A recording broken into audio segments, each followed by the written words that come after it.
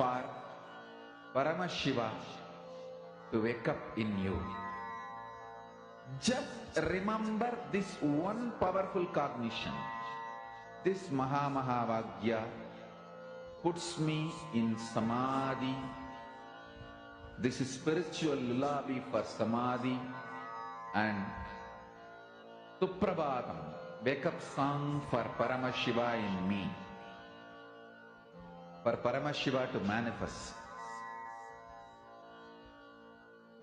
With this one spiritual powerful cognition, chant this Mahavagya.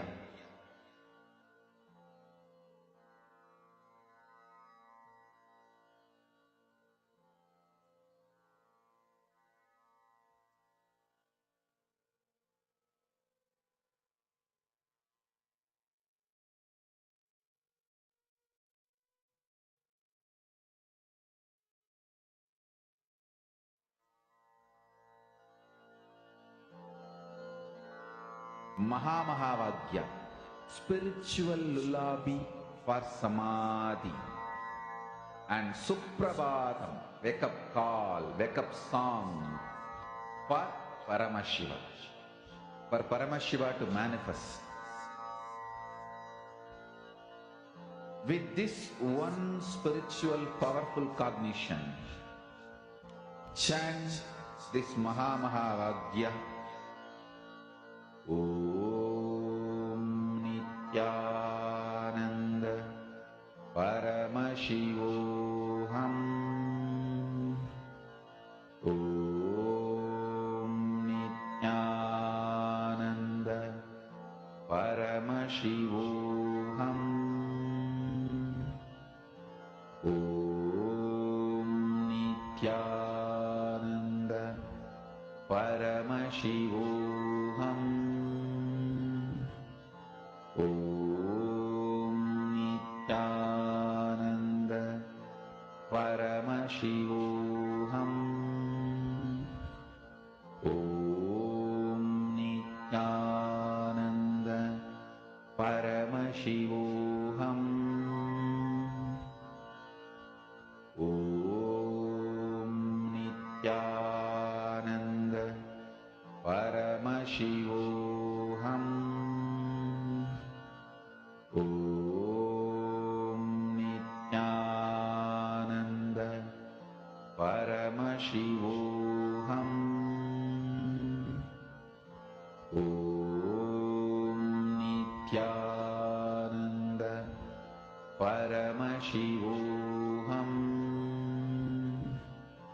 Om Nithyananda Paramashivoham.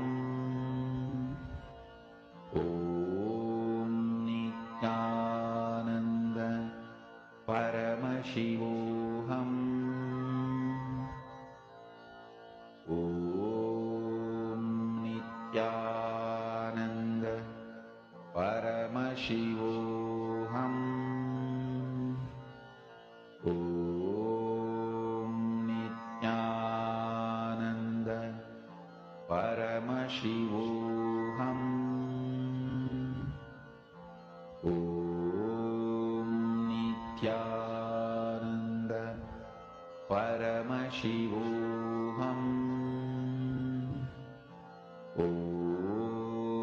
Nithyananda Paramashivoham. Om Nithyananda Paramashivoham. Om Nithyananda Paramashivoham. Om Nithyananda Paramashivoham. Om Nithyananda Paramashivoham.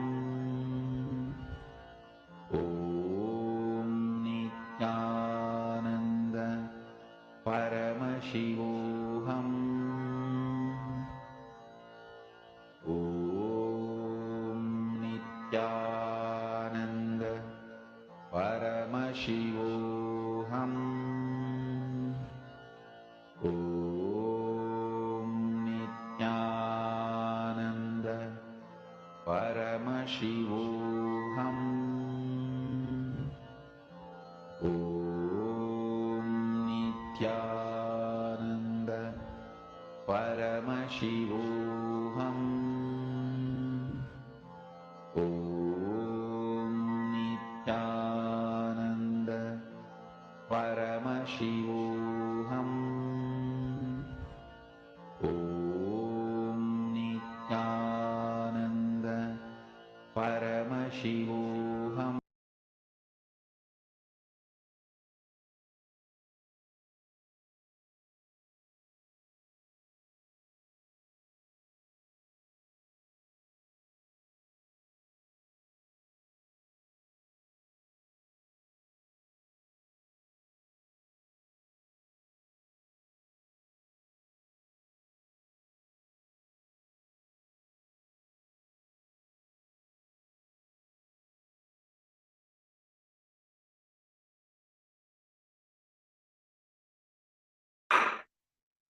Yes. Nithyanandam to all the participants and all the viewers who's watching us live right now. Nithyanandam to all of you for a day 3 of the Paramashivoham program. So with this, I request all participants to now settle down in your mats as we'll be starting our first session of the day with the Nithyananda Yoga. And request all of you to sit in a cross-legged position with your head, neck, and spine in straight line. Bring the palms together in front of your heart in Namaskar Mudra. Close your eyes. We will now starting with the Sadguru Vandanam. Nithyanandam Paramasukadam Kevalam Jnanamurtam Dvandvatitam Gagana Sadrisham Tatvamasya Dilaksham Ekam Nityam Vimalamachalam Sarvadi Sakshibhutam Bhavatitam Trigunarahitam Sadgurum Tam Namami.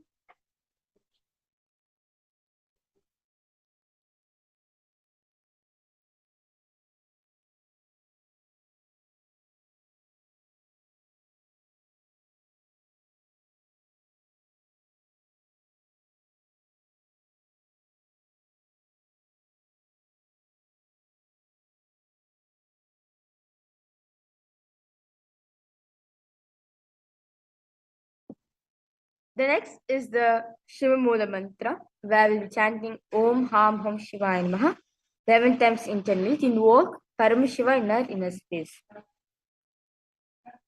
Om Ham Hum Shivaya Namaha. Om Ham Hum Shivaya Namaha. Om Ham Hum Shivaya Namaha. Om Ham Hum Shivaya Namaha. Om Ham Hum Shivaya Namaha. Om Ham Hum Shivaya Namaha. Om Ham Hum Shivaya Namaha. Om Ham Hum Shivaya Namaha. Om Ham Hum Shivaya Namaha. Om Ham Hum Shivaya Namaha. Om Ham Hum Shivaya Namaha. The next is the Tatwas, the ritualistic cleansing. Now request all participants to fill your Panchapatram, the traditional cup, filled with some water, fresh water. And now, with your right hand into shape of a Gokarna Mudra, the shape of a cow's ear, pour in Uddhanya water for the Panchapatram and chanting the following mantras internally, drink the water that flows to the base of the palm. Om Atmatattvam Shodayami Svadha. Om Vidyatattvam Shodayami Svadha. Om Shivatattvam Shodayami Svadha.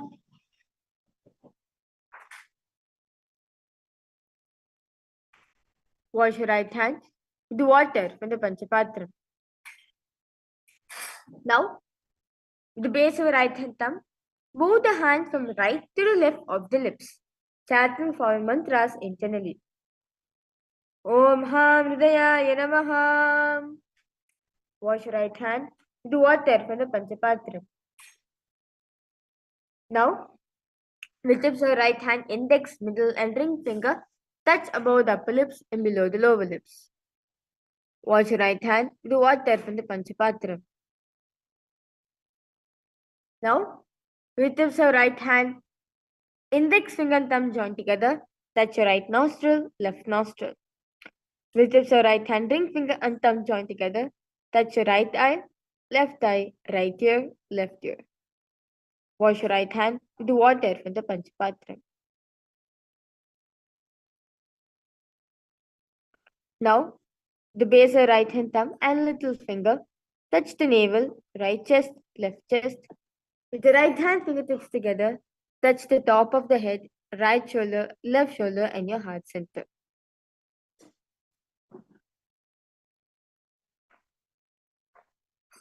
The next is the Sankalpa, the conscious resolution. I now request all participants to what do you want to manifest your body to become? Like you can become like as strong as like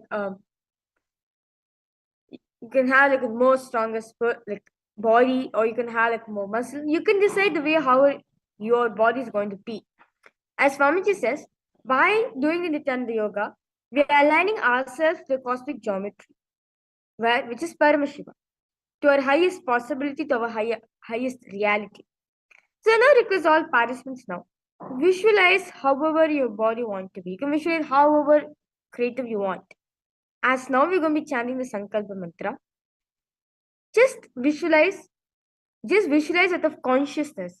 You'll see at the end of Nithyananda yoga, it will start manifesting for all of you. So now request all participants to keep your right hand over your left palm, which is the Sankalpa Mudra, and keep both the hands on the right side as the Sankalpa is going to be chanted now. Mamopata samasta duritagshayadvara Bhagavat Shri Nithyananda Paramashiva Prityartam Shri Nithyanandeshwari Paramashiva Shakti Sameta Shri Nithyanandeshwara Paramashiva Prityartam Cha Shubhe Shobhane Muhurte Adya Brahmanaha Dutiya Paradhe Shri Shvetavaraha Kalpe Vaivashvatavanmantare अष्टाविंशतितमे नित्ययुगे प्रथमे पादे जम्बूद्वीपे भारतवर्षे भरतखण्डे मेरोः दक्षिणे पार्श्वे शकाब्दे अस्मिन् वर्तमाने व्यवहारिके प्रभवादीनां षष्ट्याः संवत्सराणां मध्ये शोभकृतनाम संवत्सरे उत्तरायणे श्री लक्ष्मी वेंकटेश्वर ऋतौ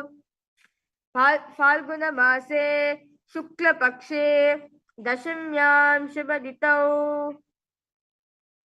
मंगलवासर युक्तायां पुनर्वसु नक्षत्र अधिगंध योग गरज करण एवं गुण विशेषण विशिष्टायां अस्यां शुभदितौ श्री कैलासोन्नत द्वादशांत श्यामला पीठारूढ़ श्री मीनाक्षी सुंदरेश्वर बिंद स्वरूप परशिवपुत्र रत्न कुमार गुरुमन्य तुल्यावतार श्री पार्वती स्तन्यपान लब्ध दिव्य ज्ञान विश्रुत सकल निगमागम सारभूत द्राविड वेद प्रवक्त्रे श्रीमत्परम शिव करुणा सबदिगद मुक्तामय चतुरश्रया निगीयमान छत्र चामर श्री चिन्ह काहलादि समस्त बिरदावल्यलंकृत ज्ञान विज्ञान चक्रवर्ती सर्वजन संग सद्यो निर्वाल दीक्षा वयापवर्ग वर्ष विश्रान जीमूत परमत गलभ केसरी शैव सिद्धांत स्थापनाचार्य श्री राजाधिराज पांड्य महाराज गुरु शबल शाक्यादि महांधकार निवारण ज्ञान भानो वीक्षण निर्हार ध्वजोच्छेदन पूर्वक श्रीमद वृषभध्वज स्थापक शैव समय कर्त्रे सर्वज्ञ पीठारूढ़ श्री जगद्गुरु श्री ज्ञान संबंध देशिक स्वामी वागीश सुंदर माणिक्य वाचक स्वामी नाम अवतार भूत श्री ज्ञान संबंध स्वामी पुनरुद्धृत श्यामला पीठ सर्वज्ञ पीठ त्रिनवद्योत्तर द्विशतम गुरु महासन्निधान अरुणगिरि योगीश्वर परंपरागत अरुणाचल सर्वज्ञ पीठ गुरु महासन्निधान कैलास परंपरागत कांची कैलास सर्वज्ञ पीठ त्रयसुम शुद्धोत्तर द्विशतम गुरु महासन्निधान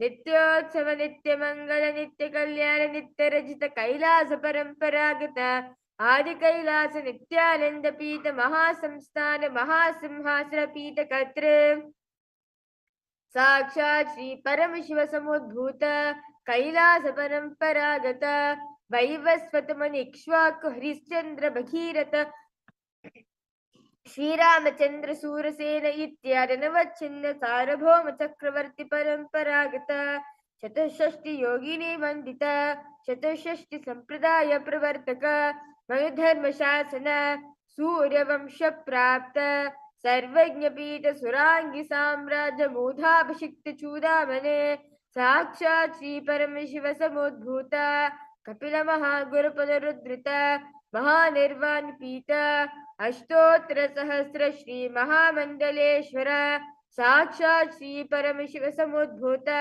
श्री महागणपति समारंभ अनवच्छिन्न पीठाधीश्वर गुरु परंपरा प्राप्त अतुल पीठ अष्टोत्तर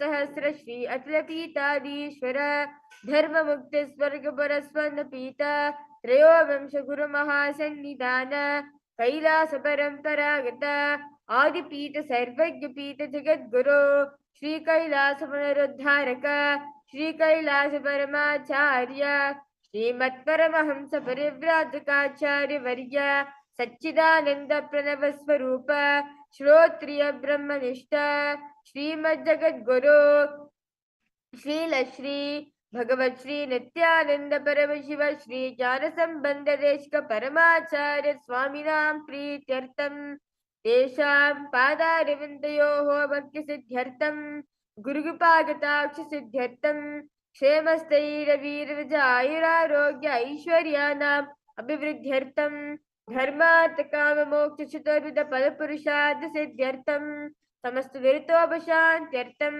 समस्त मंगलावाप्यर्थम भगवत श्री नित्यानंद परमशिव प्रसादेन सकुटुम्बस्य ज्ञान वैराग्य जीवन मुक्ति प्राप्त्यर्थम भगवत श्री नित्यानंद परमशिव कृपा कटाक्षेन पूर्ण आरोग्य युक्त दृगात्र यौगिक शरीर सिद्ध्यर्थम परमशिव शक्ति आविष्करणार्थम नित्यानंद योगाभ्यासं करिष्ये.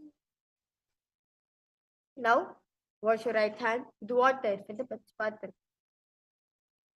Om Apopasprisha.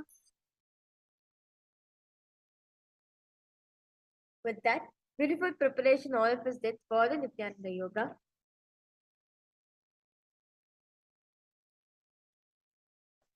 Let's now start with the first asana of this beautiful sequence.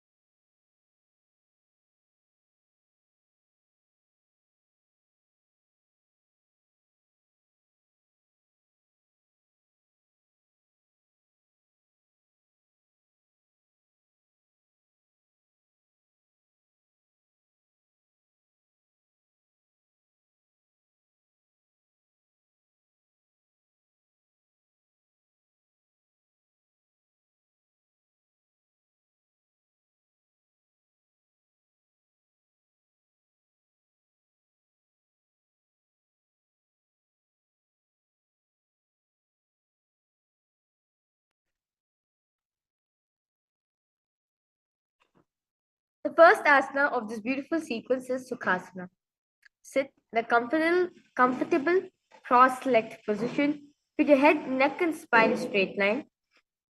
Bring the index and thumbs together and place them on top of the respective knees in the Bindu Mudra. As you engage in the Mahamudra Bandha, where you're sucking the perineum in, pull the stomach in and up, tuck the chin to the chest in the Jalandhara Bandha. In the Mahamudra Bandha, visualize Paramashiva in your inner space, repeat Soham in your throat center. Sukhasana.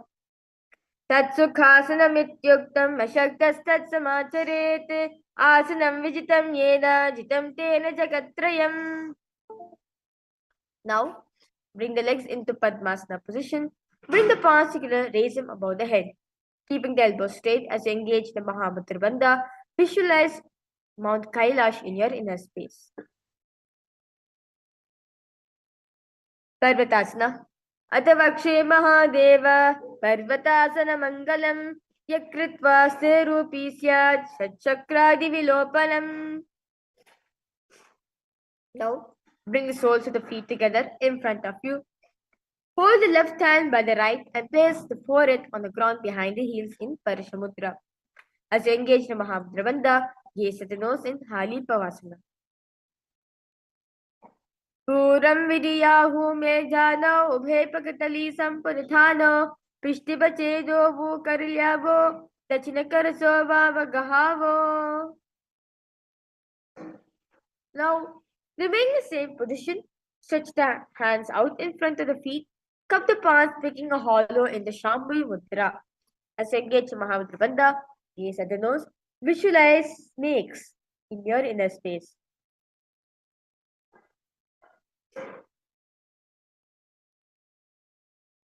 भूरभ विधि परियागा नीचो हो ही कहू निपना से लगाई हाथ आगाने धरती लगावे पसारे दो हाथ की अंजुल करे.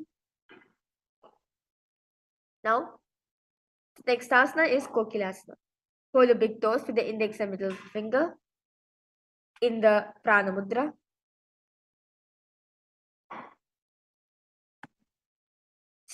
Stretch the legs straight out and upwards, then cross them into Padmasana. Lean forward and down on your elbows as you engage the Mahamudra Bandha. Visualize bird in your inner space. Kokilasana. Atanyadasanam vakshe yena siddho bhave naraha akasmad vayu sancharam kokilakyasanena cha. Now place one ankle on top of the opposite knee and holding on to the opposite elbows. As you engage the Mahamudra Bandha, rotate the arms in a circle manner in clockwise direction and gaze at the nose. Nithyananda. Goda Bamba Padiki Ashimahili Soya, the Charanako Varilo Tapiri Gulpa Samoya, Bama Padako Mahilo Bahuro Gulpa Jana, Tapiri Goda Dishki Amsabarali Thana. Now, the next asana is Gajasana. Lower the hands onto the ground, lifting the hips up high. Then, lower the head and the chest, scooping the body forward and down again and again. Visualize yourself as an elephant.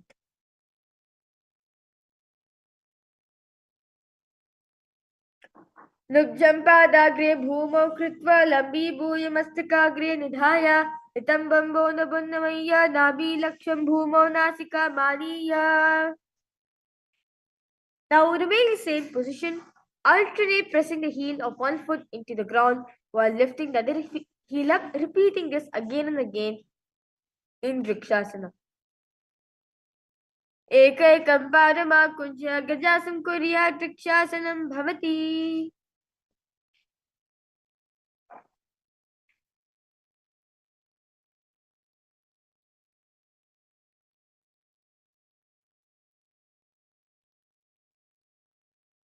Now, stand tall on the tips of the toes, of the big toes on the ground. Keep the head, neck, and spine in straight line. Bring the index and middle finger and ring finger to the heart center in the Hridaya Mudra. Vaishasana. केशे लपादयुगलं भद्वातिष्ठे धूमकः अथवा ईशावक्षे यकृत्वा सत्यवान् भवेत्. We will now entering the first karna of the day, which is the Urdhva karna. Now, stand with heels touching, toes facing outwards at 45 degrees angle. Keep the knees bent and raise both the hands at the chest level, which are parallel to the ground. Twist one knee towards the center and raising it up and placing it across the body to its original position. Simultaneously, as leg raises, follow the movement with the respective hand, raising it up and placing it across the body. And repeat this on the other side.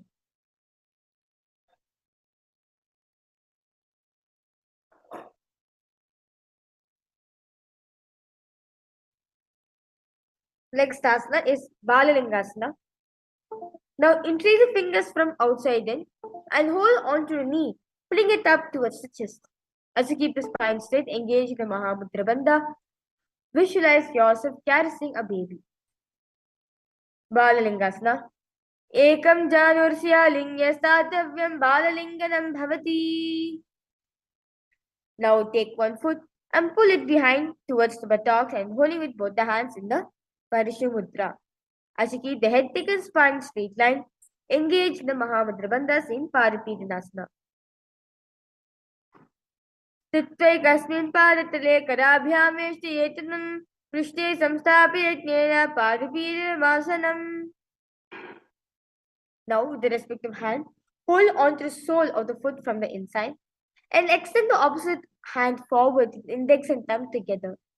Simultaneously, kick and pull the foot back and up while leaning forward. Visualize Lord Natyaraja in your inner space. Natyarajasana. Uttarapadam Krauncham Cha Maricham Veerabhadrakam. Let's now repeat Balalingasana on the other side. Ekam janursiya lingyastatavyam balalinganam bhavati. Paripidhanasana. स्थिते कस्मिन् पादतले कराभ्यां वेष्टयेतनं पृष्ठे संस्थाप्य यत्नेन पारपीडनवासनम्. Natyarajasana on the other side. Uttarapadam Krauncham Cha Marichim Veerabhadrakam Tatarajam Trikonam Cha Suptangishta Prasarine. We will now entering into a very beautiful karna right now, which is the Ardharechita karna. Now, sit in Narmandi, the half squatting position. Bring the right foot behind the other with toes down and heels up. Keep the left hand at the chest level and extend the opposite arm wide like a pendulum and bringing it back to the chest in Kari Hasta.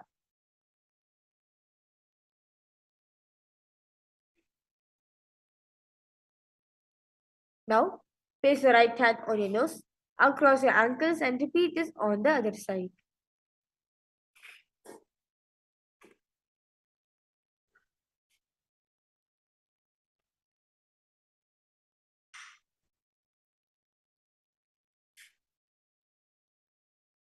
The next is the very powerful meditation, which is the skeleton dance. I request all participants to now close their eyes. Visualize yourself as a pure skeleton, where nothing else is there in the system. No blood, no nerves, no muscles, only bones. Your body is fully made up of bones, and shake your body as intensely as possible in this meditation.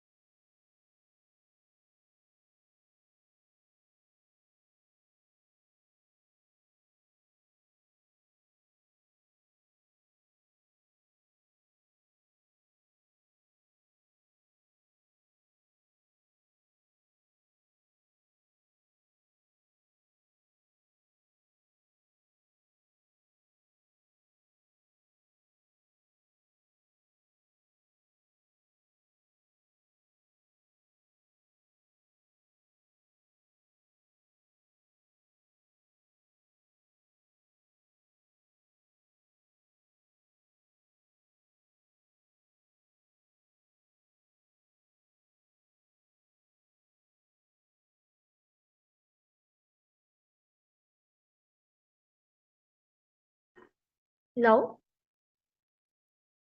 relax yourself. Walk front and back in your mat as you inhale and exhale as slowly as possible and as deeply as possible.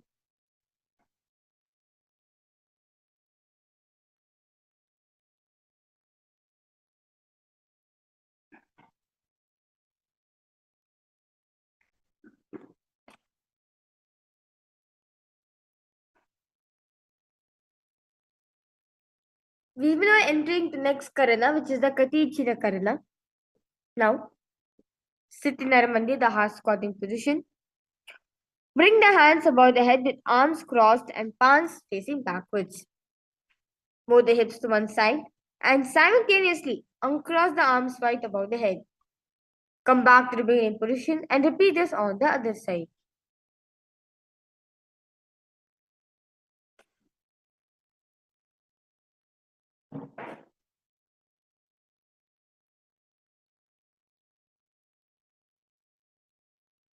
Next asana is Tadasana. Now, stand tall on tips of the toes on the ground. Raise the hands up above the head beside the ears in the Shambhi Mudra. As you engage in the Mahamudra Bandha, visualize yourself as a palm tree. Tadasana. Mahamudra Bhatta Kono Tadasana Bhedakan Nota Ansara Korea Antarvatni Priya. The next asana is Uttanasana. Now, from standing position, lean forward and down, bringing the hands flat onto the ground. As you engage in the Mahamudra Bandha, bring the forehead towards the knees in Uttanasana. Mahamudra Bhatta Kono Tadasana Bhedakan Nota Ansara Korea Antarvatni Priya. Now move the legs in the plank position. Now, tuck the chin to the chest as in Chandra Bandha. Rotate the head from side to side. Tarakshvasana. Gajasravastitva mastakam varam dhaval. Gajasravastitva mastakam varam varam. Dakshina kuksham savakuksham aye tarakshvasanam bhavati. Now, lower the body onto the ground. Keep the toes pointed backwards. Keep the hand next to the chest and raise the heads up using the strength of the lower back muscles. Now open your mouth wide and inhale through the hollow of the throat and exhale in the Bhujangana Mudra and visualize yourself as a cobra. Bhujangasana. Angushnaviparyantam adho bhumo vinignaset karabhyam chadayam dhritva udhishapanivahi. Now raise yourself up back again to the plank position. Now alternate bringing one knee in towards the chest back and forth in Shavasana. Gajasra samsito janadvaima kuncha varam varam kartavyam Shavasana bhavati. Now remain the same position. Place one foot in between the two hands.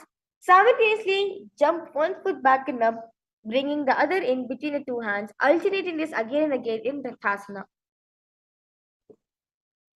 Gajasra samsito ekekam padam puromagyena bhramitva kartavyam Tathasanam bhavati. Now, keep the front toes on the ground and toes pointing forward and the knee bent in 9 degrees angle. And back of the leg, the knee is straightened. Toes point out at 40 degrees angle. Raise the arms up parallelly beside the ears. Put the stomach in up in the Uddiyana Bandha. And gaze at the third eye in Virabhadrasana. Vashishtamadakondinya mudukukkudamevacha ashtavakramatotanam mayuram setu bandhanam. Let's now repeat Virabhadrasana on the other side. Uttarapadam krauncham cha varicham virabhadrakam nadirajam trikonam cha suptangishta prasarane.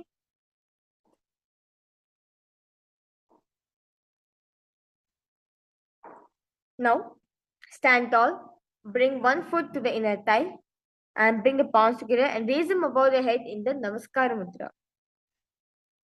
Keeping the elbows straight. As you pull the stomach clean up in the Uddiyana Bandha, gaze forward in this asana. Vamurmula-dese cha yamyam padam nidhayatu. Next asana is Garudasana. Now, stand tall, place one foot at the opposite hip.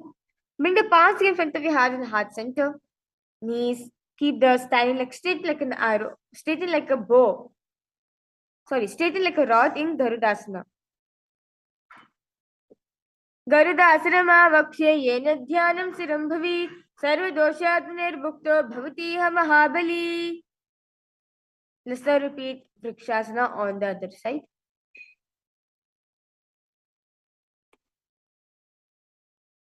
Vamurmula-dese cha yamyam padam nidhayatu tishtetu vrikshavad bhumo vrikshasanamidam viduhu.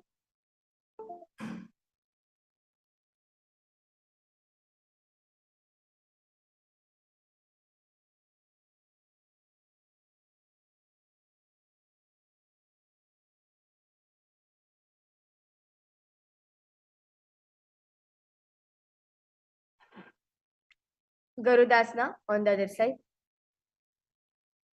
Garudasana-vakshe yena dhyanam siram bhavi sarvadoshat nirmukto bhavatiha mahabali. Next asana is Trikonasana. Now, stand and step one leg far back. Keep the front toes pointing forward and back toes facing sideways.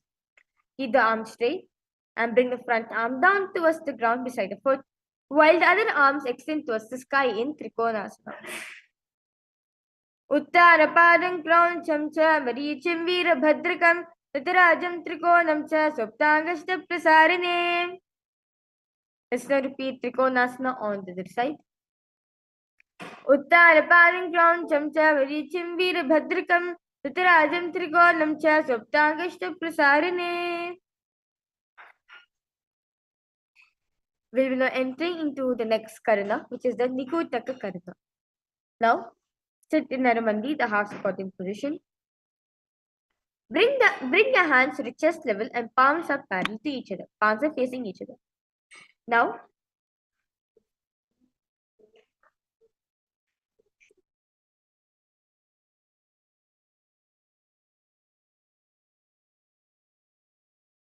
Now, raise one foot towards his toes. Switch between lifting the other foot up on its toes and while the other foot goes on the ground. Simultaneously, as the leg movements be done, switch the position between your palms. As one goes up, other goes down in this beautiful karana.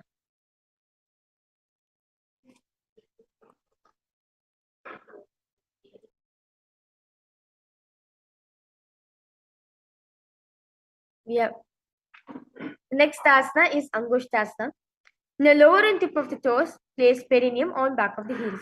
Keep the knees together. Palms together in front of your heart in Namaskar Mudra in Angushtasana. Kabandasramityauhu gorakshasramevacha Angushtamushtikam nyeyam brahma prasaritam tata.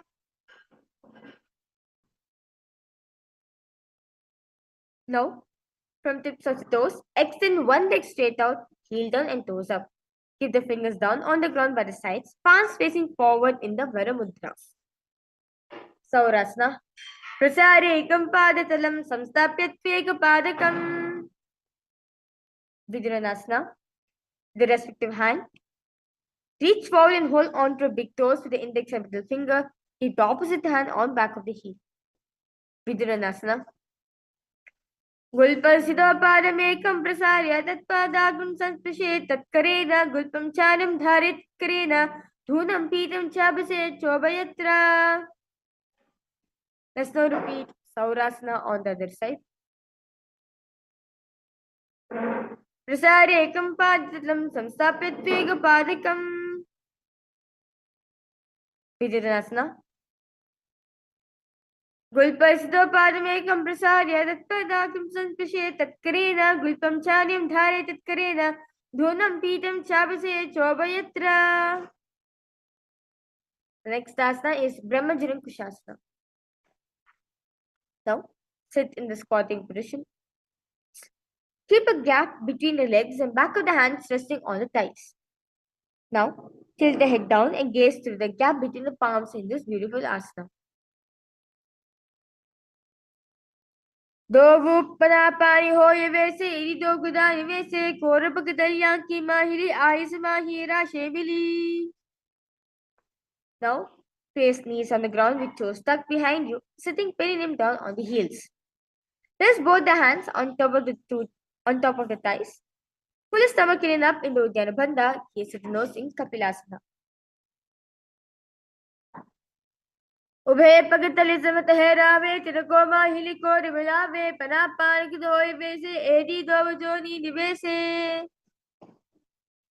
Now remain same position. Switch the gaze to the third eye and relax the Uddiyana Bandha. Now sucking into the Mula Bandha. Bhadra Korakasana. दो पगतली संबद करे कोरवाली भूप दरे कोरवाली रागे ऐसी तापरी मूल Bharat भेसे. Next asana is Suryasana. Now sit with toes tucked, perineum placed on top of the raised heel and knees off from the ground. Bring the thumbs and little finger together and open up the palms, resembling a lotus flower in the Samputta Mudra. Slowly raise the arms straight up above the head, gaze through the hole between the palms in Suryasana. Suryasana. एरिए दो गदा तरियाने पना पानी भेट कपुनिताने गोदा जंग other कर रही आदि बाम सी विगहे.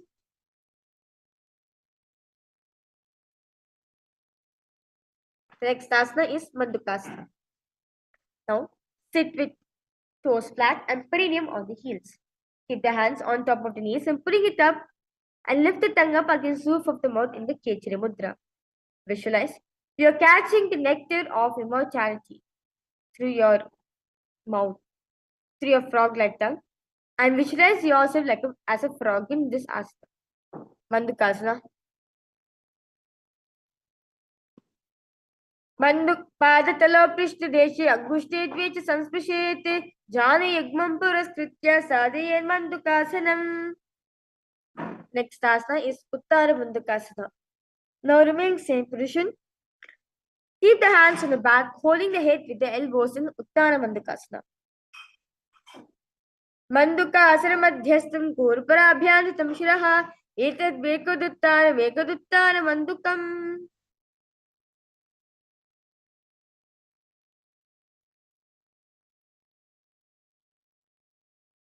The next asana is Simhasana. Now cross the ankles, sit on the feet. Keep the knees wide and fingers spread on top of the knees. To open the mouth wide, stick out the tongue and exhale forcefully. Gaze at the tip of the nose and repeat this several times in this asana.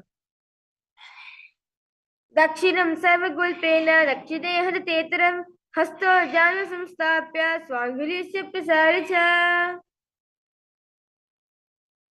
Next asana is Bhadrasana. Sit on heels under the perineum. Keep the knees wide open. Cross the hands behind the back and holding on to your big toes with the index and middle finger. Now tuck the chin to the chest in the Jalandhar Bandha, gaze at the nose. Bhadrasana. Gulpo Tavrishna Sado Yukramena Samahitaha Padang Gustokara Bhyanja Ritva Chaptusha Deshitaha.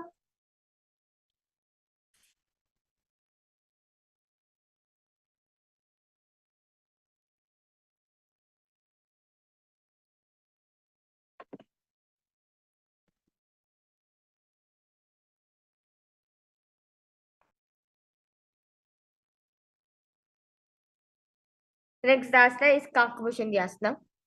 Now, squat and keep feet flat on the ground. Spread the knees out wide. Bring the arms in and around the back of the neck and into the fingers behind you in the Parashu Mudra, gaze at the nose. प्रथमे वैसे कुग्रितान्य दौ हाथ बकाम चाने तिनको मोदनल्यम परिल्यावे पृष्ठपचे कागसी करावे. Now, place palms on the floor, shoulders width apart. Bring the knees on back of the arms, towards the armpits. Slowly lean chin forward and down, gaze ahead. So lift the feet up from the mat in Kani Pavasana. Asana Kaugana Piti Asana Kaugana Ashi Dushta Hoyi Tuvachi Hohi. Next asana is Kapali Asana. Now place hands.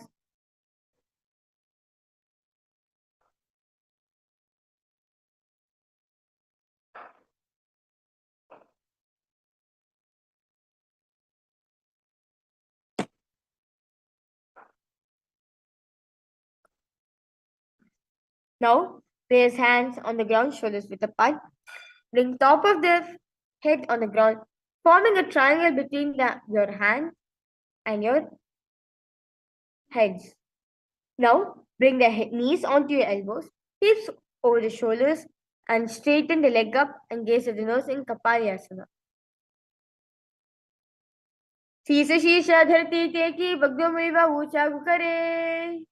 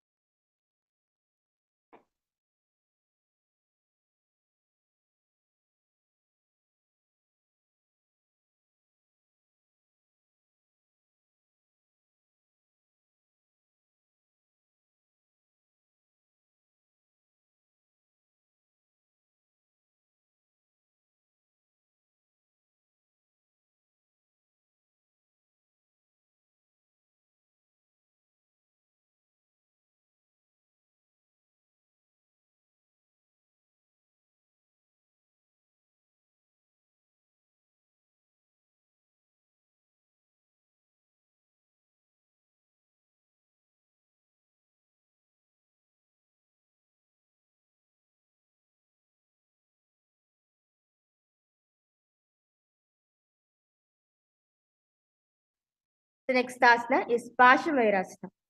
Now, squat and toes with legs together. Twist the body and place both the hands to one side. Align the elbows with the knees to the hip.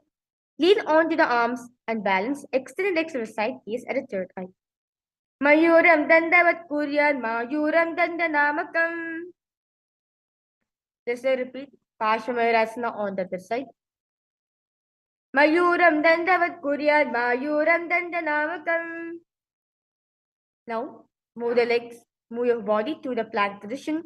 Step one foot outside the respective shoulder, bringing the foot between the hands and gaze at the third eye in Bhairaganathasana. Asana Kaugana Piti Jayi. Let's now repeat Bhairaganathasana on the other side. Asana Kaugana Piti Jayi. Now, Interakshasana, the plank position. Place the forearms on the ground and walk the feet forward, raising the hips. Lift the chest and head up, gaze at the third eye in Unmukha Pitasana. Bhonyasto janani hasto chadushpadamavanmukam. Now, from Terakshasana, plank position, rotate the body to one hand and raise the opposite hand up. Keeping your balancing hand directly beneath the shoulder, raise the hips, gaze towards the sky. Uda kukrava shishta marichi har matsikam. Let's now repeat this beautiful asana on the other side. Uda kukrava shishta marichi har matsikam. Next asana is Anjani asana. Sit the legs stretched, toes pointing up. Bring the hands under the buttocks, palms facing upwards in Shambhavi Mudra. Keep the spine straight. Keep the spine straight, elbows to the body. Tuck the chin to the chest in the Jalendra Bandha, gaze to the nose. Anjani asana. Dovu karki obe hateli koramahili mele bheli. Now, from hold on to the big toes with the index and middle fingers. Bring the chest to the thighs, head to the knees. Engage in the Mahamudra Bandha in Paschimottanasana. Janu parilalatam tu paschimam tan muchate yena kena prakarena sakam dharyam cha jayate. Now, remain in the same position. Clasp the hands behind the head in the Parish Mudra. Lean the chest forward and down, bring the head to the knees. Engage in the Mahamudra Bandha. Visualize Goddess Kali in your inner space. Ugrasana. तपानिप्यानृतं दत्त्वा जानोपरि शिरो निसेत्.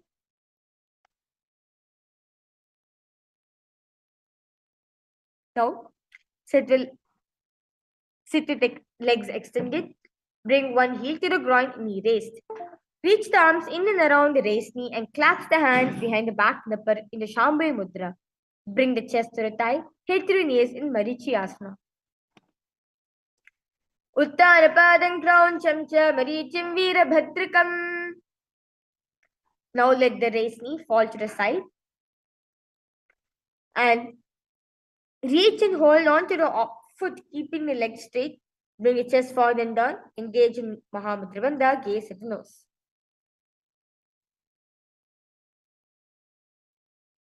दावा पग की ये दी जो ये सीवे यानी लगावे सोई दक्षिण पादला बोझ बसारे तामे यानी काग सीधरे.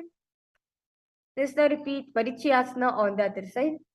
Marichiyasana. Uttanapadam Krauncham cha Marichim Veerabhadrakam. Mahamudrasana on the other side.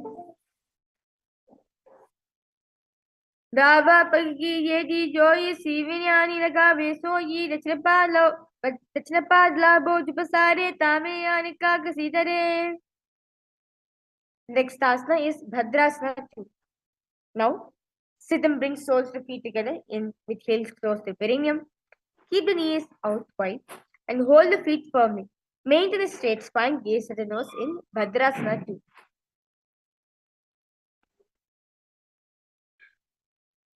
Gulpo Tuvrishnasyadaha Sivanyapa Shlokshupet Parapa Shilpanipyan Drimbadvasi Nischalam. Next asana is Gwali Pavasana. Now, from Bhadrasana, extend the feet away from the body. Keep the toes together, heels apart, knees wide open. Place the hands on the respective knees. Tuck the chin to the chest in the Chandrabandha, gaze at the nose. Purva charbra chok kaso soyi, vahi viryo kiji soyi, yame ed binna jurashe angula tantaro rashe. Next asana is Joni asana. Now, remain the legs in the same position. Hold the soles of the feet and lean forward and down. Bring the forehead to the feet, gaze at the nose. Joni asana. दोवु पगदि समत करे add में दिकेटिंग गदरे हत को अंतराशे लीलात्मक तल्य उपरदाशे. The next asana is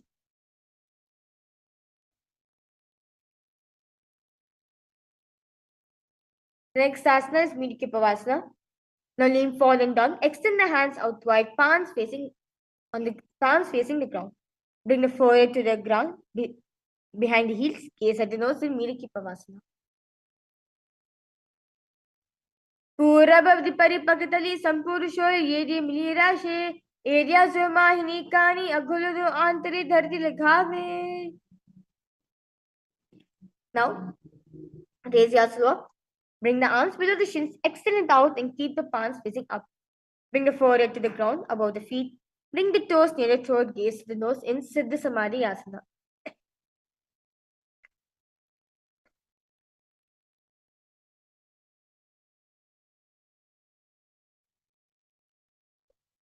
Siddha Samadhi Asana. Novu pagatali samvati kare sole me daga medere angola tantera shegi ko ese vidashe. The next asana is Chiniki Pavasana. Now hold the feet and open them up. Bring the soles together. Bring the soles towards the sky. Keep the back of the hands on the ground.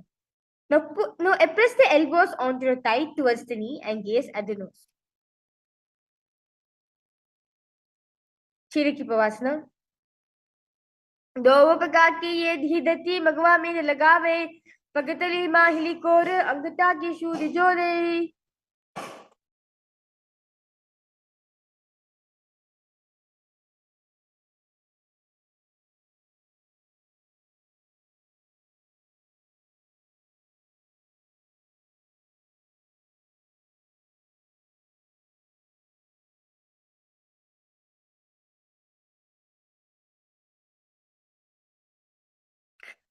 The next asana is Charpata Chokasana.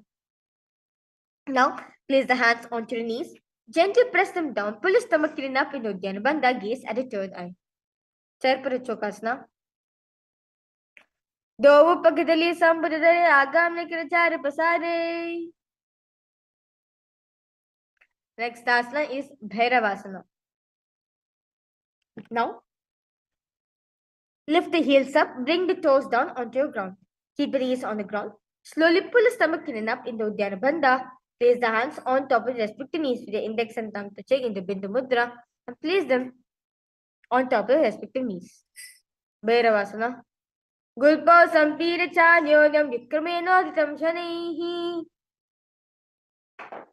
Now, sit with one heel at the perineum. Lift them and hold the other foot, pulling the soles of the foot onto the chest. Samanasana. Samanasana Vakshe Siddhamantrari Sadhanat Egapadavaro Bhadva Gushyonalinga Vatrike.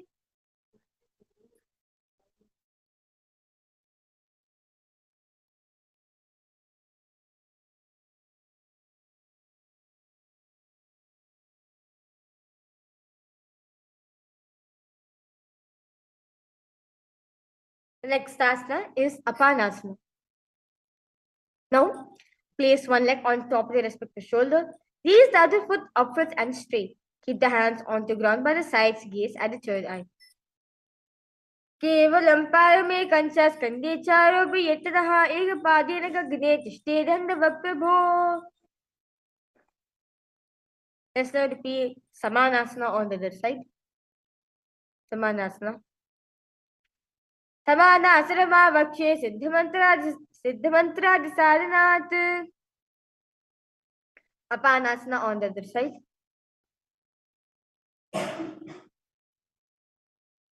केवलं पारमे कंचस्कन्धे चारोपि यत्ततः एकपादेन गगने तिष्ठे दण्डवप्रभो. Next asana is Gomakasana. Now, sit and cross one leg over the other, aligning the knees at the center of the body. With the feet by the opposite hips, place both the hands on top of the stacked knees, gaze at the nose in this asana. Gomakasana. Savya Dakshina Gulpantu Prishtapashe Niyojaye Dakshinibrita Savyam Gomukam Gomukamyata. This next asana is Anushasana 1. Avam Gomakasana position. Hold on to big toes with the index and middle fingers. Relax the shoulders. Pull the stomach clean up into Uddiyana Bandha. Gaze at the wrist. Anushasana 1. दक्षिण गोदो नीचो ताने वाम ताके ऊपर आने गोदा संधि मिलावे बारी आधा पर मी दे संधि बसारी.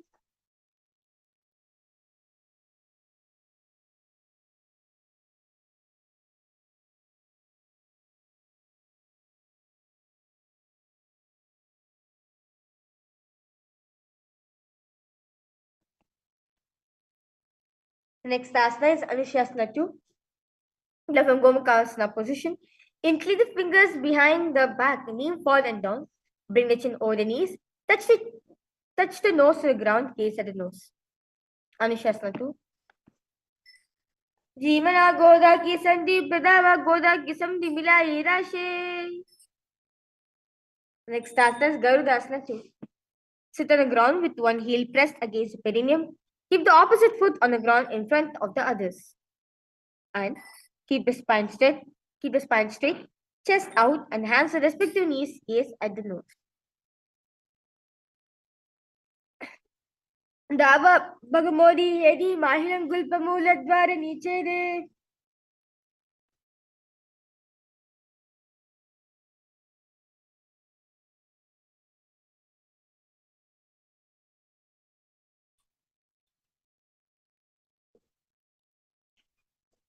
Next asana is Naradasana. Now incline the fingers behind the neck in the Parishamudra. Just outside of the raised knee, gaze at the third eye.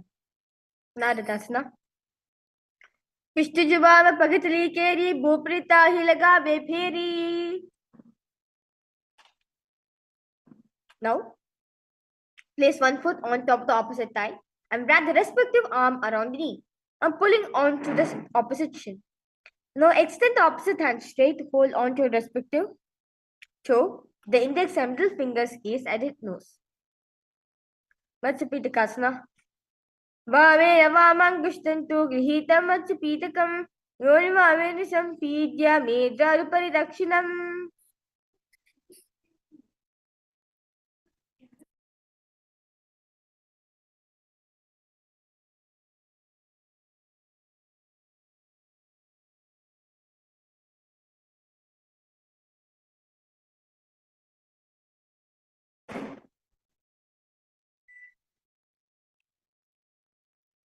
Let's now repeat Gomukhasana on the other side.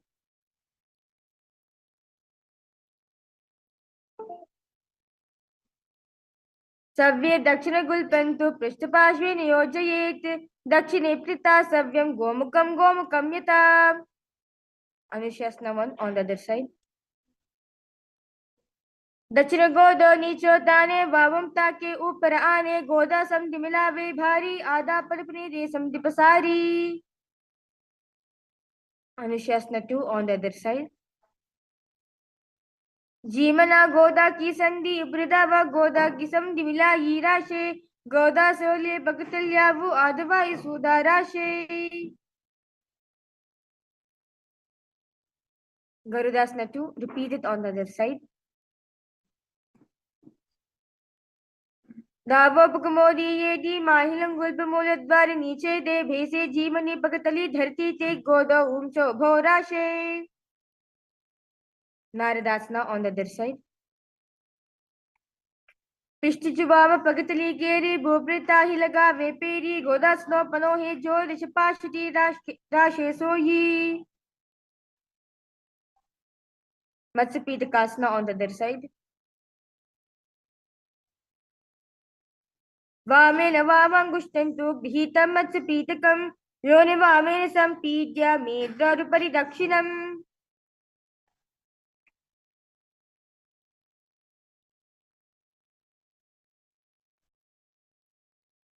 Next asana is Matsyendrasana 1. Now place one foot on top of the opposite thigh. Place the opposite foot on the ground on far side of the opposite thigh. Twist and bring the elbow outside the raised knee. Keep the arms raised by the neck. Turn the head back, gaze at the third eye. Matsyendrasana. Udaram paschimabhasam kritva tishtri yattidaha namrangam vamapadam hi daktijanu parinyaset.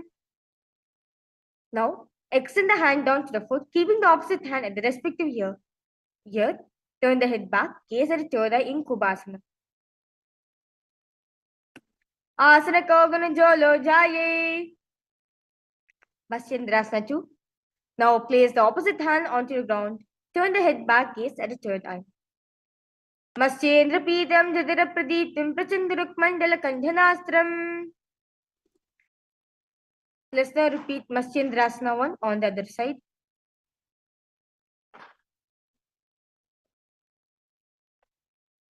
Udaram paschimabhasam kritva tishtri yattidaha namragam vamapadam hi dakshajanu parinyaset.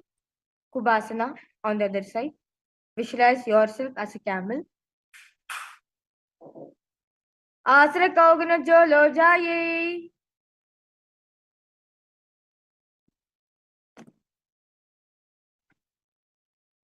Matsyendrasana 2 on the other side.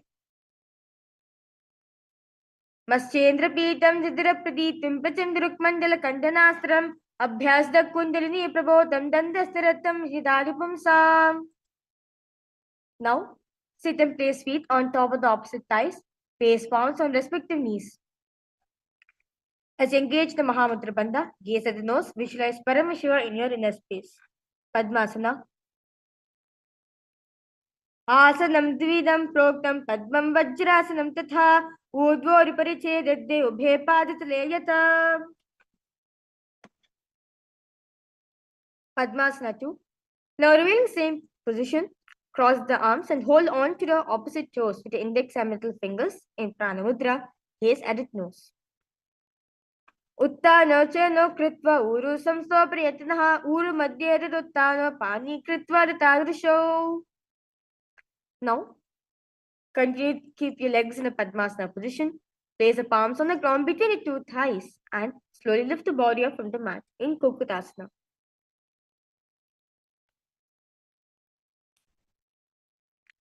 Padmasanam samstapya nanovorantare karau nivesh bhumavatishte vyomasta Kukutasana.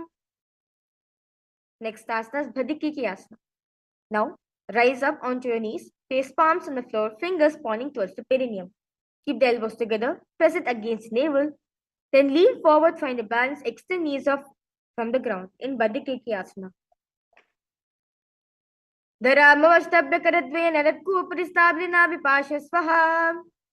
Now remaining same position. Extend the legs together from your body in Mayurasana. Atavakshe Mahadeva Mayurasana Uttamam.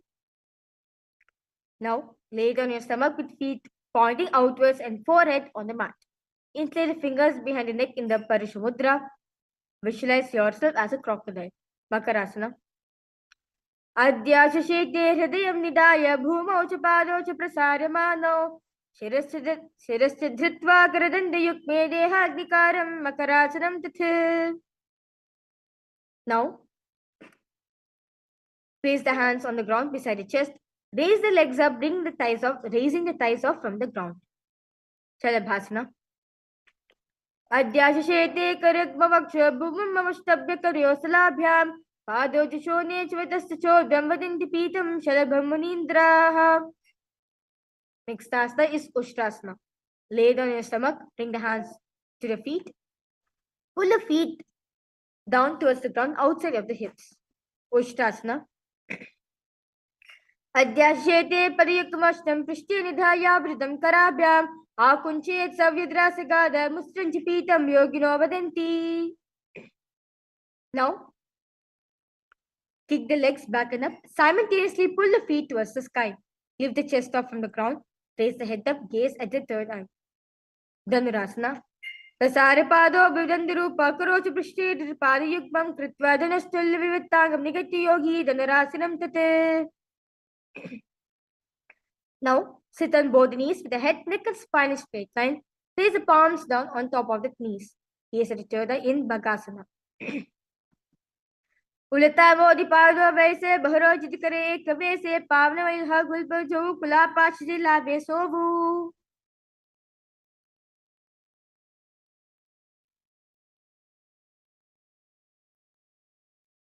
Now,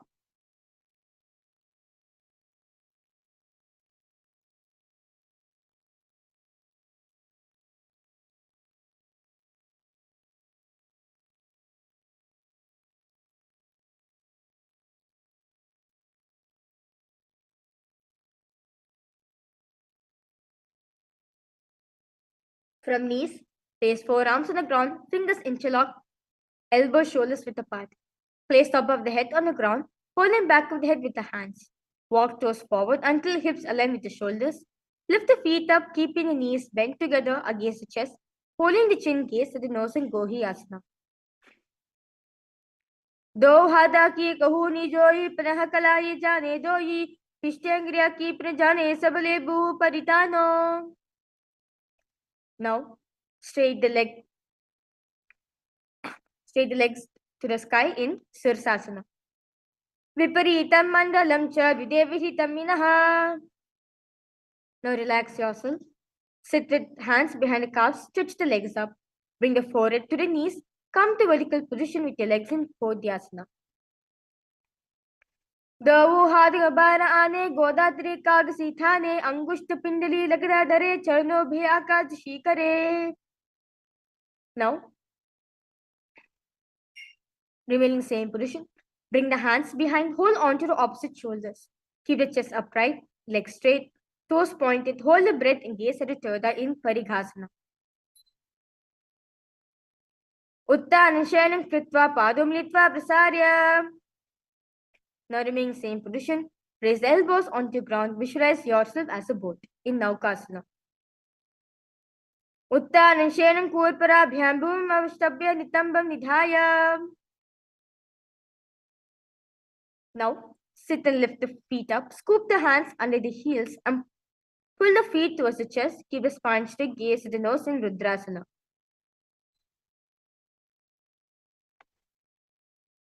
Pagatali sampati kari hatasya pagochayi pagakangta dobule vo parlikani talavela gave. Now lay down your back with feet flat on the ground. Place palms down, fingers just touching the back of the heels. Slowly lift the hips up. Pressing the feet into the ground, tuck the chin to the chest in the Jandarbandha, gaze at the nose. Udvejajani kritva shayidhvamakam tatha uttapya hastatishtetu pithonmakanamake. Now lay down on your back with palms facing upwards. Completely unclench from all micro movements of the body and mind. Let the body remain there. Visualize the supreme point of Hinduism, Swamiji is liberating you. Bring awareness to every single movement in your body in Shakti Chalan Mudra. Shavasana. Adha Shavasanam Uttanam Shavabadbhumo Shainam tu Shavasanam Shavasanam Shranti Haram Chitta Vishranti Karakam. Relax your whole body completely. Continue to repeat the Mahavakya in your throat center.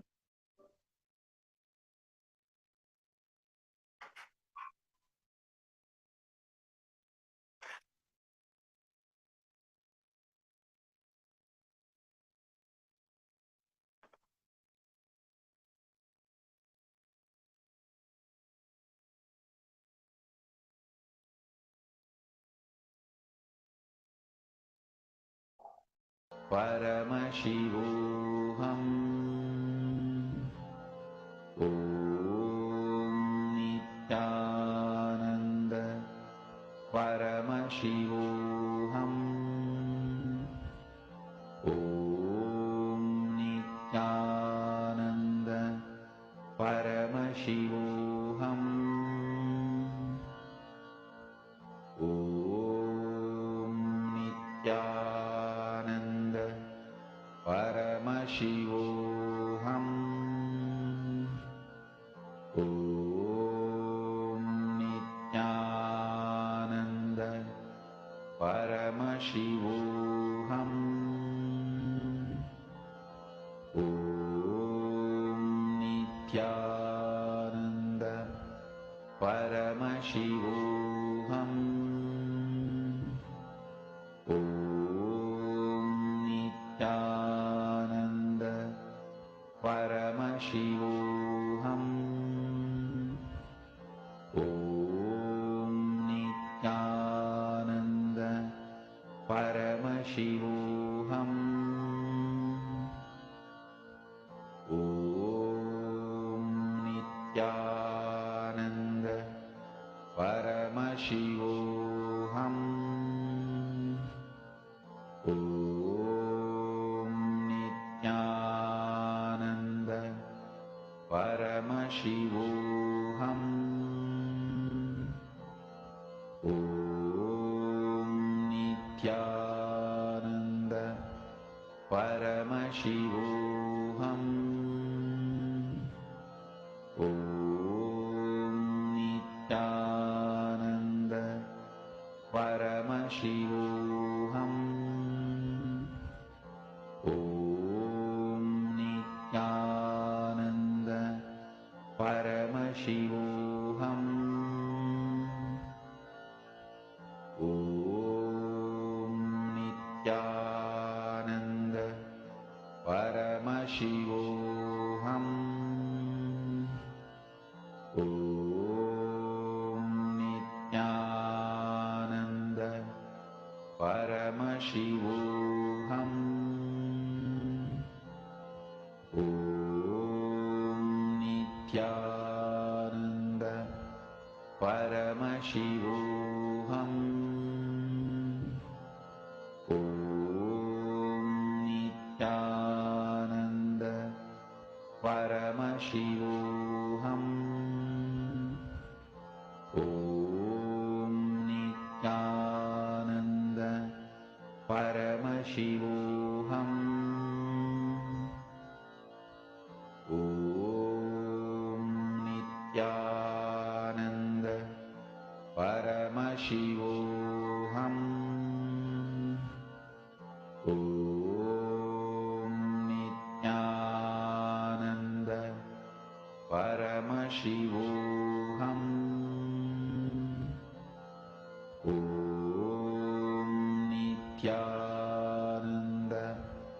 Paramashivoham Om Nithyananda Paramashivoham Om Nithyananda Paramashivoham Om Nithyananda Paramashivoham Om Nithyananda Paramashivoham. Start to wiggle your toes and your fingers. And raise yourself up to a comfortable seated position. Congratulations for all the participants. You have finished the Pritham Vinyasa Krama, the 108 sequence. With this, we're now giving a break for all the participants where you can drink some water, freshen up yourself, relax your whole body as we enter into next sequence, which is the Dvitiya Vinyasa Krama.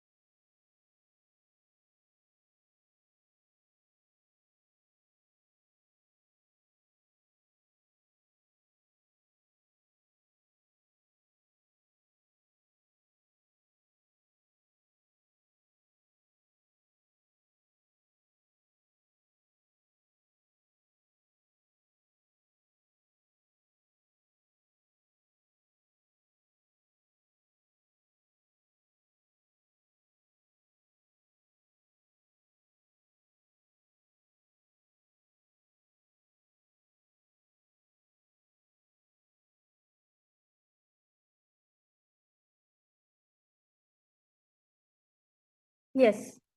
Nithyananda, to all the participants once again, because all of you to settle down your mats as we will now be starting the next set of sequence, which is the Dvitiya Vinyasa Krama. The first asana of this beautiful sequence is Yathasana Asana, where you sit in a posture that brings ease to your physical and mental space. Bring your hands to the Bindu Mudra with the index and thumb touching, and throughout the whole sequence, you'll be repeating the Mahavakya in your throat center, and you'll be having Swamiji's visualizations, except when a specific asana requires specific visualizations, that will be announced. Yathasana Shtasana. Paryankam tat samakhyatam yatasam stham yathasatihi. Next asana is Samasana. Sit cross-legged, hands on the knees with the index and thumb touching in the Bindu Mudra in Samasana. इदानीं गर्भिणीनां योगाभ्यासो यथा लघुः शुकप्रसवलाभाय प्रोच्यते प्राक्तने पथि. Now, place the left foot against the genital region. Place right foot over top of the left. Hands facing downwards on top of the knees. Gaze at the nose in Muktasana. निपीड्य सीवनीं सूक्ष्मां दक्षिणेतरगुल्पतः वामं याम्येन गुल्फेन मुक्तासनमिदं भवेत्. Now, maintain the same position as Muktasana. Switch the gaze to the third eye. Siddhasana. Sthanam abachendriyo chaladrisha prashyam dhruvorantaram chaitan mokshakapada bhed janakam siddhasanam prochate. Now, maintain the same position as Siddhasana. Switch the gaze to the ground in front of you. Engage in all three bandhas, the Mahamudra Bandha in Siddhi Asana. वामपारिकी येरी जानो सीवन मदितास को थानो दक्षिण पारिकी येरी जो ये मेडुमथी लगावे सोई. Now keep the legs in the same position as Siddhyasana. Rotate the hands on top of knees in the Bindu Mudra. Switch the gaze to the third eye. Visualize Bhagavan Lord Rudra in your inner space. Rudrasana 2. वामचरण पैर च राखे एक जुगती असा विधि धाके वाम बगथले माहिले core दक्षिण के जो बाहर ले bore. Maintain the same position as Rudrasana 2. Switch the gaze to the nose in Santadunasana. Asana Kauganamana ki chanchalata mita. Now, maintain one heel on top of the other. Bring hands to the navel, cupping one palm over the other, resembling a lotus flower in Samputta Mudra. Siddhasana. Ruchikaya samasinaha siddhasramadhiratam prasar bhuvi padodu dhorvam mangushta madarat. Now, remain in the same position. Little fingers beneath the bottom lip, ring fingers above the upper lip, middle fingers closing the nostrils, index over the eyes, and thumbs closing ears in the Shanmukhi Mudra in Bandha Yoni Asana. यत्र मध्ये महादेव बन्धयोन्यासनेषुनौ यकृत्वा केचिरोद्भूत्वा विचरेद् ईश्वरो यथा. Now, place one foot on the thigh, another foot under the opposite thigh. Thumbs and index touching together on top of the knees in the Bindu Mudra in Virasana. एकं पादवते कस्मिन् विन्यस्रो निसंसितः इतरो अस्मिन् तथा चोरं वीरासनमधीरतम्. Now, place left heel on the right side generative organ, toes under the thigh. Right foot on the left leg, toes by the knees. Hands on the knees with the thumbs and index touching in the Bindu Mudra. Gaze at the Toda in Balmikasana. Dava pagaki pagathali punyedi he joya, Panam dishi medi rachina ani lagave soya. Now keep the legs in the same position. Switch the gaze to the nose in Joni Mudrasana.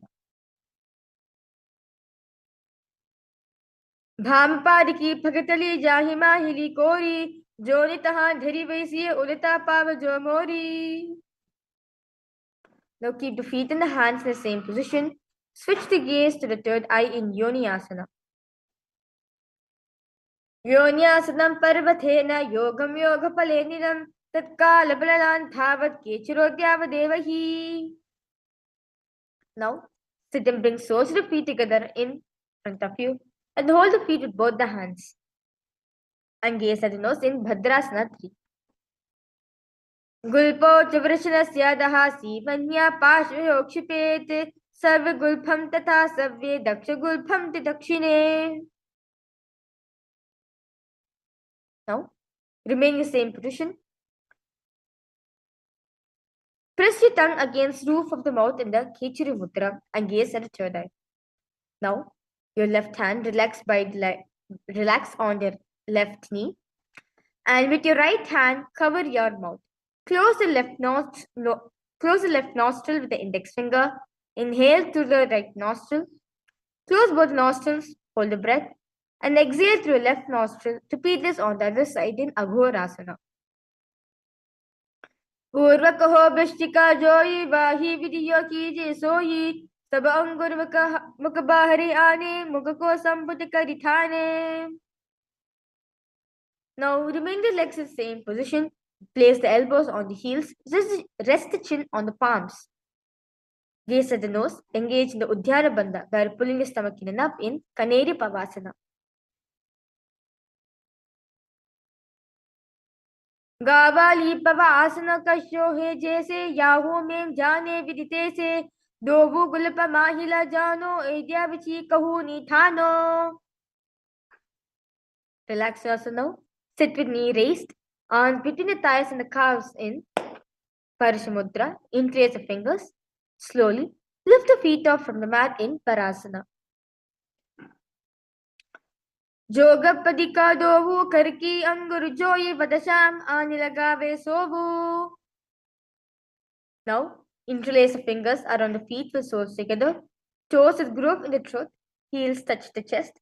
Chin on the hands. Gaze at the nose in Gopi Chandasana. पूरब विधिपगा का अंगुता ताकुरु पराशे ये दे हृदय लगावे काम कसे ऐत्या अंगुल परिराशे.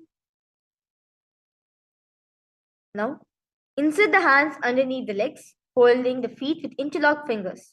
Bring the feet up to the chest. Bring the head down and touch the chin to the soles. Gaze at the nose in Uddharasana. दोवो पगतली संपदथाने उभय हस्त की ऊर्ध्व ताने अंगुष्ठ दोव समत हरावे चिबुका नीचे ताही लगावे. Now, sit the legs together. Arms under the legs. Raise up the feet to the face. Fingers are interlocked. Palms over the forehead in Vishishtasana.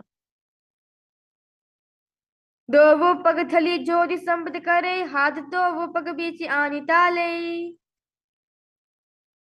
Now, from seated position, raise both the legs over top of the respective shoulders. Bring the arms underneath the legs and up. Interlacing fingers around the back of the neck in Mujasana. Visualize yourself as a cobra. Sirasanam tu vitneyam kakshasanam param grivasanam cha paramam bhujasan vimochate. Now, maintain the same posture. Bring the elbows under the knees and hands wrapped around the back. Palms clasped in the Shambhi Mudra. Gaze at the nose in Kalyanasana. दोवो हाथ वकान विच आने तिनको गोदा नीचे ताने बहुरी पगता बहल्यावे पुनः युगति ऐसे ठहरावे. Now, with right knee on the mat, place the right foot flat and place perineum on the raised heel. Now raise the left leg over top of the right and bring the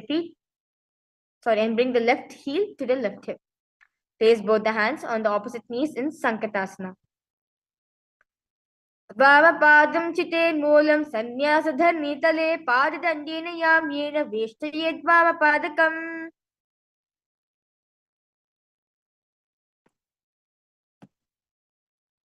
Now, from Sankatasana, slide the left heel to the left hip. Keep your right knee on top of the left. Place both the hands on the right thigh in Dhenukasana. Anusagi nagara pamstam vrishilim dagalyam ni daya dwagalivam ka pagalya nidaya kudu.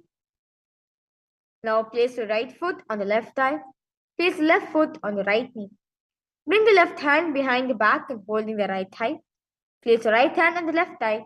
Twist the body, gaze at the third eye. In Machandrasana.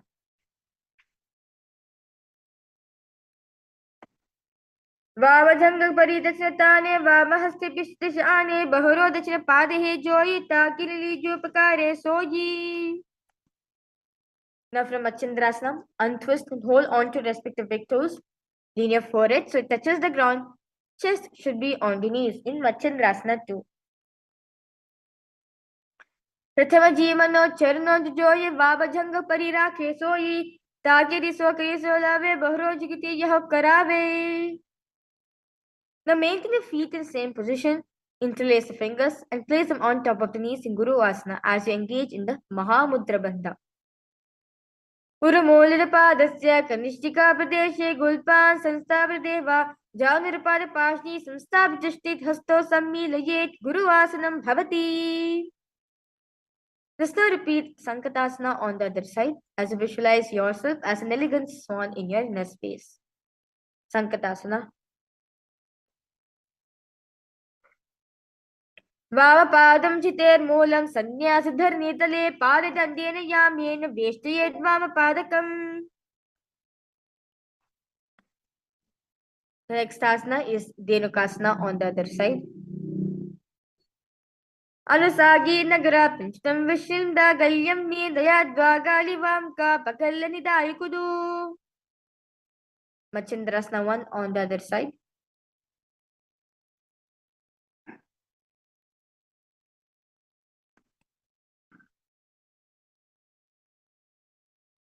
वामजंग परिदक्षिताने वामहस्त पिष्टदिशाने बहुरो दक्षिण पादे जोयि ताकिरले जोपकारे सोयि.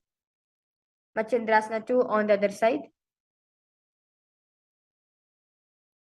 प्रथम जीवनो चरणो जोयि वामजंग परिराखे सोयि ताकि रिसो गिरिसो लावे बहुरो जिगते यह करावे.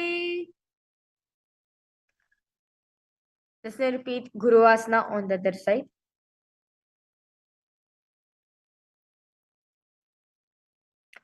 उर्मूलपादस्य कनिष्ठिकापदेशे गुल्पा संस्थाप्यते वा जानुदपादपाशने संस्थाप्यतिष्ठे हस्तौ सम्मीलयेत् गुरुवासनं भवति.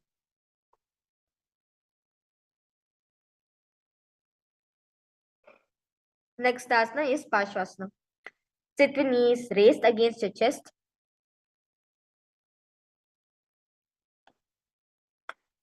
Sit with knees raised against your chest. Hands holding the opposite knees. Thighs together, keep the spine straight.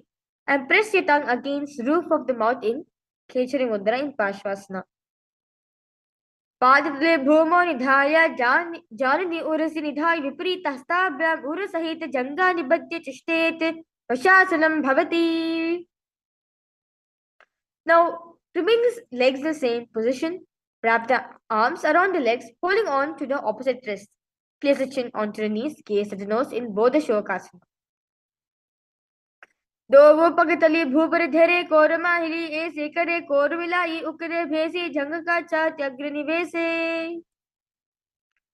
Now keep the feet in the same position. Place the arms under the knees and holding on to the opposite elbows. Gaze at the nose in Kurakatasana.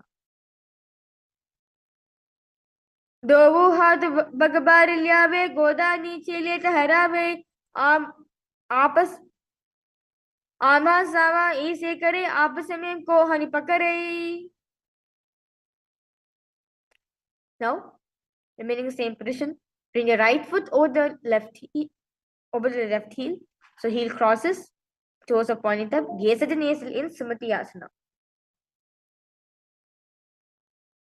मूलध्वरि धरि परिताने धावा पग परिदच पद आने दाई पकितो कोवे आवे आते एक अंतर ठहरावे. Now extend the feet out straight, arms straight, up straight above the head.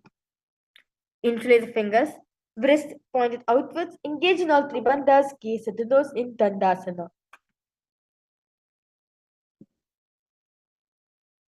इदानीं गर्भिणीनां योगाभ्यासो यथा लघु शुकप्रसवलाभाय प्रोचते प्राक्तने पथि.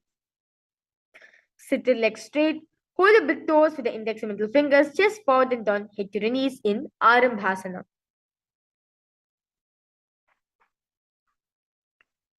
Dovu pagamilavi pasari pagakaguta pakadidla te go de lagave. Now, sit with legs straight, extend your knees slightly up. Maintain one hand distance between the heels. Now bring the shoulders down, wrap the hands around the legs, hold the soles of the feet, Kesara Choda in Bidokasana. प्रथमं भेषि दोव पापसारी कचिका ऊर्ध्वगो कुर्दो धारे एद्यमति अंतराके मुद्रहता Parman सुदाजे. Now, place the chin, mouth, nose on the heels. Insert the hands below the legs. Keep the elbows together on the ground along with the fingers. Palms facing upwards, gaze at the nose in this beautiful asana, Jalandhari Pavasana. दोवो ये दी मेरिके दी चाहत बसारी पुनिचे बुका नासिका तादिग भू परिधारी. Now, sit straight. Lift one foot behind the neck. Lean forward and down as in Paschimottanasana in Urdhva Paschimottanasana. Paschimottanasam sitam kritva ekam padam grivan dhritva tishtete Urdhva Paschimottanam bhavati. Lay on your back. Left hand holds the foot from a chalk, straighten the body, gaze at the nose in Anantasana.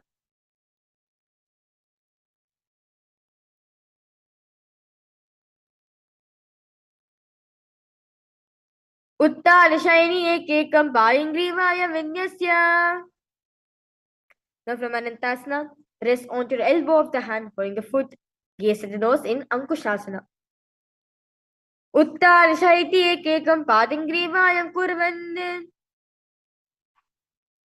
Now bring knees to the chest, encircle the thighs and the calves with your arms, roll to your left and your right in Drishasana.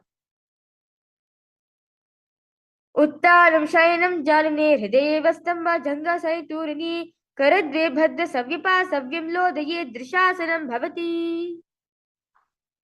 Let's now repeat Urdhva Paschimottanasana on the other side.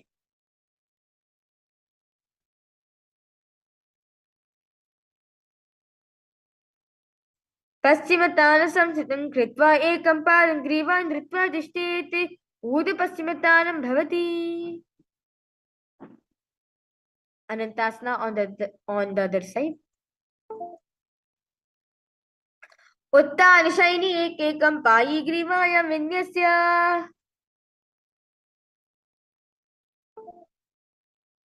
Ankushasana repeated on the other side. उत्तानशयति एकैकं पादं ग्रीवायां कुर्वन्.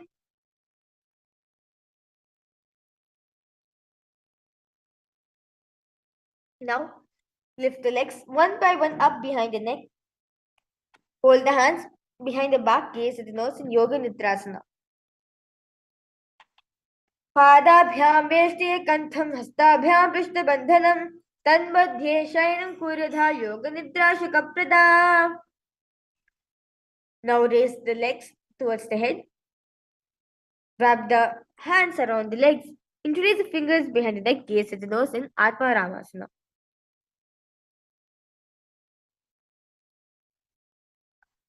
Paramashivoham prathama sudo sobe paguche agane. Now, lay on your back, bring the knees to the chest, soles facing up. Extend the arms sideways in Shambhi Mudra, gaze at the third eye. दोबू हाथ चिरसा करे तुलर सोबे से पाकरे अंगुश पगोचे आगने आने बहुरी जुगति ऐसिका विधिवाने. Next asana is a sequential asana, which is Jatara Pravritti 1, 2, and 3. Now, lay on your back with knees to the chest, arms reach the sides at the shoulder level. In Jatara Pravritti 1, keep one knee bent, twist and bring it to the ground on the opposite side. Keep the other leg extended straight. In Jatara Pravritti 2, keep both the knees bent to one side. And Jatara Pravritti 3, keep both the legs straight to one side. Head looks in opposite directions. Parividhya kukshibhagya titahi parikirtitaha. Let's now repeat Chara Pravritti Asana on the other side. Parividhya kukshibhagya titahi parikirtitaha.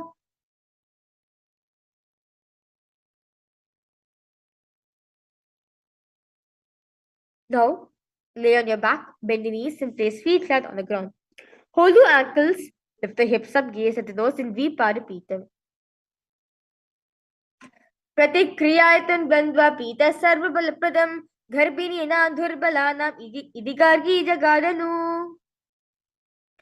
Now, bring the arms over the head, place the hands flat on the mat with fingers pointing towards the feet. Lift the entire body off from the ground in Paryankasana.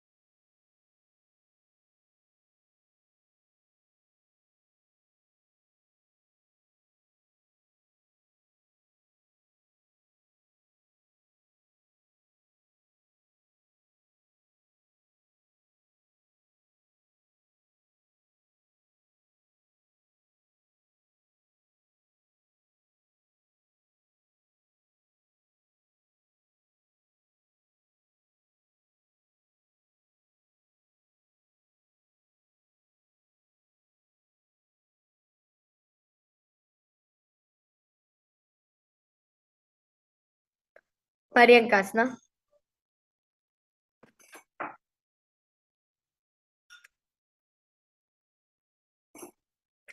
उत्तानं शयनं पादतलाभ्यां भूमवष्टभ्य पादतलाभ्यां भूम दत्वा नाभिं प्रदेशे ऊर्ध्वं कुर्यात् पर्यङ्कासनं भवति. Now bring the knees to the chest, hands on the shoulders, pull the hips in circular motion in Shvatanasana. शववच्छैरं संस्थाप्य जानुनी सम्मील्य नाभो आनेभ्य अस्ताभ्यां कन्दरां बद्ध्वा भामयेत् श्वोतनं भवति. Now lie supine, raise the hips and legs up. Elbows and hands extend on the mat below, helping the balanced body as it raised up. Both the legs around and around in Viparita Karini too. Bhutale shashiro dhatva kenaye charanadvayam. Now remain the same position. Stop the movements of the legs in Viparita Karini too. Karani Viparitake Sarva Divyadi Nashini Nityam Abhyasayaktasya Jhataragni Vivardhani. Now, lift the hips, take the feet over the head. Take the feet over the head, toes on the floor, hands stretched onto the ground, palms clasped in the Parashamudra. Rest the neck on the shoulders in Lankalasana. नारकासने स्थित्वा नासिकापदेशे भूमपादपृष्ठे स्थाप्य हस्तद्वयं सम्मील्य लम्बीकुर्या ग्रीवापदेशेन भूमिं कर्षयेत् लङ्गलासनं भवति. Now, remain same position. Let the hands hold the toes in Shayita Paschimottanasana. Tanam Shayita Kurvita Shayita Paschimottanakam. Now, remain same position. Spread the toes outward and continue to hold the legs in Binda Mudra with your index and middle in Pranasana. Parividhya kukshibhagye dahi parikirtitaha bhattakonam suptakon modakonam mathapicha.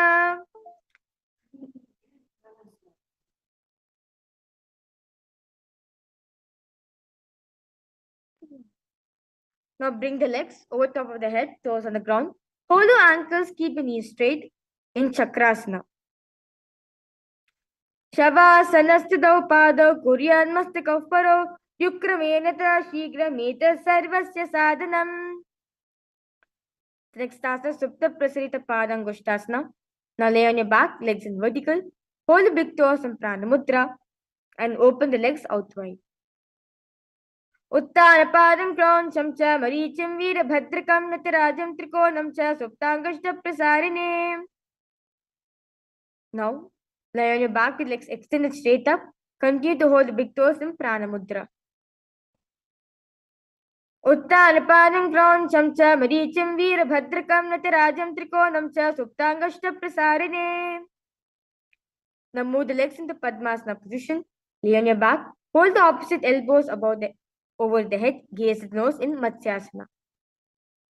Mukta Padmasam Kritva Uttanashayanam Charet Kurparabhyam Shiro Veshtya Matsyasanam Rogaha. Now remain the legs in the same position. Face backs of the right hand onto the left palm. Gaze at the nose in Parasharamasana. प्रथम करे पद्मासन आचे सूदो सोवे भू परिपाचे गोदा और जंग ये दो भूसो लगता राशे सोई. Now, while lying on your back, legs in Padmasana, lift the hips and legs up. Hands supporting the hips, elbows on the floor. Tuck the chin to the chest. In the Janarbandha, gaze at the nose in Sarvangasana. अथ वक्षेत संक्षेपात् सर्वांगासनमुत्तमं यकृत्वा योगी निपुनो विद्याभिः पंडितो यथा.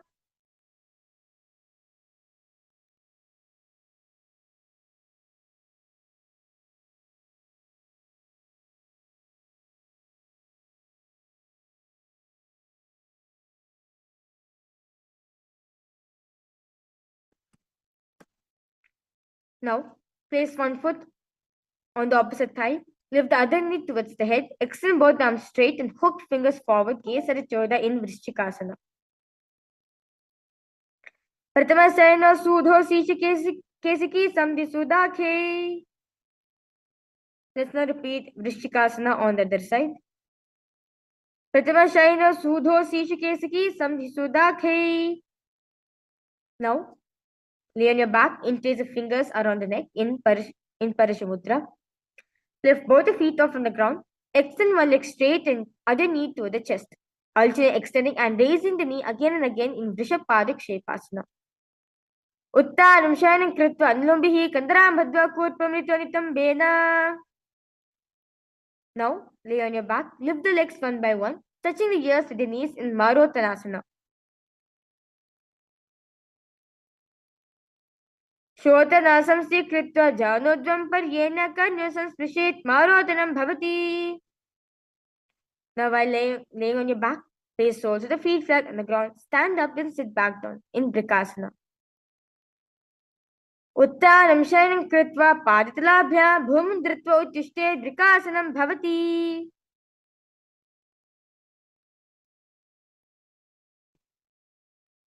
Now lay on your back. Quickly throw the legs above the head. Completely roll over, finish in a prone position. Repeat this again and again in Lothasana. Uttanam Shayanam Pado Shirango Bhumo Stapitva Nujjam Bhuyati Nujjam Shayanam. Now, lie on your belly with toes extended, hands on the shoulders by the ground. Contract the lips, making a sound like a flute, whistling while inhaling in Saratasana.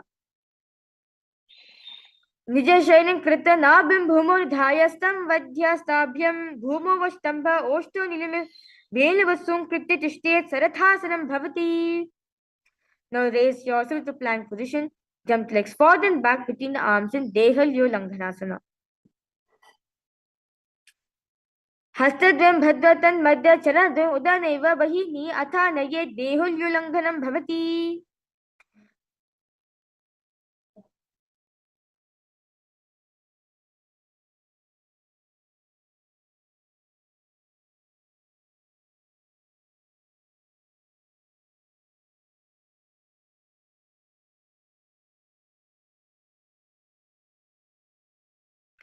Now, from standing position, bend forward, place hands on the mat, walk front and back in your mat in Jatyasana. अतः जात्यासं वक्ष्ये येन जातिस्मरो भवेत्. We will now entering the first karana, which is the Lolitika karana.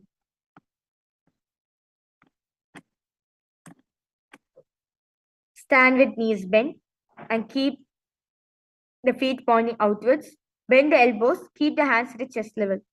Shiftly move the arms across the body, then bring the back to the center. Tilt the head back, open the chest up towards the sky, move the head in all directions in this beautiful karana.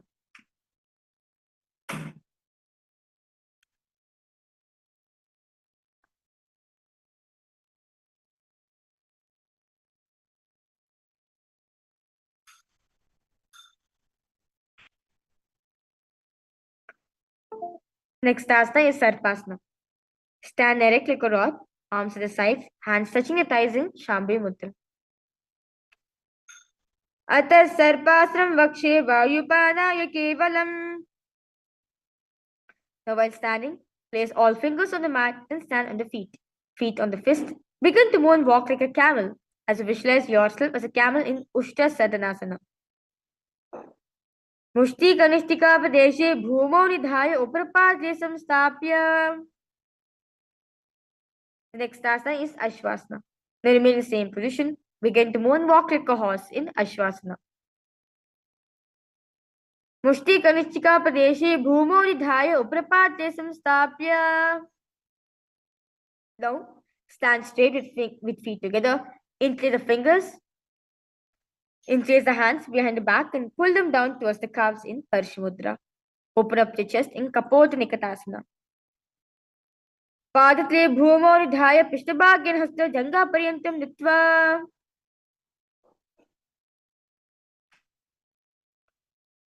We'll be now entering to next karana, which is the Tala Pushpatam karana. Stand tall with palms together in Namaskar Mudra. Gently bend the knees and keep the toes pointing outwards. Simultaneously open up the palms and raise one heel off from the ground, slightly lowering the waist and shoulders at the respective heel. Visualize we are holding an offering of bouquet of flowers to Paramashiva in this beautiful karana.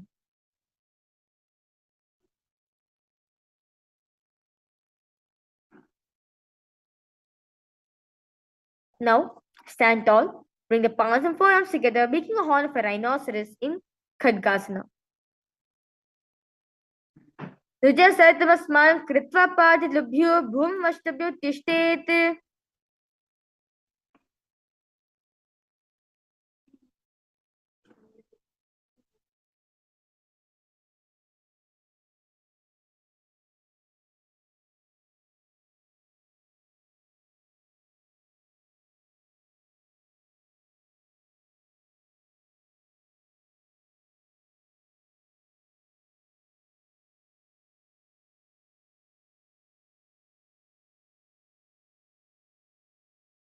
Sit down all the way low. You can go to the ground.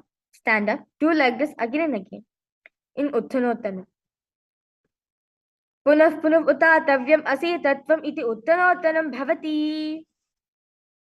Now stand up straight. Raise the arms over the head. Jump repeatedly in Musalasana. Saralam sthitva urdhvam bahum nayet varam var udhanam kritva nayet Musalasanam bhavati.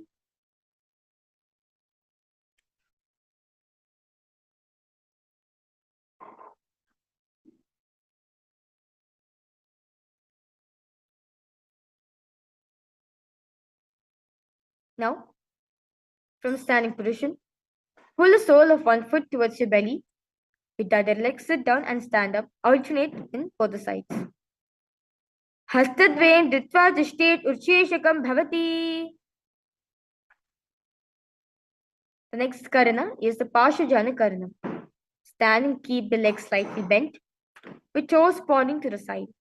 Bend to lift the opposite knee towards the chest, and toes are pointing down.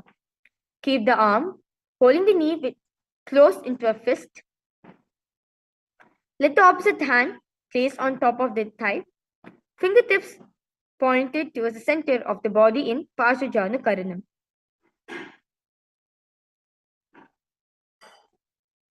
Now, on one leg, lower the body to the mat. Then stand straight, lifting the raised leg to the opposite thigh in Tandavasana. Ekerpadirasa davyam Tandavasanam bhavati. Now place the left foot on the inner right thigh. Stand erect on the mat like a rod. Hands by the sides in Brahmanasana. Brahmanasana yakritva brahmano bhavet. Now stand tall. Wrap the left leg over and around the right knee. Tuck the left toes on the other side of the right calf. Simultaneously, cross the left arm below the right and bringing the palms together in Namaskara Mudra in Garudasana 3.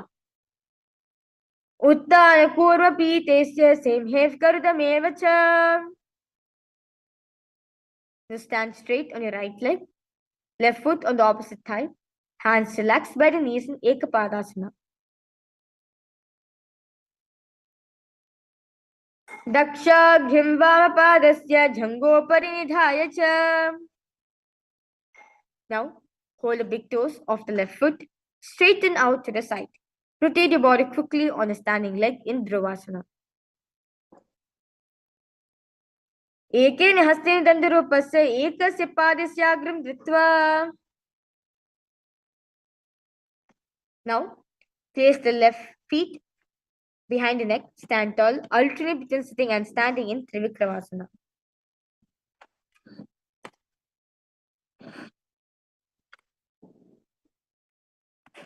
ग्रीवायं पादं स्थातव्यम् उत्थातव्यं त्रिविक्रमासनं भवति. Let's now repeat Parshvajana Karanam on the other side.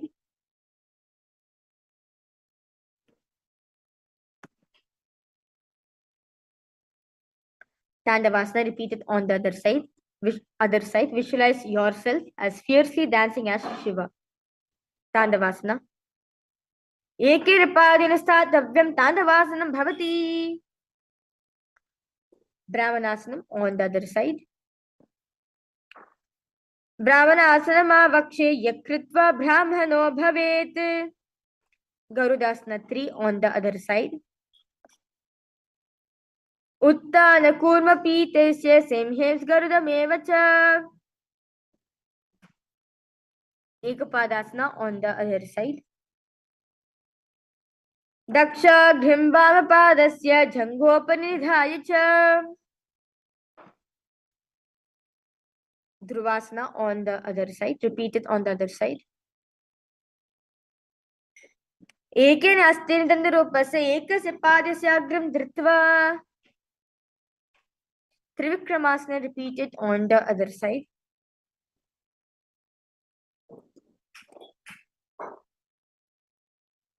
Grivaayam padam samstapya statavyam utatavyam Trivikramasanam bhavati. Now stand tall. Stand with feet close together, toes pointed slightly out. Keep both the hands to the sides of the body in Samanaka Karana.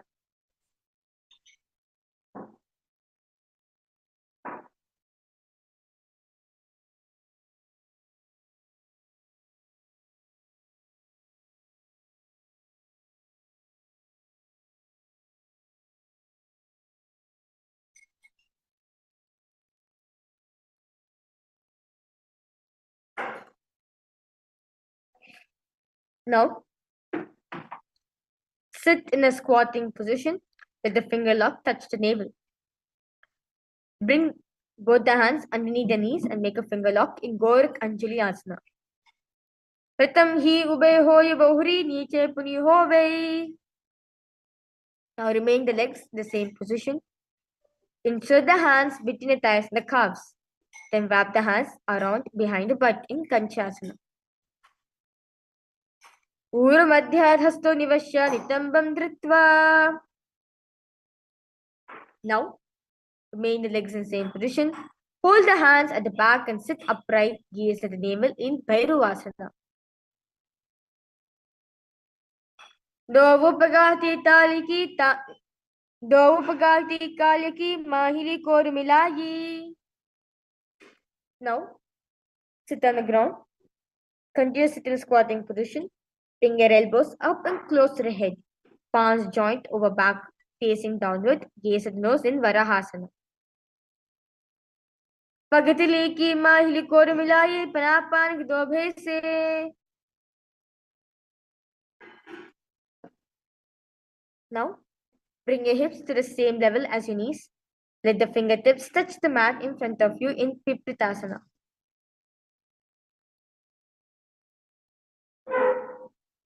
अत उत्तासनानि पाष्णीर्यसम्मीर्य स्थित्वा. Place the hands on the mat with fingers wide. Place your knees on the back of the arms. Eyes forward and down. Visualize yourself as a crow in Bakasana. हस्ताभ्यां मणिवस्ताभ्या जानुद्वयं नाभो सम्मील्य. The next asana is Shushtankapaliyasana. Knee down, head on the ground, palms spread for support. Raise the body on your head, legs into Padmasana in Shushtankapali Asana. Asana Kaugana Kapala Chohoyi. Now, sit down between your feet. Let the heels come outside of the hips.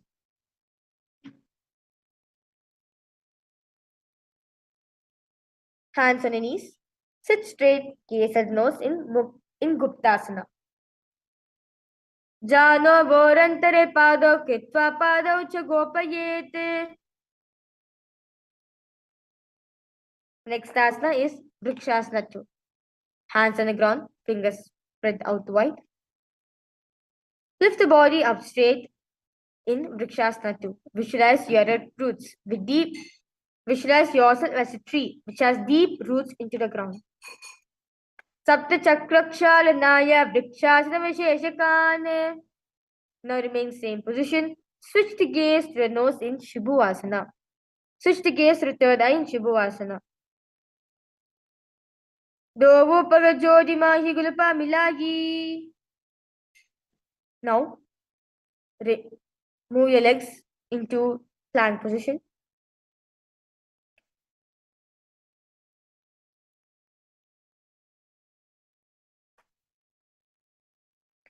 Palms by the chest.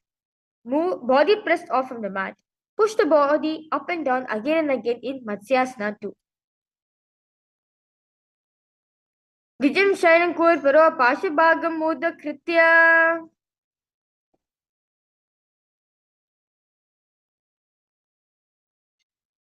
Now, place the hands on the hips. Extend the legs jointly and toes pointed. Lift the chest to your right and left like a snake in Sarpasana 2. Vijam Shayanam Kritva Hastanitamam Samstapya. Next asana is Niralambanasana. Now, place the hands in front of you in Padma Mudra, holding the chin. Keep the legs vertical, toes point together in Niralambanasana. Karabhyam pankajam kritva uttanashaynan charet kritva. Karabhyam pankajam kritva tishte korparaya shuddhihi. Now, place the hands flat to the mat in front of you. Straighten the arms, bend your knees, bring the feet towards your upper back. Lift the head and the chest in Chatrasana. Adhyasastitva hastatalabhya bhumim vashtabhyinuyat.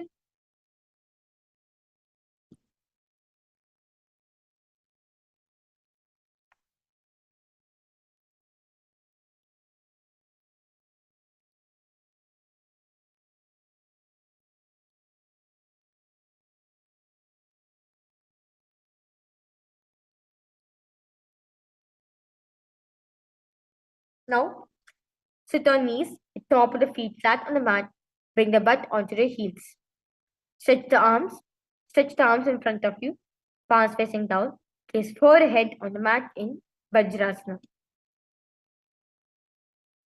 Idaning garbhininam yogabhyaso yathalaghu shuka prashavalabhaya prochate praktanepati.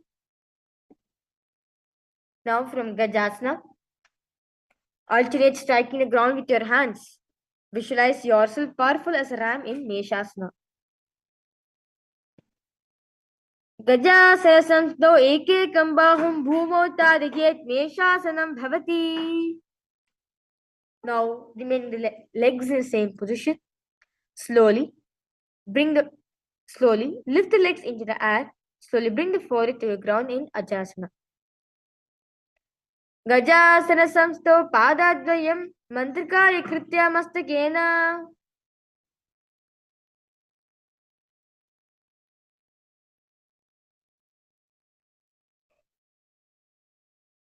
Now, sit on heels, legs together. Place hands on respective knees. Keep the spine straight, gaze at the nose in Dhanantarasana. Purabhavati parihadiki kakasisya panashara modi. Now, interlace your fingers in front and behind you. Stretch the arms forward to the sides and backwards in Angamotana.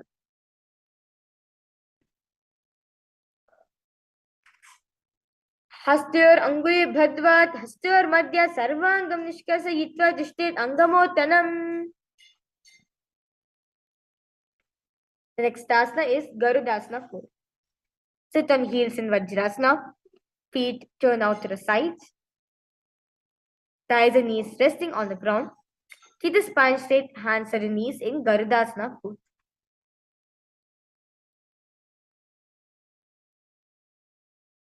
Jangorubhyandaram pitya stirkayo dvijanuna.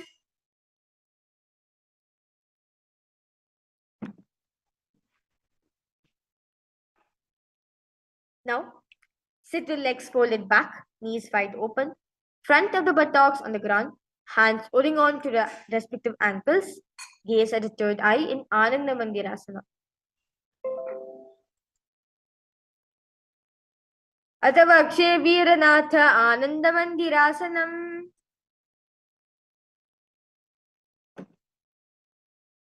Now, knees wide open, sit on the ankles, hands under the knees, gaze at the nose in Mandukasana 2.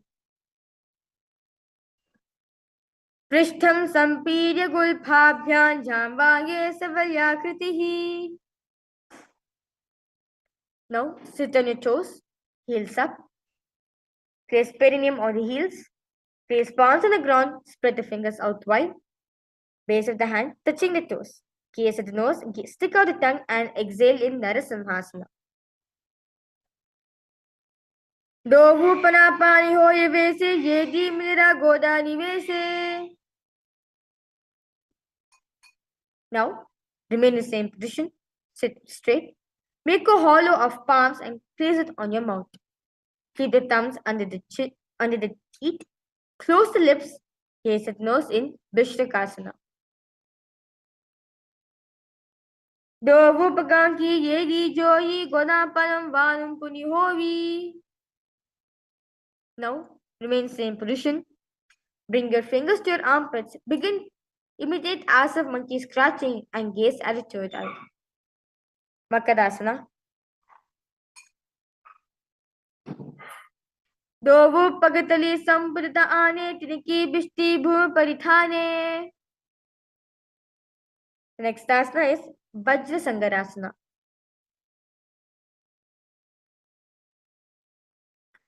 Now, stand on the knees, stand on toes, close soles of the feet together, sit on the heels, knees wide open and from the floor. Hold the elbows behind the back, gaze at the nose in Vajra Sangarasana. Pratama panapani hoya vese, dovu edi gudani vese.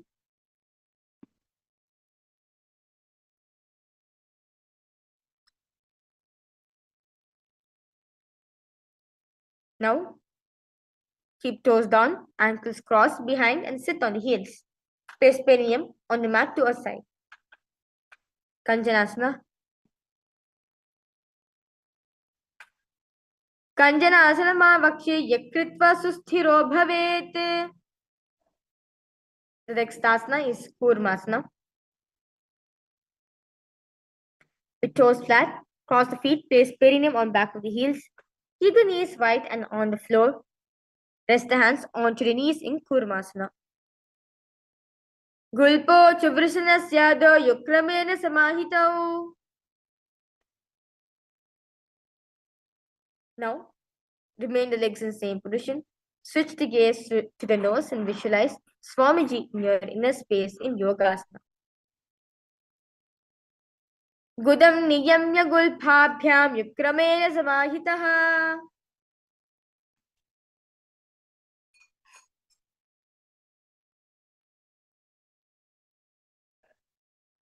Now stand on your knees, cross the ankles behind, place the feet near the opposite knee.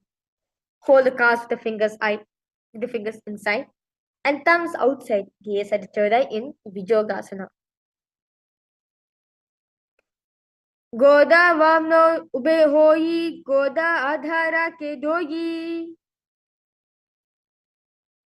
Now in kneeling position, bend backwards, hold the ankles with your hands.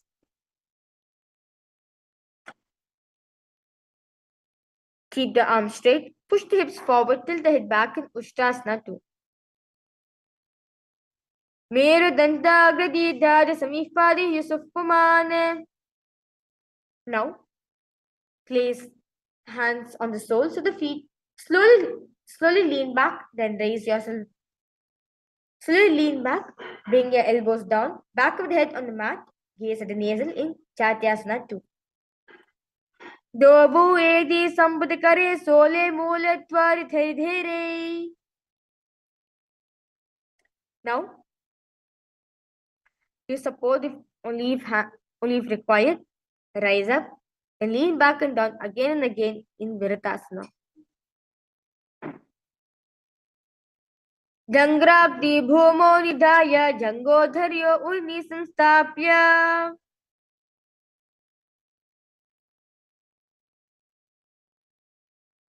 Now, from Viratasana, raise the legs higher, bring the forearms onto the mat, hold the back of the heels, bring the head between the feet in Akasha Kapotasana.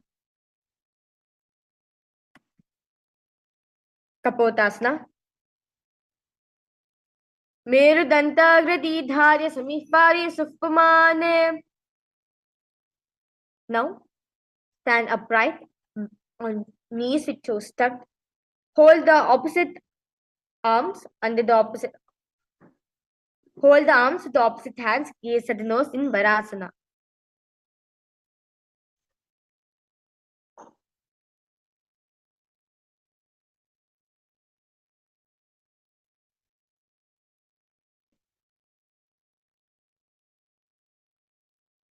Varasana. Janli bhumo samstapya hastabhyam bahu parasparam dritva. Now, keep your knees together, toes tucked. Lean forward, bring the elbows to the mat. Hands holding the head, rest the head on the hands and heels on the butt in Varahasana 2.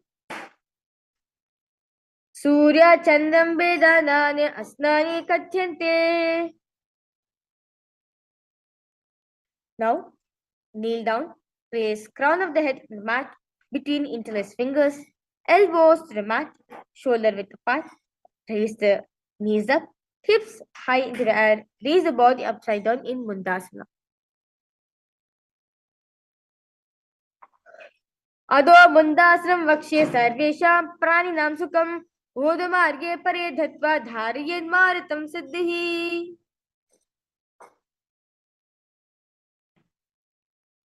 Relax yourself now.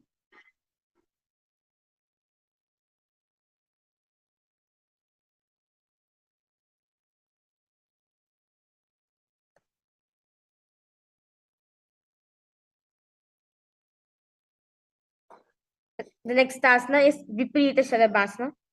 Now lie on your belly, arms extended straight out. Lift the thighs and arms and chest off from the ground as you visualize yourself as a locust.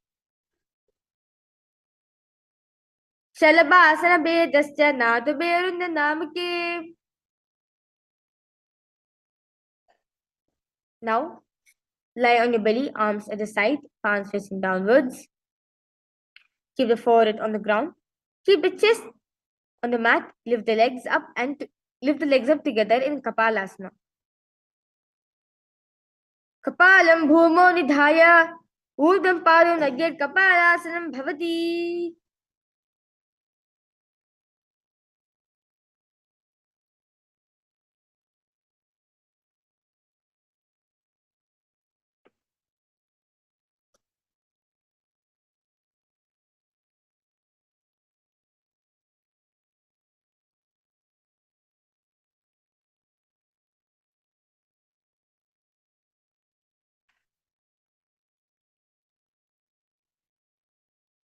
Now, lift the legs up over the head and slowly place feet on the mat in front of the head.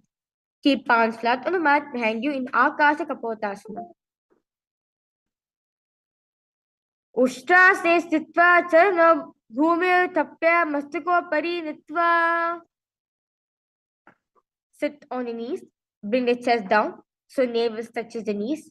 Keep the hands flat on the mat and forearms on the ground and be still. Kurpara-paryanto hasto dharamavashtapya janani navasankuchitistetam chatakasanam bhavati. Now, kneel down, hands and elbows on the mat. Raise the legs, bend the back to touch your feet on the head, lift the chin and hold in Vrishchikasana 2.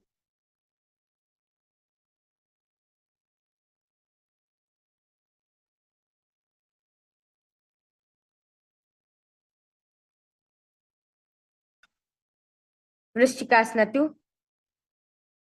Vrishchiva puchcha parimangri pashni jitva shishire chibukam vidayakau. Relax yourself now.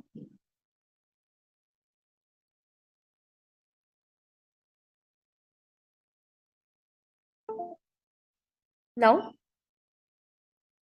keep perineum down on the right heel. Keep the left foot outside of the hip, ankles to the side. Place perineum on the mat, resembling a bull in Vrishasana. Yam ghulpe padamule vamabhage badetaram. Now, cross the toes or the left feet over top of the right. Slowly balance above the mat in Lolasana. Lolasanam sada kuryat vayu lola paghatanat. Next, let's now repeat Vrishasana on the other side.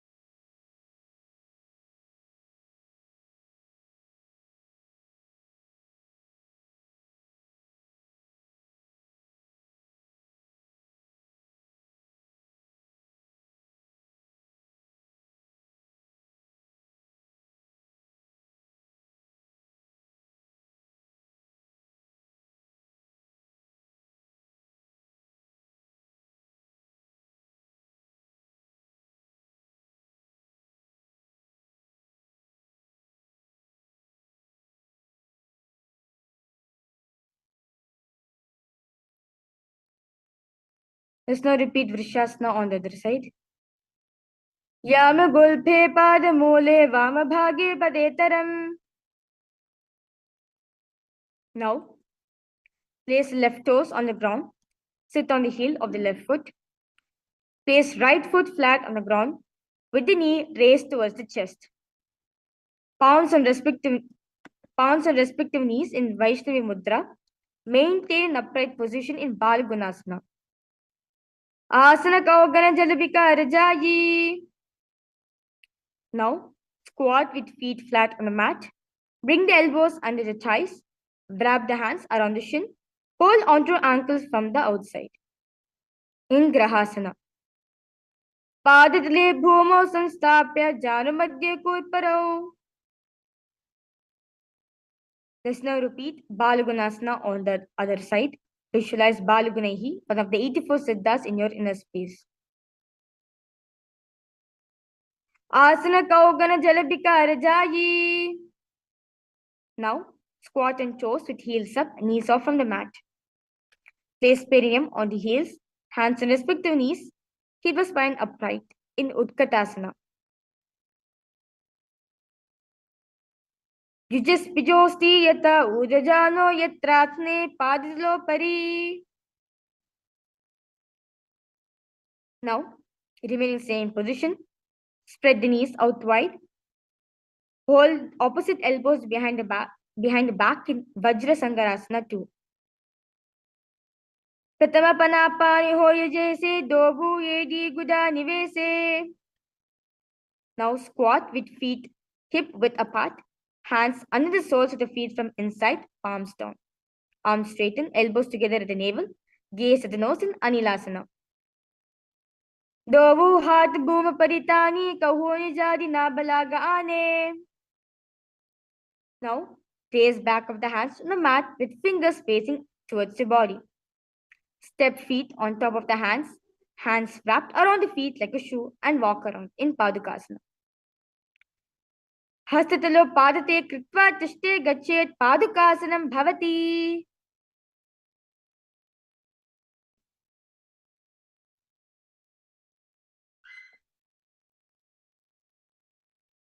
Now place palms on the mat. Raise both the feet upwards into the air. Let them fall back down. Do like this again and again in Kukurodana. Hastatale bhumo kritva padatechu urdhva mudanam kritva bhumo patet. Now place hands on the mat. Raise the legs upwards into the handstand position.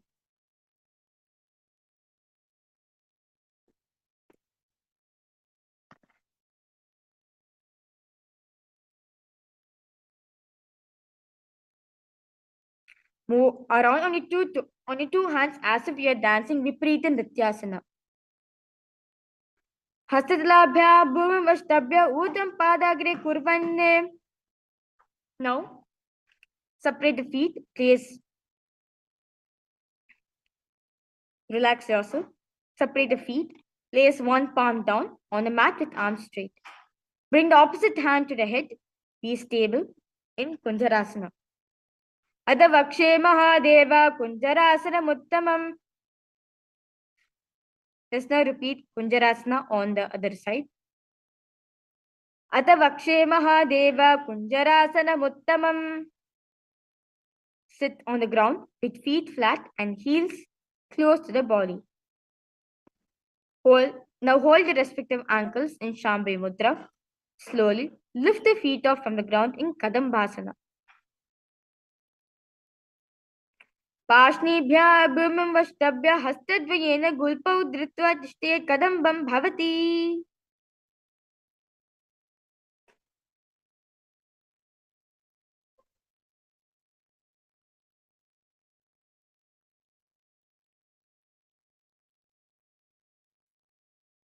Now, sit with heels to the perineum. Hold the knees with the hands and press them towards the chest in Pavanamuktasana.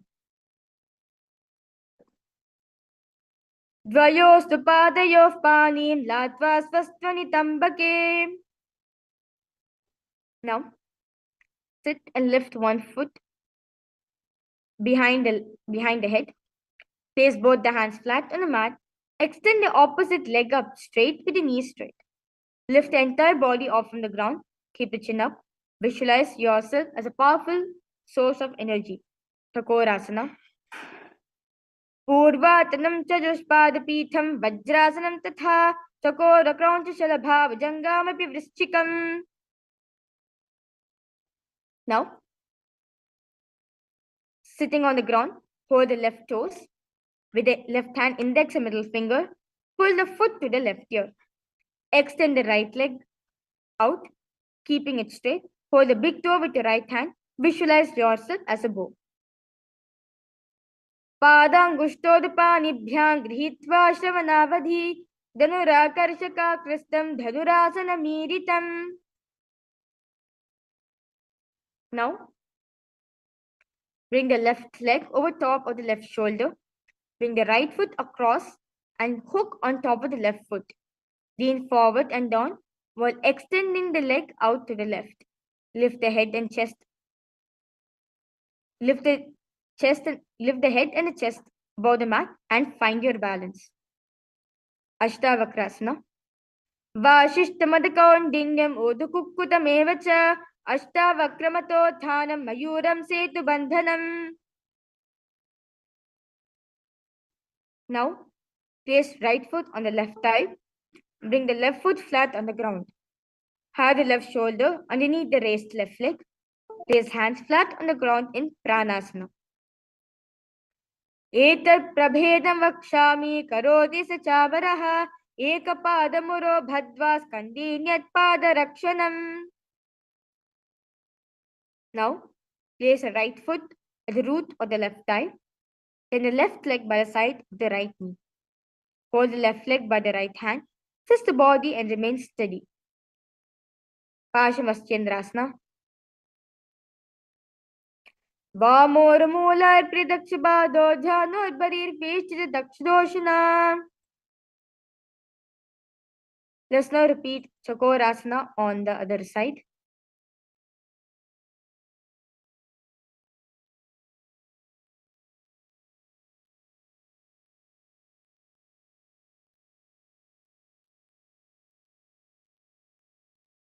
पूर्वातनं चतुष्पादपीठं वज्रासनं तथा चकोरक्रौञ्चशलभाभुजङ्गं विवृश्चिकम्. Dhanurasana 2. Repeat it on the other side.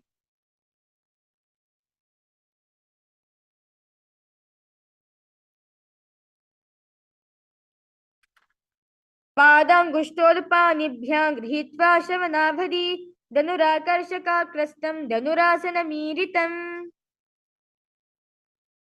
Ashtavakrasana. Repeat it on the other side. Visualize yourself as a flying crane. वाशिष्ठमदकौण्डिन्यम् ऊदकुक्कुटमेव च अष्टावक्रमथोत्थानं मयूरं सेतुबन्धनम्. Pranasana on the other side. एतत् प्रभेदं वक्ष्यामि करोति स चामरः एकपादमुरो भद्वा स्कन्धेन्यत्पादरक्षणम्. Let's now repeat Paramashivoham on the other side.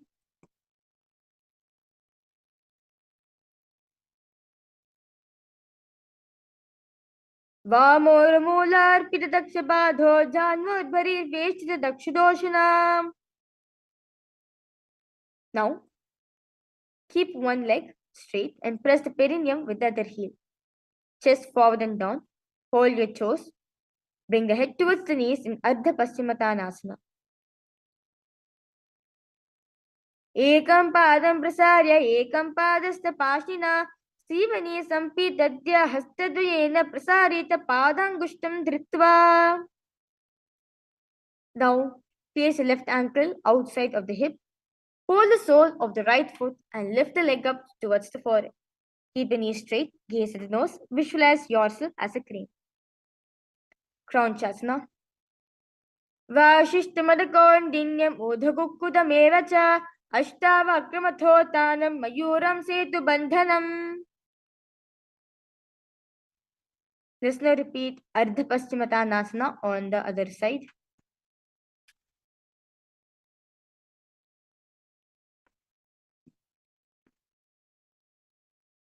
एकं पादं प्रसार्य एकं पादस्थपाशिना सीवने सम्पीतद्य हस्तद्वयेन प्रसारित पादङ्गुष्ठं धृत्वा. Let's now repeat Crouchasana on the other side. Visualize yourself as a crane. वाशिष्ठमदकौण्डिन्यम् ऊर्ध्वकुक्कुटमेव च अष्टावक्रमथोत्थानं मयूरं सेतुबन्धनम्. Now, sit with soles between the thighs and the calves. Keep your spine straight, palms resting on the knees in Shambhavi Mudra. Visualize embodying peace, well-being, good fortune and prosperity for yourself and for the whole world as you visualize yourself as a swastika. जानो वोरन्तरे सम्यक् कृत्वा पादतले उभे ऋजुकाय समासीनः स्वस्तिकं तत्प्रचक्षते. Now, keep the feet in the same position. Cover your heels with the respective hands. Tuck the chin to the chest. Gaze at the tip of the nose. Visualize the great sage Gorakhnatha in your inner space. Gorakshasana. जानोर्वोरन्तरे पादौ उत्तानो व्यक्तिसंसितौ गुल्फौ चाचाद्य हस्ताभ्याम् उत्तनाभ्यां प्रयत्नतः. Now, bring the left heel to the perineum. Right foot on the left thigh. Close your eyes with the index finger, nose with the middle finger, ears with the thumb. In Shanmukha Mudra, gaze at the third eye, meditate on the master. Vamapashnogudam sthapya dakshagram vamajhangane. Now, place feet on top of the opposite knees. Place hands on the ground, palm facing upwards in Shambhi Mudra. Keep the spine straight. Gaze at the nose in Yogasana 2. Uttano charano kritva samstopya rijano asano pari samstapya chotanam karayugmakam. Now, from Padmasana, place the hands flat on a mat beside the body. Press the hands into the mat. Slowly lift the knees up from the ground and balance above the mat in Urdhva Kukutasana.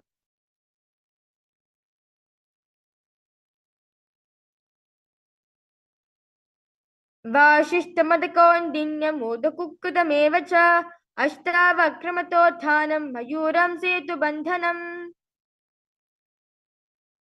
Now from Padmasana, insert both the hands to the knees and place them on the mat. Do not lift the body up. Stay seated on the mat, gaze at the nose in Siddha Haritali Asana. Pratham Padmasane ko kare hastadho goda samdidhere ube hatili bhute rakhe pohacha goda samdhime dakhe. Now, press the palms into the mat. Slowly lift the thighs up to the shoulder. Legs off from the mat. Stay above the mat. Gaze at the nose in Hamsasana. Kukkudasa stitva skandam parinyator nitva tishtete Hamsasanam bhavati. Now, place the hands between the thighs and the calves. While sitting, reach the hands behind the body. Interlace the fingers in the Parishamudra. Bring the forehead to the floor. Gaze at the nose in Karmukasana.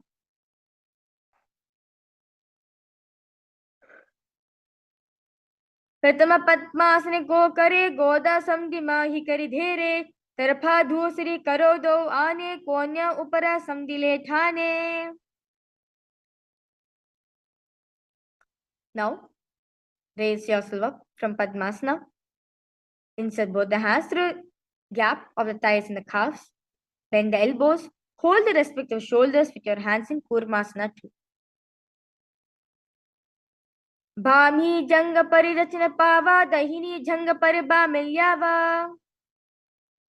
Now remain in the same position. Bend the head down. Tuck the chin to the chest in the Jandara Bandha. Gaze at the nose in Granthi Bhedhasana. Adavakshe Neelakantha Granthi Vedasanam Shubham Jnatva Rudro Bhavekshiptam Sokshavayu Nishevanat. Now raise your head up, relax yourself. Insert the hands through the gap of the thighs and the calves. Lay on your back, bend the elbows, hold the respective shoulders with your hands in Shambhi Mudra. In Uttana Kurmasana, as visualize yourself as a turtle lying on its back.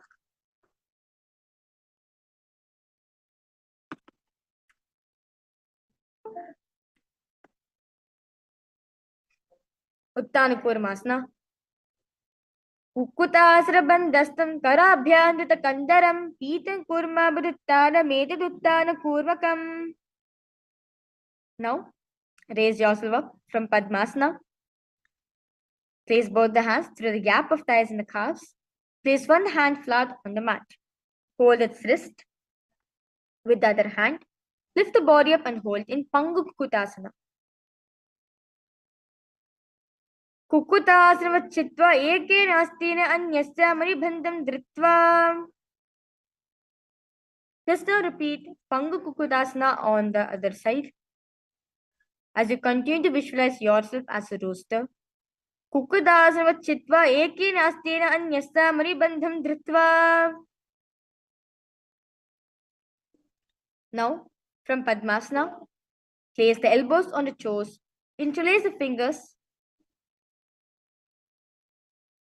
in Parishamudra, rest the chin on the knuckles, press the thumbs on the throat. In Giridhrasana, जानो बोरन्तरे पादौ उत्तानो व्यक्ति संस्थितौ घुल्पी छाचाद्य हस्ताभ्याम उत्तनाभ्याम प्रयत्नतः. Now sit in the Padmasana. Continue to keep the legs in the Padmasana position. Hold one hand over the other. Palms facing upwards in Shambhavi Mudra. Keep the spine straight. Gaze at the nose in Padmasana 3. उत्तानो चरणो विधाय विधिवत् शक्तिसितो योगिरात्.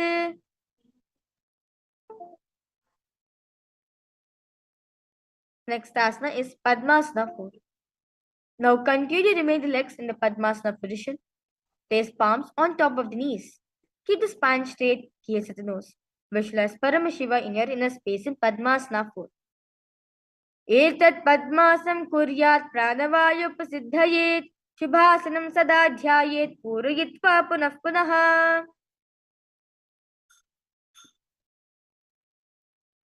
Next asana is Karmukasana 2. Now, hook the right hand, index and middle finger around the right toe. Lift the elbow as if you're pulling a bow back. Move around the toe move around the big toe. Now, place the left hand on the opposite knee, keeping it straight. Repeat this on the other side. Visualize yourself as Paramashiva's bow. Karmukasana 2. अतान्यासनमावक्षे योगपूरकरक्षणात् कृत्वा पद्मासनं पाद अंगुष्ठजङ्घयोः स्थितम्. Now, in Padmasana position, cross the arms behind the back and hold the big toes. Inhale through the tongue, straighten like an arrow and Kagu Chanchukumbhaka. Engage in all three bandhas, the Mahamudra Bandha. Gaze at the nose.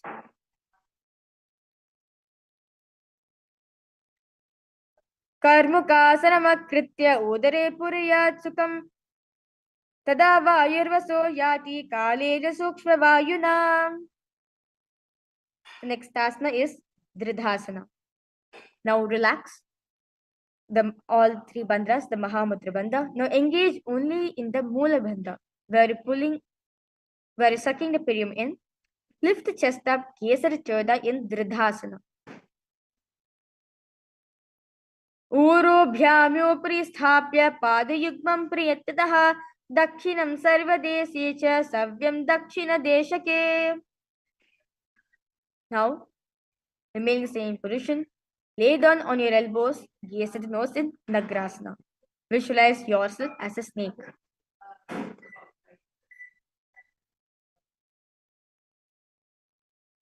प्रथम पद्मासन कोमताने दो हाथ बचा में आने पादंगुता पकड़े आनी सोबे कुहुन्या कूल्य पानी. Now, relax your legs from Padmasana. Bring your knees to the chest. Hands embrace the knees to the chest. Head touches the knees in Kandukasana. वेत्रासे स्थित्वा हस्तपादान् निष्कुर्मोढ्यं नये पृष्ठवांसं भूमिं पुटे कन्दुकासनं भवति.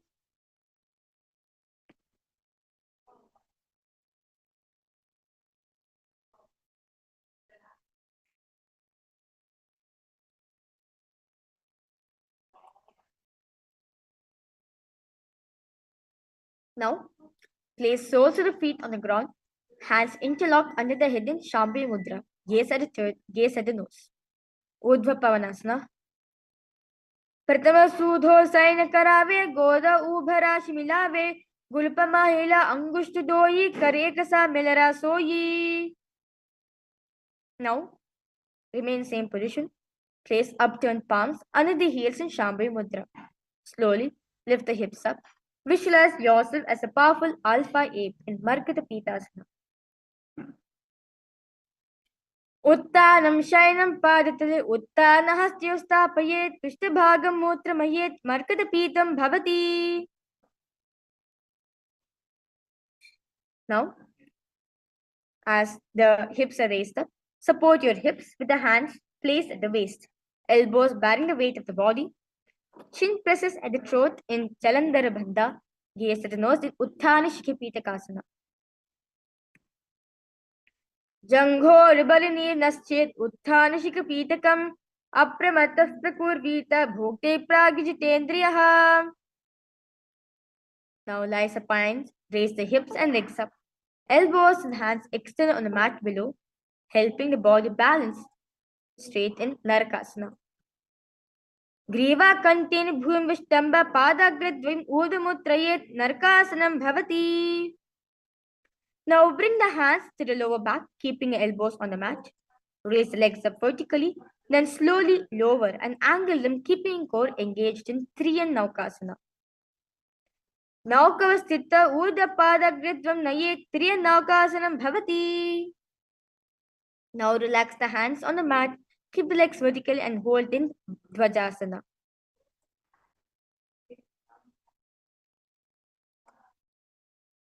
Triyanokava Prishtakurpaihi Bhumashtabhya Kalakshena Padagradvim Urdham Nayet Dvajasanam Bhavati. Now completely relax yourself on the mat.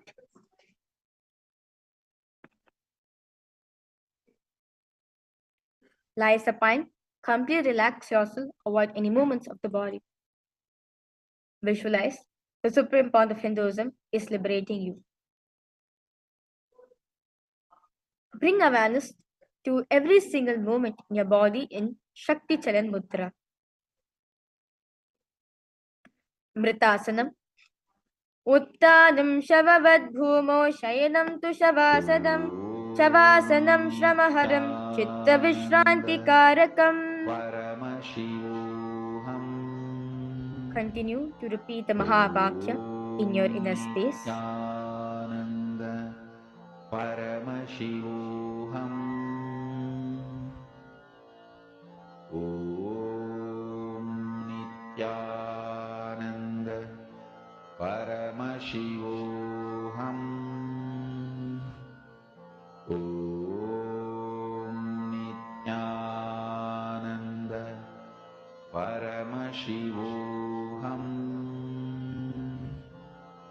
Om Nithyananda Paramashivoham.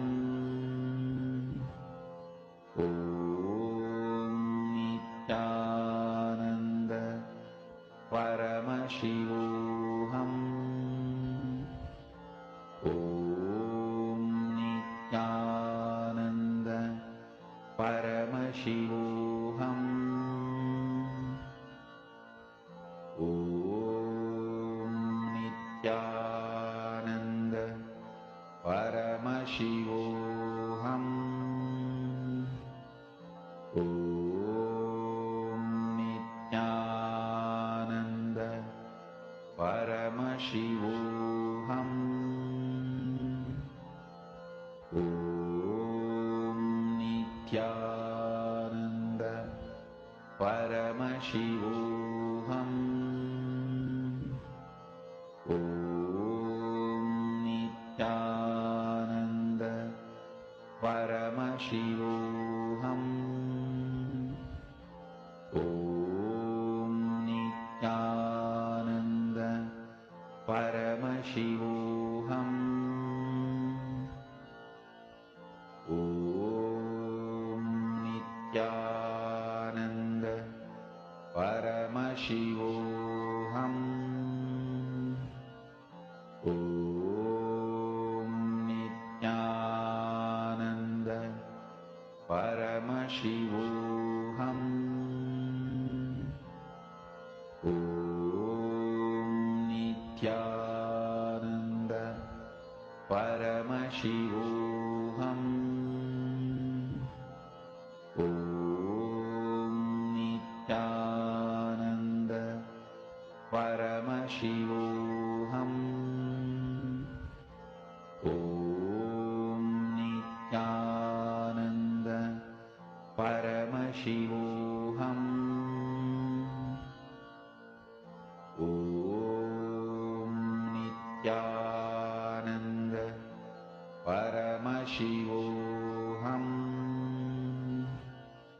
Om Nithyananda Paramashivoham.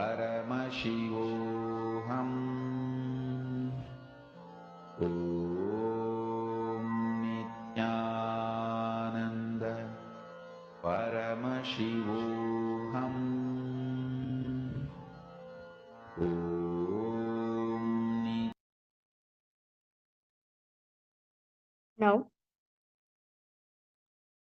start to wiggle your toes and your fingers and raise yourself up to a comfortable seated position. Congratulations for all the participants. You have finished the Dvitiya Vinyasa Krama Yoga, which is the sequence of 308 asanas. With this, I request all participants now to stay back, as right after this we'll be entering into the power manifestation session. So I request all of you to sit in a cross-leg position with your head, neck and spine straight line. Bring the palms together in front of your heart, Namaskara Mudra. Close your eyes. We will now chanting the Purna Mantra. Om Purnamadah Purnamidam Purnat Purnamudachyate Purnasya Purnamadaya Purnamevavashishyate Om Shanti Shanti Shanti Hari Om Tat Sat Sarvam Bhagavat Shri Nithyananda Paramashiva Padukarpanamastu Om Nithyanandam. Thank you everyone. Nithyanandam.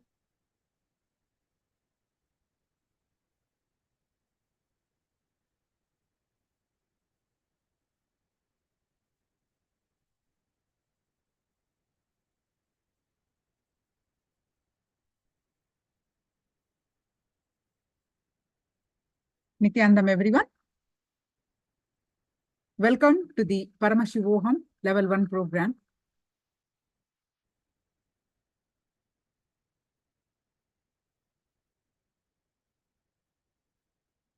With the blessings of the Supreme Pontiff of Hinduism, Jagat Guru Mahasannidhanam, His Divine Holiness, Bhagwan Nithyananda Paramashivan's blessings, let's start with the Sadguru Vandanam. All of you, please sit straight with your head, neck, back, straight line and folded hands. This is Atmanjali Mudra. Let's invoke Swamiji's presence with the Sadguru Vandanam. Let's pay our deepest respects to Swamiji for giving us this great opportunity to be able to attend to this program.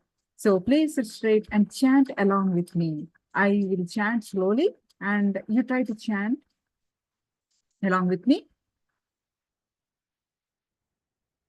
Nithyanandam Paramasugatam Kevalam Jnanamurtim Dvandvatitam Gagana Sadrusham Tatwamasyadilaksham Ekam Nityam Vimalamachalam Sarvadi Sakshibhutam Bhavatitam Trigunarahitam Sadgurum Tam Namami.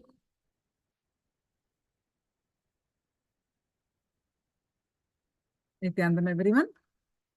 Today, we are going to learn about the introducing you to you. Genesis of our identity. Meaning, you are born to be blissful. But that is not the case in everyone's life. There are so many ups and downs, low moods, all that we go through. We respond so many situations in a negative tone. So, what is the root of this? Genesis of our identity. Why we behave the way we behave. And we are going to learn, understand, by understanding genesis of our identity. And we are going to learn about the root source of our problem, the root pattern, why we behave the way we behave. And how we behave in a way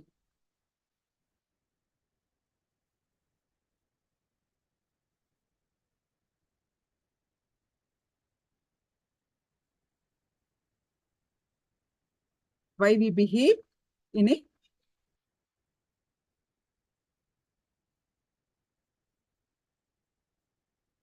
the root source of our problem, and we are going to learn about the four main principles of our life, the four Tatwas. So before start our session, as all of you know, we start with the power manifestation of the third eye, right? So how many of you are attending for the first time today?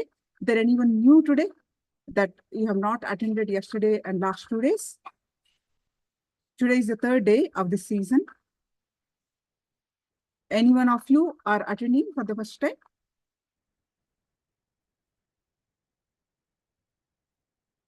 Yes. So how do we start with the power manifestation? And I request some of you are still offline, off camera. Can you all listen, Lisika, Elizabeth Ma, Nithyananda? And what is your original name again? Nithyananda, Paramashivoham, Nithyananda. Can you please put your original name? Malisika, Elizabeth Krovi, Singaravalli. All of you, please come in front of camera and actively participate in the sessions. Joey, I know you are brand new. How are you enjoying? Ken, I request all of you to be on camera. And some of you are named in the Chinese names. Request, along with the Chinese names, I request also put the English names so we can call you Yimin. Request you to come on in front of camera. So we are going to Nithyanandam.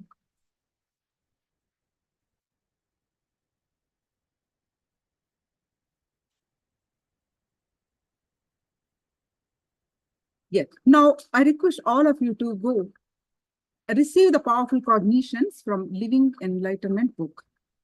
So what is Living Enlightenment book? It is the essence of Swamiji's teachings. It is the living deity. He literally speaks to you. So what is the powerful cognition for this movement? So go ahead and receive the powerful cognition from Living Enlightenment book. For those of you, anyone of you who do not know how to receive the cognitions from the Living Enlightenment book, please do let me know. Post your comments in the chat.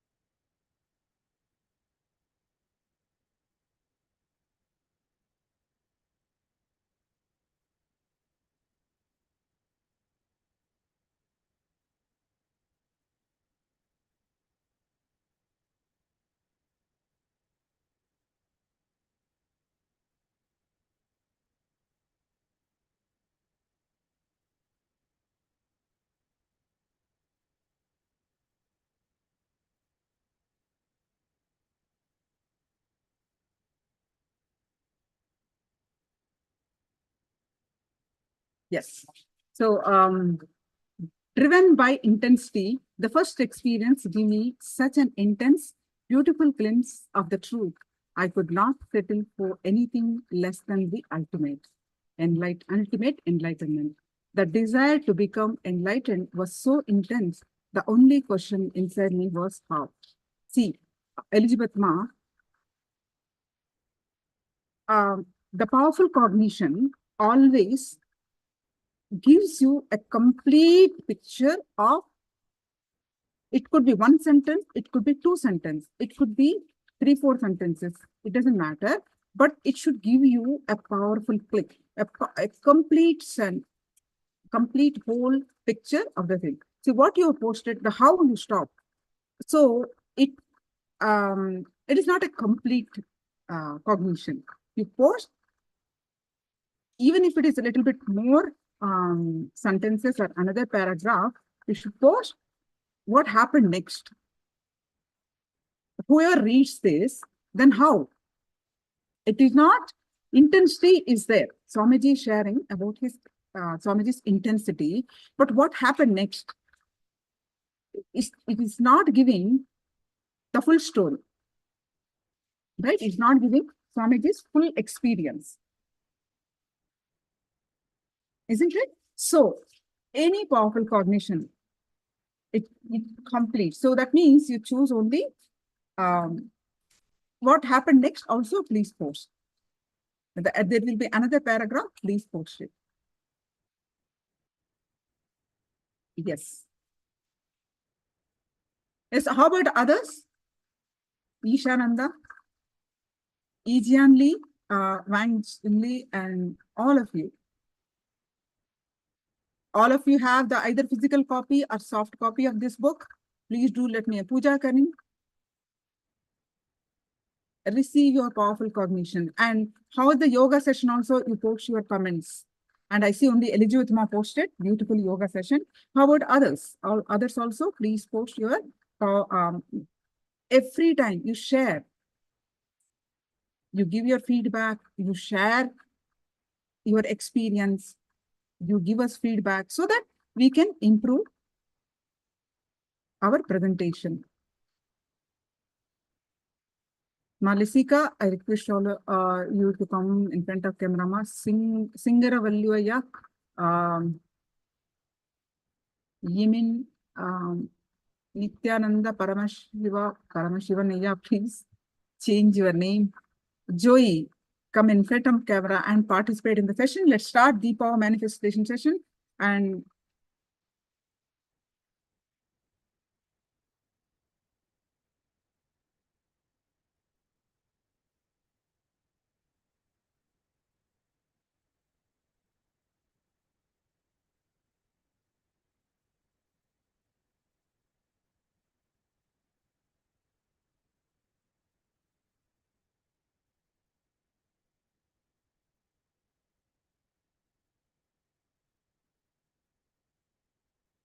yes, now let's start.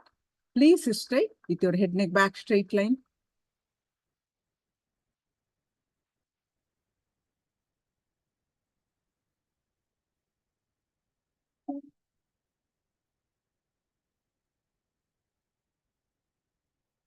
Close your eyes, tie your eyes with eye band. Visualize Swamiji's form in your third eye.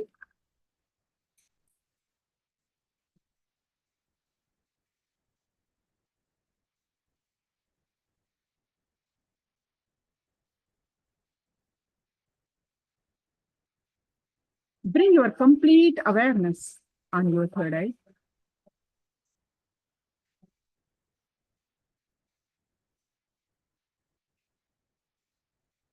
Yet Swamiji is embodiment of Paramashiva.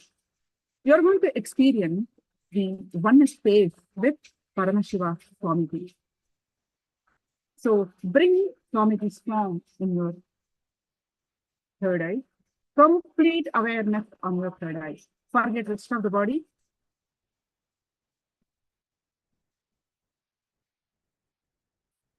Any thoughts that are coming, just let it come, let it go. Simply bring your awareness again and again to your third eye. Declare, Paramashiva, only you manifest through me. I consciously declare, let all my confusion, delusion, all be wiped out. Only you manifest in me, only you exist.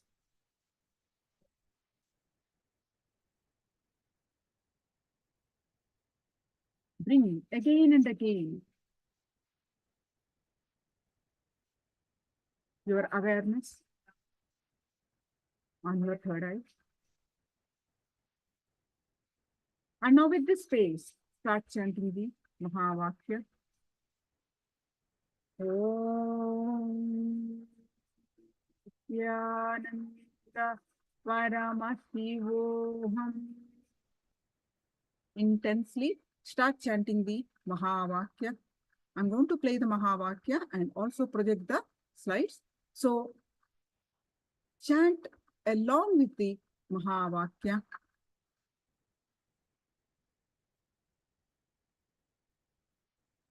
And experience the oneness space. With that space of oneness, scan through your third eye and manifest the power of third eye. So I'm going to project the picture. Intensely chant the Mahavakya. Complete awareness on your third eye. Fill your inner space with Swamiji's form. Any thoughts are coming, and let it come. Your completeness on your third eye. And experience the oneness space. With that space, scan through your third eye and manifest the power of third eye.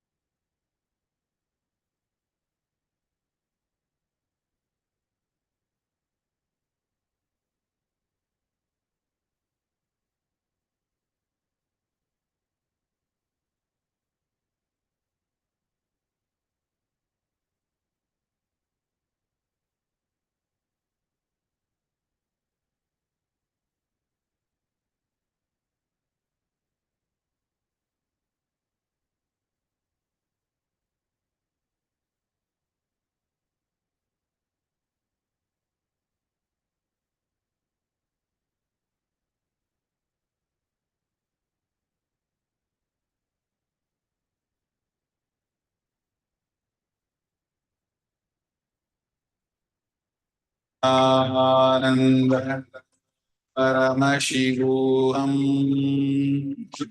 Om Nithyananda Paramashivoham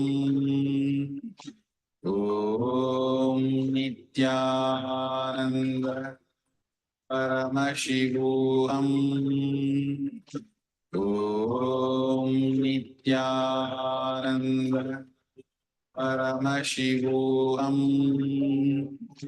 Om Nithyananda Paramashivoham Om Nithyananda Paramashivoham Om Nithyananda Paramashivoham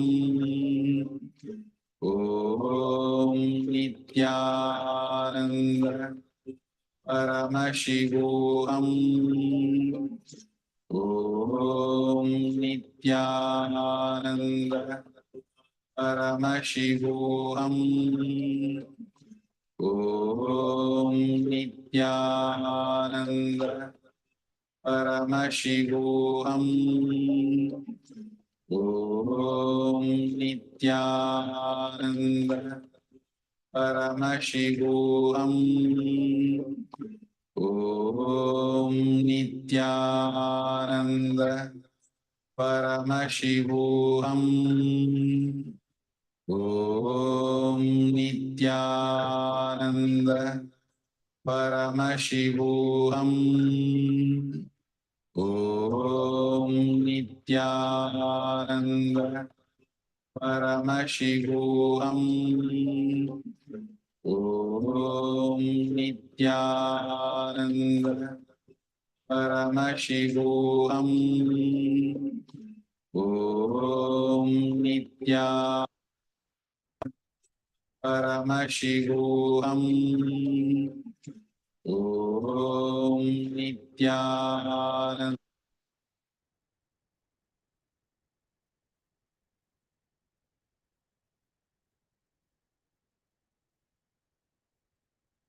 Yes, Nithyanandam, everyone. Now, all of you, please remove your eye bands and slowly open your eyes, and whatever your third eye reveal, please post it in the chat.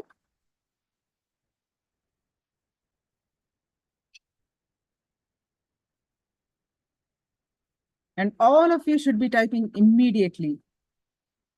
Do not doubt anything. Do not bring in your mind now.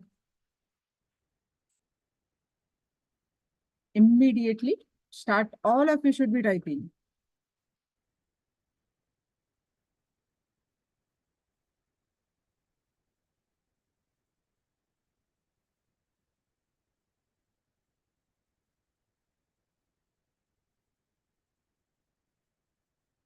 Few more seconds.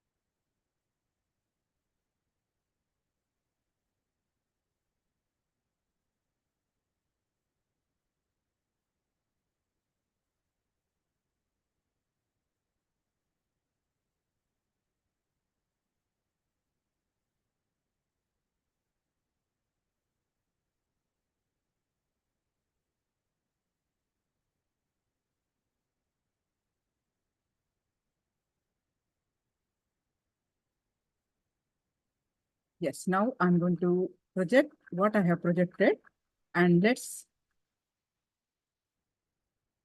see your manifestation results.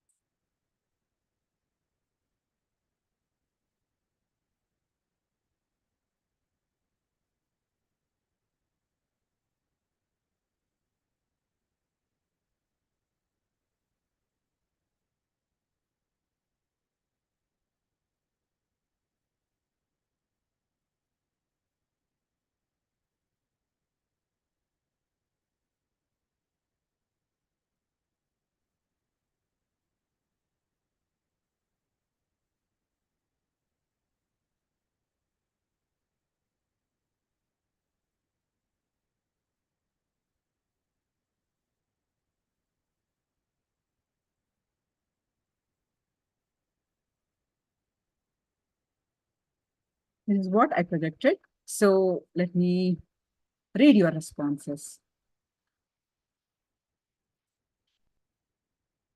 Xiao Hong, orange, red, white. So that's colors are matching. You are able to manifest the colors. So my Ishananda, you typed as nothing. So rather, you can say yet to manifest. Ma Ishananda, you are able to understand? Everyone can manifest. So do not write nothing, say yet to manifest. Then each Yangli, white light and golden light. There is a tinge of gold light, so that's the partial manifestation. And Wang Jingli, I saw white and yellow. So yellow tinge is there, more of yellow tinge is also there. So it's a partial manifestation. Elizabeth posted yet to manifest. Singaravellu, yellow color. So good. So all of you are able to manifest the color. It's a beginning. So great. So celebrate. And for those of you who, there are 24 people, at least 23 responses, one is me, 23 responses I expect. So for those of you who are hesitating to post, can you share the reason?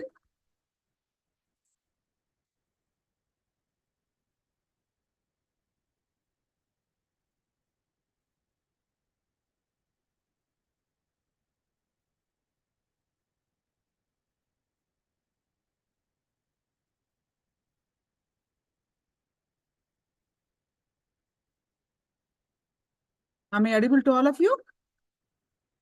Can I have a thumbs up?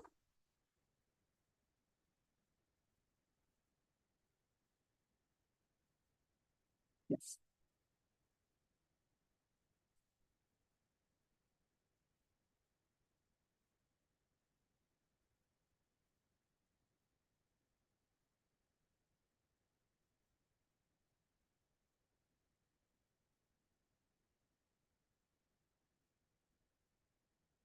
Now, any questions on power manifestation? Please do let me know.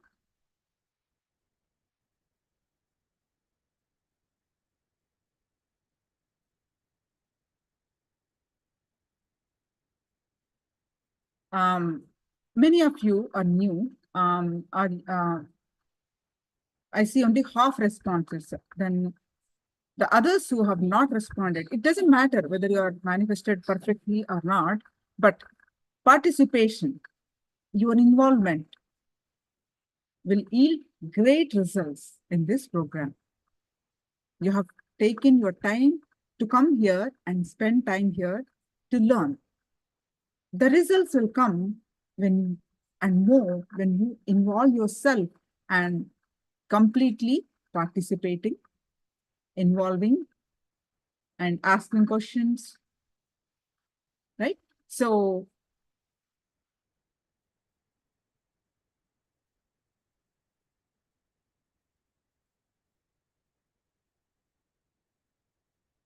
and be on camera and actively involve yourself.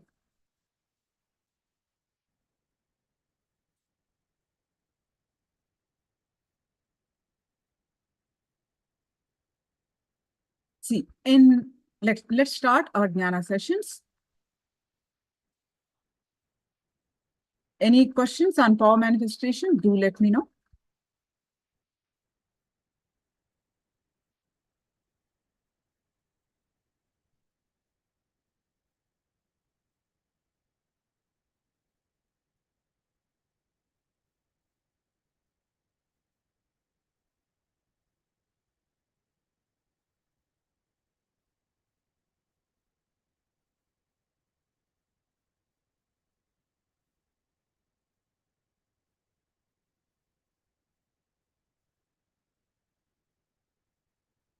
Yeah.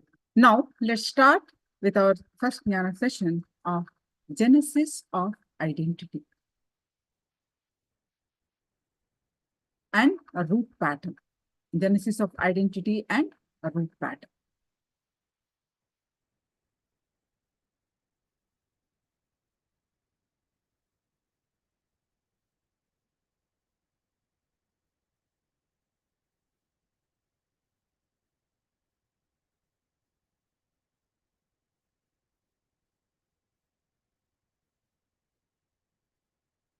all of you have learned about incompletion in the day one of the sessions.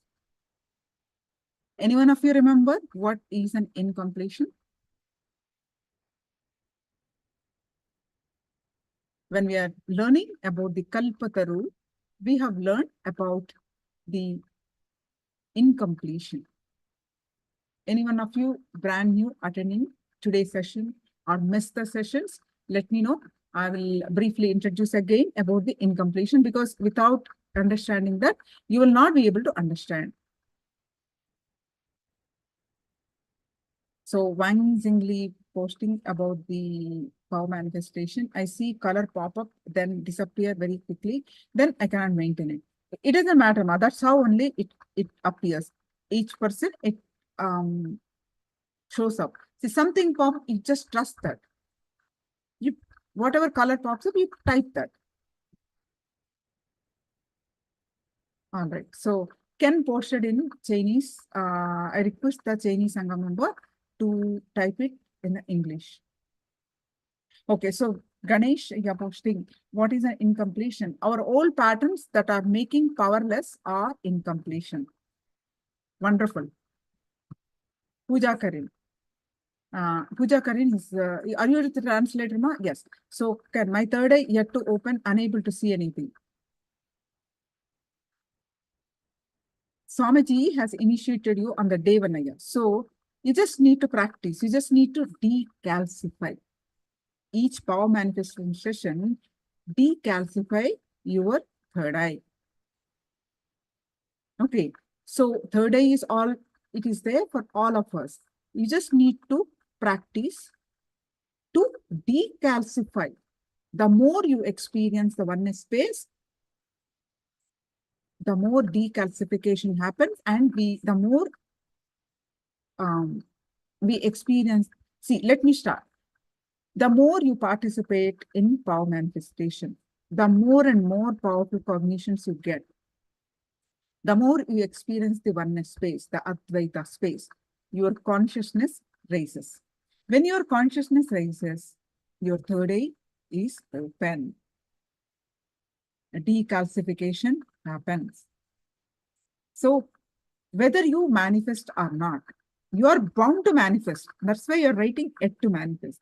You are bound to manifest. Because it is there. You are consciousness. Your third eye is there. You just need to wipe the dust. You just need to decalcify. It is that simple. We are only messing up with our seriousness, with our so much complications of our patterns. And today you are going to learn how we create, how we fragment. Attend today's sessions, you will understand more about you. Understand? So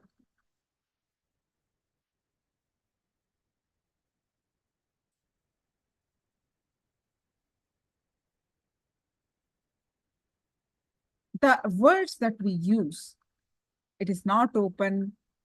When Swamiji initiates, it is open. We just need to decalcify. The power manifestation sessions will help you to decalcify. See, today you're going to learn about more completion. Introduction to completion. You practice this.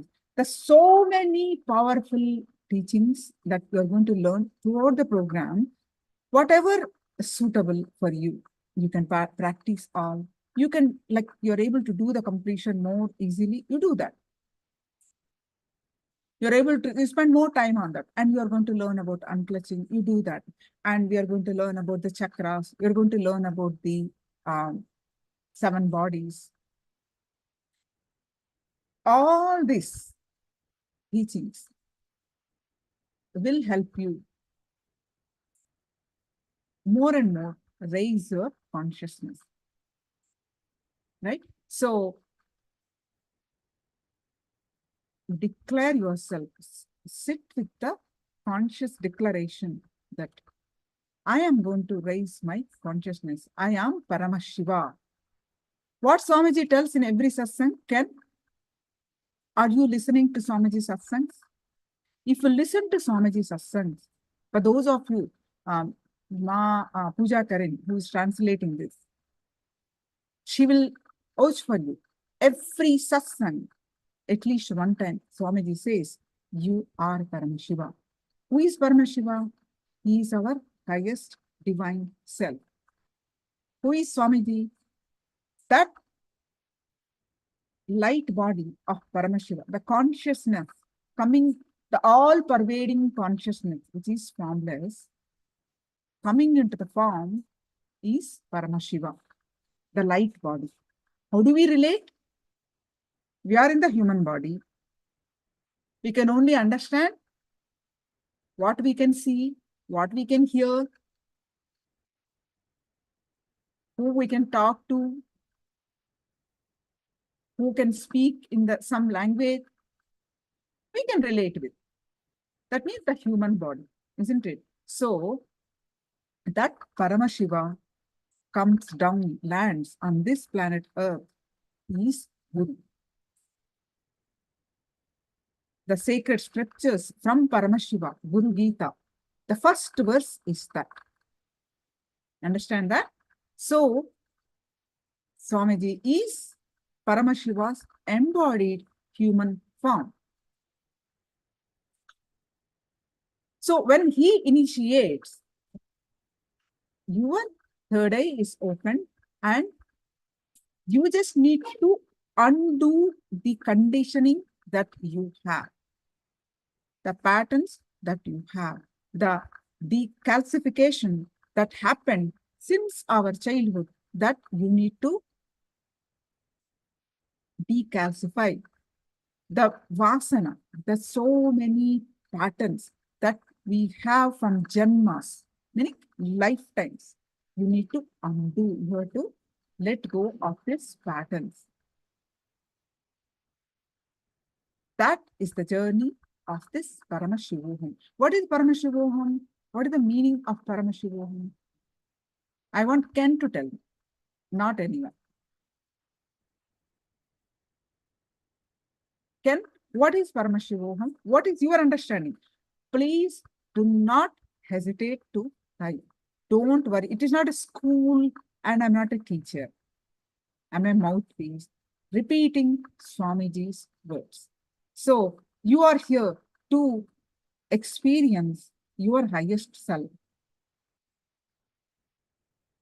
So in this process, help yourself by participating, by involving yourself more and more. Understand? Otherwise, you just simply, something she's talking, you just listen. If you don't involve yourself, you don't participate in the internalization, you don't participate in the exercises, meditations, power manifestations, what happens is your experience is not complete.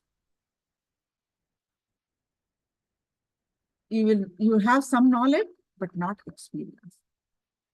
Okay, so request again and again, I'm insisting that you should actively participate. And you are your own self, you and Swami. Do not compare with anyone. Do not be belittled by anyone. You're here to experience Paramashivoham. That I am Paramashiva. So yes. So Ganesh,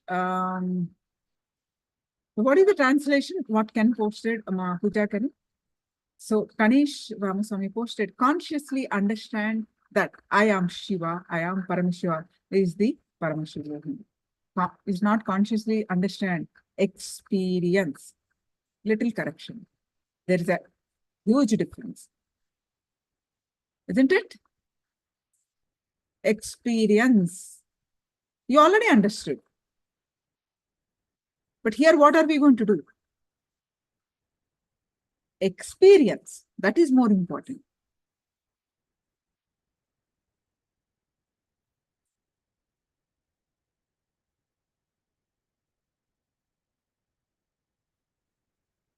So Ganesh, you understand? Consciously posted, consciously understanding that I am Shiva.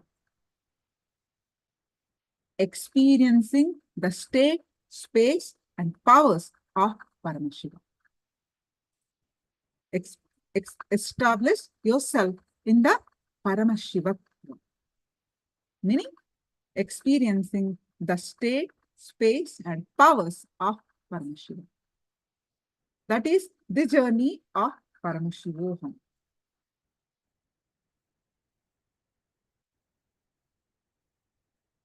Perfect. Can Ripadan Swamiji connect with us?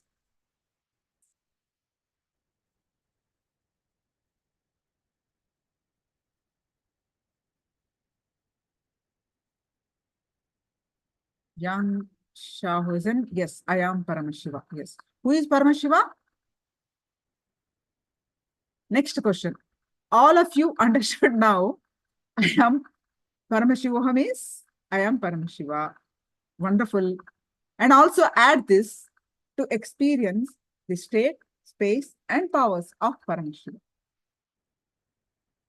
All right. Now this one, every one of you understood. Now, who is Paramashiva? What is your understanding?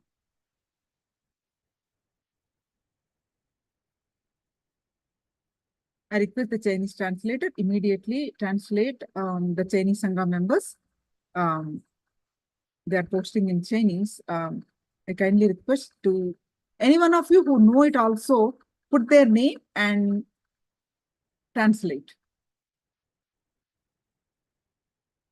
So, yes.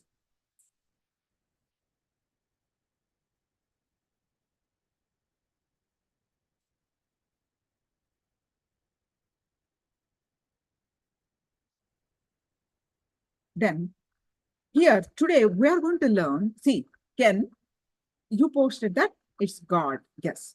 That means I am Paramashiva means I am God. Right? Fundamentally, it is that. Then why am I not experiencing? It's Swamiji. Who is Swamiji?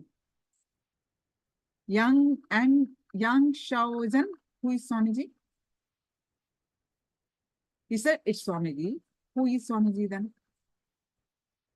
What is your understanding? You should have a context, complete understanding from the beginning.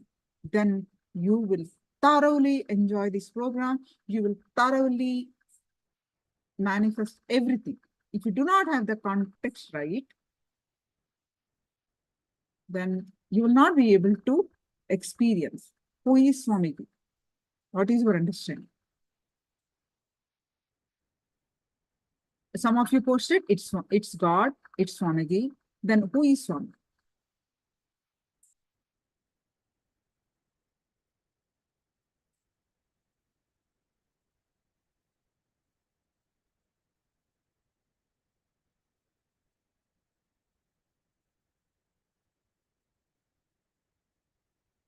So Pooja Karen, what young Shaozen posting?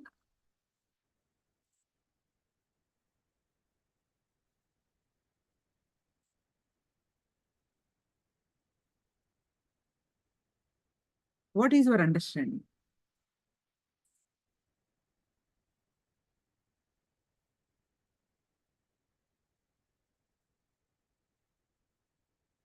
Yes, Nithyananda, all that you are posting, but who is Swami?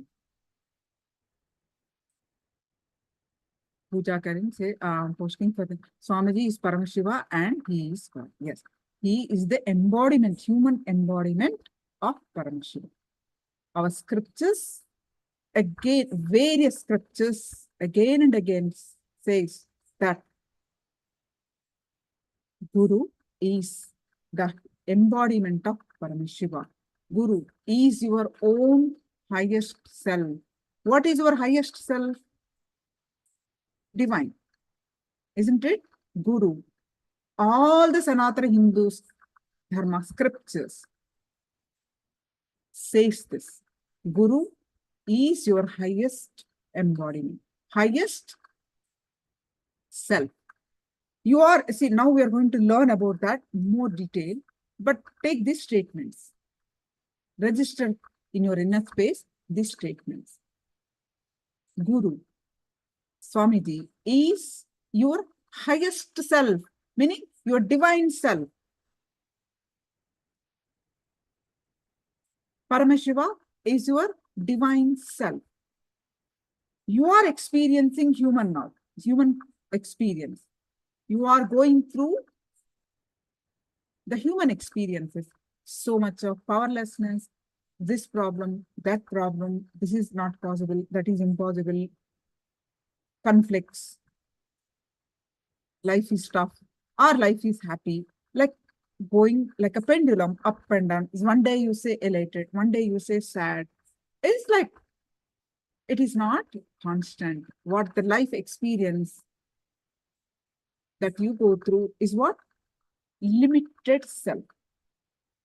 You experiencing yourself as life as a limited version, whatever you're going through. But our Hindu scriptures says, you are divine. You are that Tatwamasi. Meaning what? You are that. You are divine. And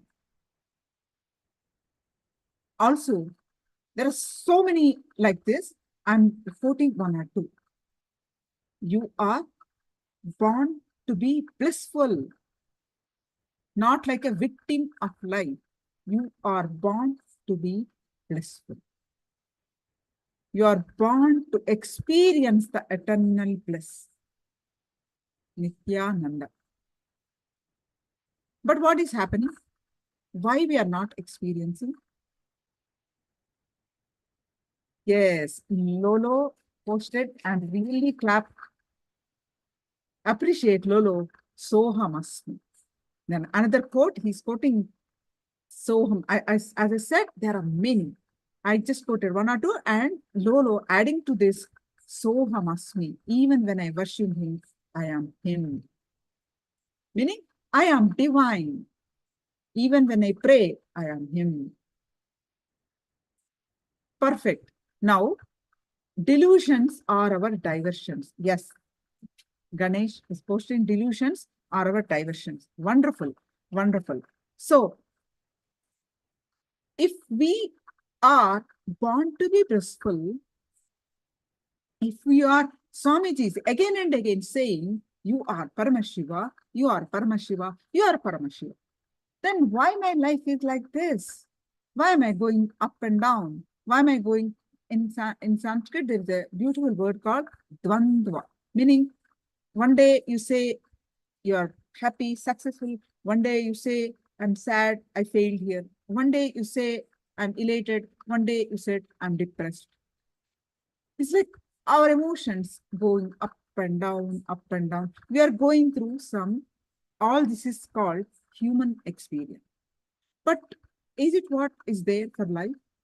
Is it what we are supposed to be, meant to be, living life like this?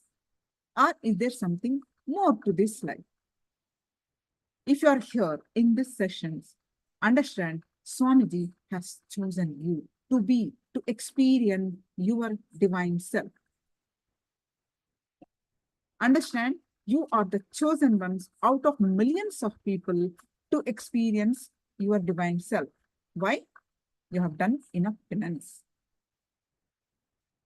Out of many, many, many lifetimes of penance, one get even to hear and see the Guru. And you are here to experience your divine self, right? So the question is, all of you are understood, I am Paramashiva and I am Swamiji, and Swamiji is my divine's highest self, which is in the human body. So I can relate with him easily. I can listen to him. I can talk to him. I can ask for boons, all that, right? So why am I, the basic question is, Ma, why am I facing all these issues? Why am I facing why my life is like this? Why am I not blissful all the time? Isn't it? It is going through all of you.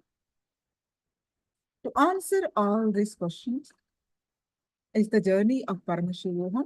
And today, one major aspect we are going to learn. That is genesis of our identity. We are born to be blissful. We are born to be whole, complete self. We are born to be blissful. We are born to be whole, complete. That's how we are born. But what is happening while we are growing up? We are fragmented. Genesis of identity is formed.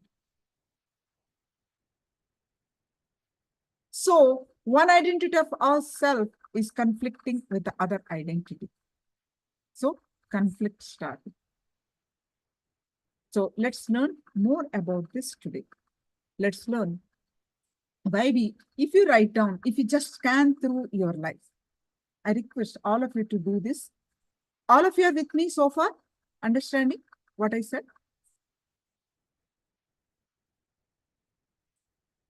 Ganesh, Hen, all of you are able to Ishananda?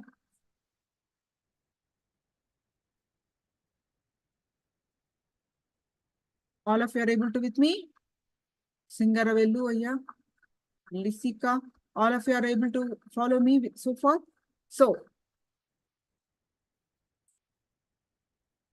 Jiangli, yes, okay.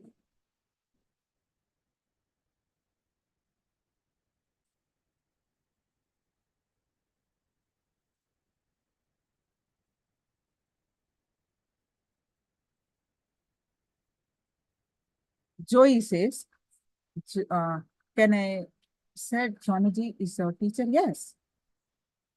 Teacher is like, the moment you said teacher, it is like your school teacher, you remember. Swamiji is just a school teacher. Teacher only gives you knowledge of the mind, isn't it? This is what we learned in the day one of the session. Knowledge is of three types. First is intellectual knowledge that you understand from mind. Right? That's what you learn from schools, some subjects. And emotional knowledge you pick up from childhood, you pick up from gurus. That is like art form, that's from your heart. And another third one is the transmission of energy that directly transmits from seeing, Nayana Diksha, from touching, the initiation through the third eye, and various other initiations. That is what you are receiving through darshans every day, right? So that only avatar can give. And how a lit lamp can light all the lamps, Swamiji, the avatar, the ultimate consciousness, he is lighting all our lamps through initiations. So he is not simple teacher. He is also a teacher who is giving us knowledge, but that is not limited. You should call him the avatar. Understand? Because set the fundamental cognition straight. Then you learn more. Now, ultimate Guruji, wonderful. Now, why we are not able to experience the ultimate bliss if we are to experience Paramashivoham.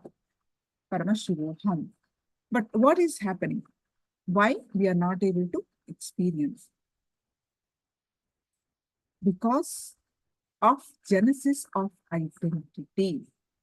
Because of what? Genesis of identity. And because of our patterns. And I request all of you to quickly pen down the intra-narration, recognize 5 incidences where you felt powerless, meaning life is useless. I'm having so much of difficulty. I don't know what to do. I feel like stuck. you don't know any solution, you feel sad, any such experience that you had, just identify, recognize them. We are going to do detailed exercise, but just pen down. Yesterday, with this person, my manager, this happened. Just identify them and go through that once. And I request all of you to have a pen and paper, whatever you are comfortable. Pen and paper is ideal, but if you cannot, you're so used to phone, you can type it in the phone also, no issue. But you must write.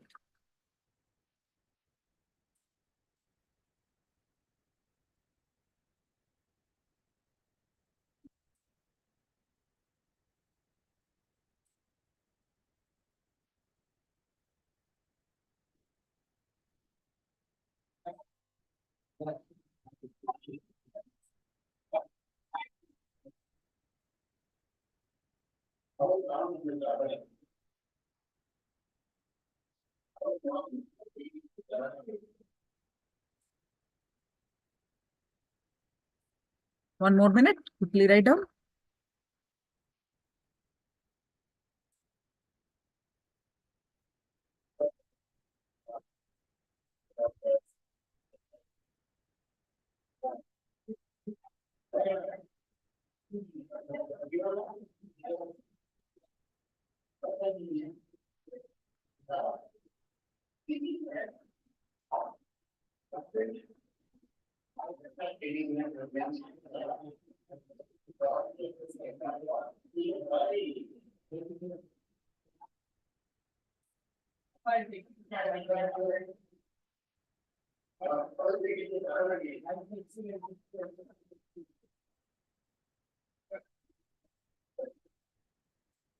All right, so let's continue. Let's continue. Now, these today's sessions are a little bit intense. You must focus. Some sessions are like very juicy when we learn about Swamiji, his experiences, and about Bhakti. You know, some are really beautiful sessions, but some are a bit intense. Meaning your involvement should be intense means what? Your involvement should be complete. Unless you are completely listening, it is hard. All right. So it's hard to understand. Today's session, one of such session that you need to be really present in the sessions. Then you really, but the result is you really get a breakthrough. Oh my God, this is what is happening to my life. You get a breakthrough.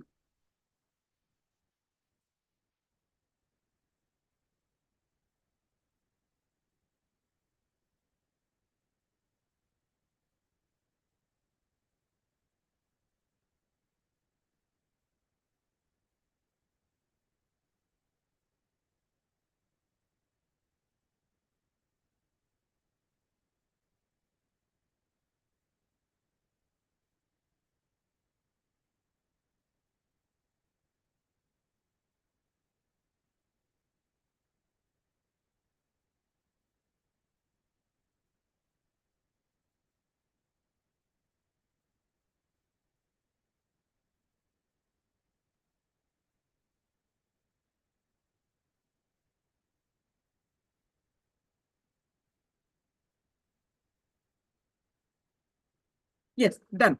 Now let's move on.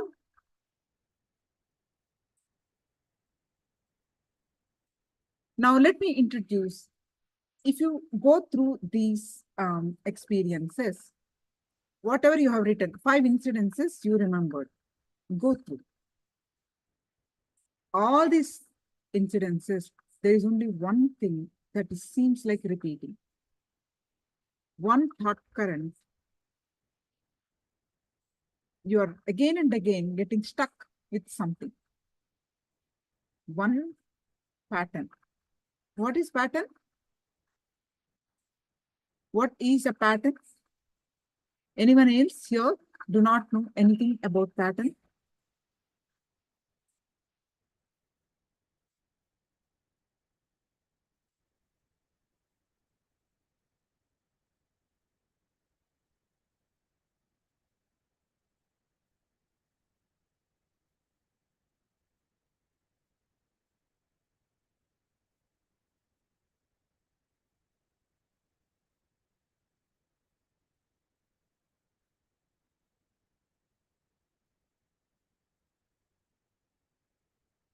So there is one thing repeating in all the situations that we face. Can you look into that and respond? See some responses.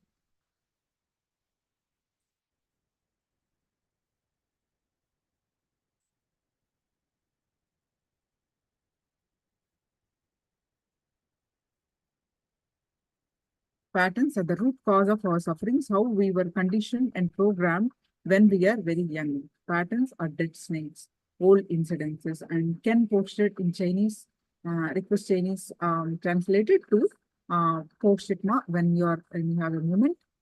And anyone else who knows the Chinese language to English also can post, because Mapuja Karin is busy translating. She may not be able to type it. Okay. All the time, she may not be able to type it. Others also can help who knows the language.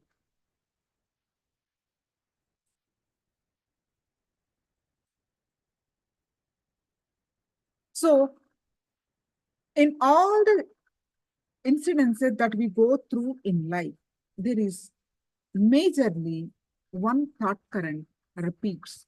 It is like every time you are getting stuck with that. Is it the case? Can you go through your incidences and confirm?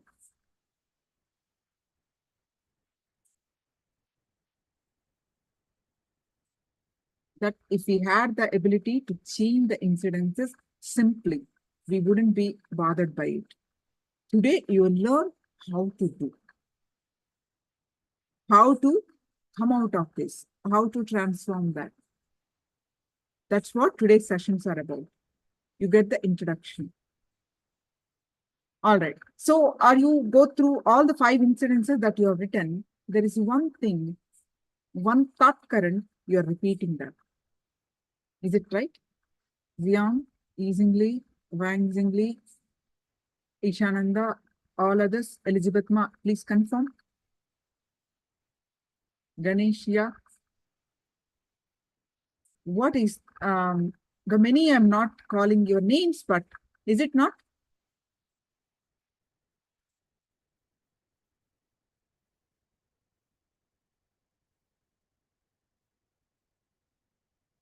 So I'm waiting for your response.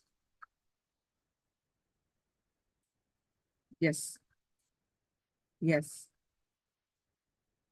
Common thread, a thought current that is repeating. Yeah. Lolo said, I'm learning Chinese, but it's not good enough to translate it. No issue, no issue. If anyone is there, I request it. It's a general request. If you can do it, otherwise, no issues.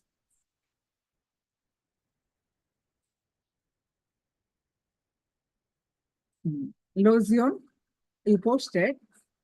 I don't know whether I'm Lorenzo, understand? You posted, acceptance is the one that stands out the most of my situation. Today, that is one thing, one way to handle. Today, you learn a lot more about how to handle the situation, how to completely come out of the situation where you will not even repeat this, you will not even get into that situation. Yeah, one thought current, it's negativity. Yeah. So in all these situations that you remembered, identified, one thing commonly repeating, that is called a root pattern. That is called what? A root pattern.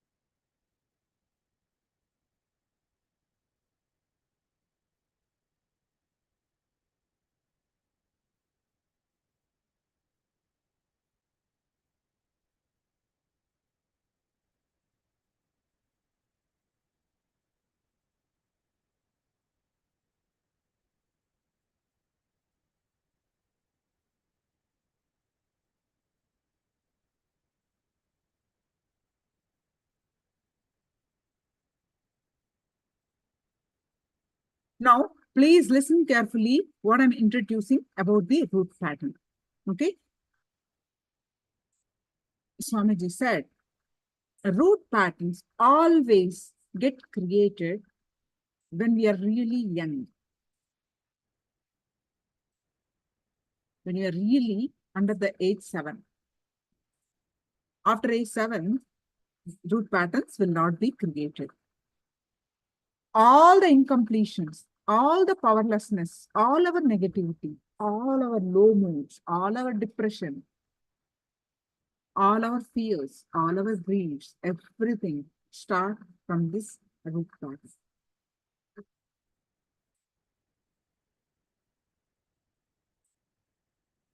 Joey says pattern is our inner child. Wonderful. Lorenzo posted, a root pattern definitely makes sense. Wonderful. It deeply embedded in our belief system. Yes, since engaged and like the root of a tree can be cut but needs to be pulled out, drawn out. So beautifully expressed by Lorenzo Mustang. Perfect, Lorenzo. I appreciate what you have posted. Perfect. All of you understood what Lorenzo posted? That is the perfect understanding. I repeat again, reading, a root pattern definitely makes sense. He's identifying the understand root pattern, it making sense for him. It is deeply embedded in our belief system since, belief system means that's how your understanding responds to your life situations. Everything you respond from your belief system, isn't it? How you react to any situation? From your understanding, isn't it? Whatever you respond to any situation, you are from your understanding, from your belief system. Since the engage and like a root of a tree can be cut but needs to be pulled out. That is a perfect understanding. So Pooja Karin translated for Ken. Parents let me to go to work when I was sick. Oh, parent left me to go work when I was sick. Phobia was detested by people, unfamiliar place. Okay, not being concerned by people. So, Ken, understand? Today, you pay attention to the session and learn what Swamiji is sharing. I'm 100% sure with Swamiji's grace, your cognitions, what you have written now, will change. Your understanding about life will change and you will get a breakthrough in your life. But you need to help yourself.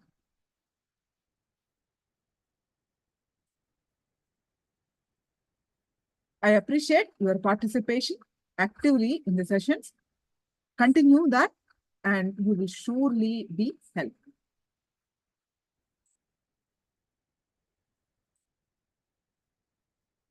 All right. So, root patterns always created when you are really young.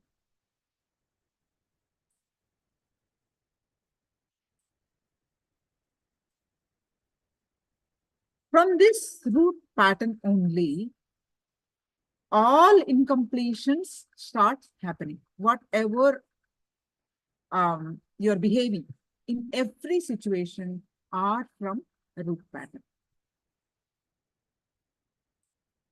So every situation, whether it is handling with your boss, whether it is interacting with your spouse,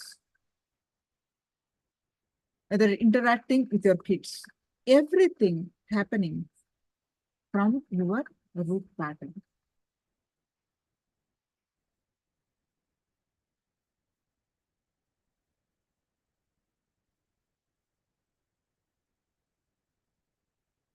So I repeat, any one of you who are not attended the day one sessions, what is an incompletion? I will explain to you how the pattern forms. So what is an incompletion? anything about the past. First, let me explain briefly, then we elaborate on that. Something about the past holding you now, not letting you live life. You are lost in past. It could be a person, about a person. It could be about some incident. You're lost. You're sad. You're depressed. Constantly, you're thinking only that. Okay? The past thoughts, it could be it is triggering you some emotion. You're crying.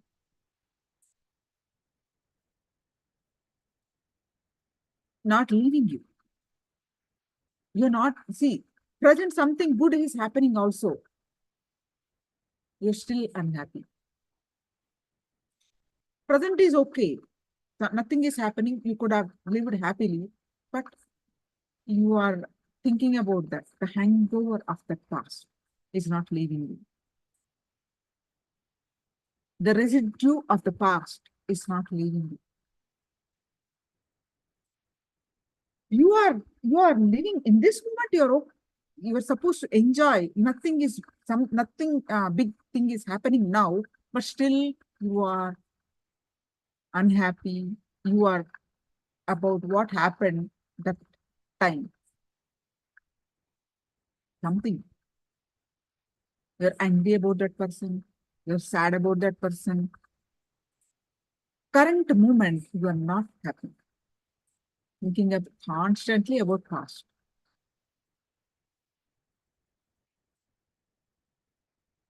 It is not letting you live the present and affecting your future.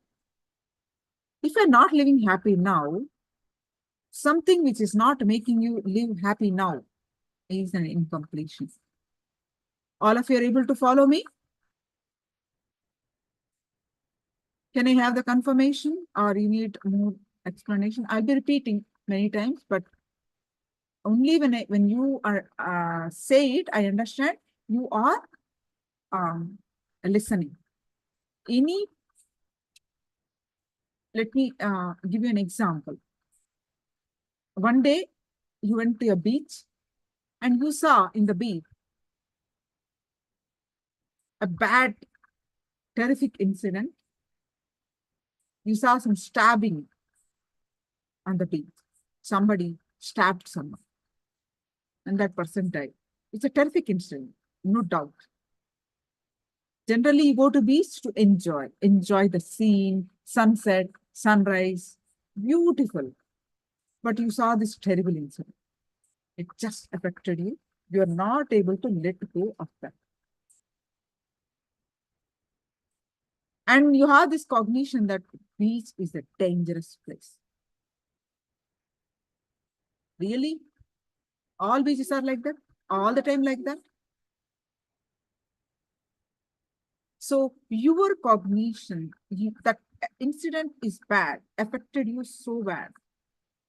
But your understanding that all beach is dangerous, you will never go to beach. The moment you heard about the beach, you tremble with shiver. That is an inadequate cognition. That is an incompletion. You are not able to come out. That fear, that the shiver, your understanding that beach is a dangerous place is not complete cognition. You are not able to, sure, that is a terrible incident, but you are not able to come out. It is holding you all the time. Anybody says beach, that's it. You are lost. You are terribly shiver with fear. So you never go to beach in future. Many times you missed. Many of your friends go to beach and enjoy life, but you will not go. Your spouse asks you to take you to beach, you will not take her. So you are living with that incompletion all your life, with that inadequate cognition.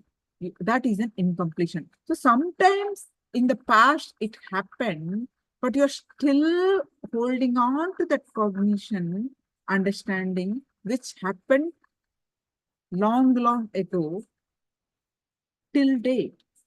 That is an incompletion.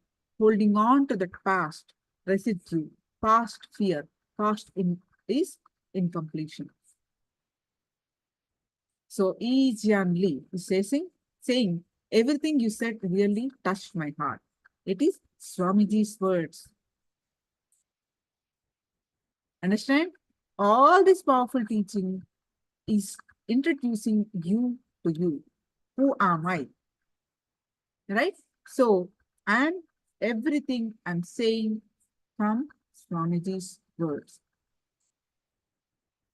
So, Lorenzo, in completion sessions, I have had the past, I have written it down on people, I have looked at myself in the mirror and read it. Yes, we'll get there. We'll get there. Yeah, we'll get there, Lorenzo. You have posted your experience. I've read it again because we are in the flow of understanding. There are many new people. I'm trying to explain to them from the basic concept how the incompletions, what is an incompletion, how we holding on to the past. Because of that, the quality of life is changed. It's not to the best. We are missing life. We are missing the present moment. We are repeating what happened in the past. Right? So that is an incompletion. So, okay, if it is limit, see, the problem is, understand this major breakthrough. You must listen to this. You must listen to this. I request all of your serious attention to this. Okay, this beach incident happened when you are under age 7. Okay, you're really terrified. But if it is limited to beach, it's fine, at least to a certain extent. But what happening is the cognition, that inadequate cognition that you understood, beach is a dangerous place. You expanded that to every public place is dangerous. You look at every other person, oh my God, is out there to get me. You look at your spouse, you look at your friend, oh my God, what is he going to do to me? He's going to stab me. Anytime he may attack me. I'm in a dangerous. Are you getting there? That fear that you found when you are really young, you are implicating this in every situation. You see every other person.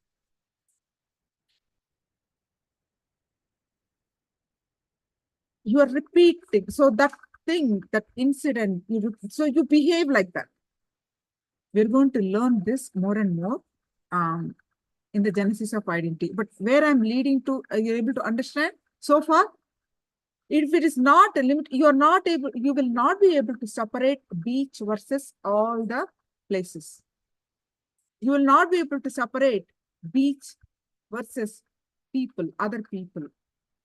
This fear of, something dangerous, it so affected you in your life. Every situation that is coming to you, you look at that with that only. It is like you wore some glasses, yellow glasses. And that's it. You see everything as yellow.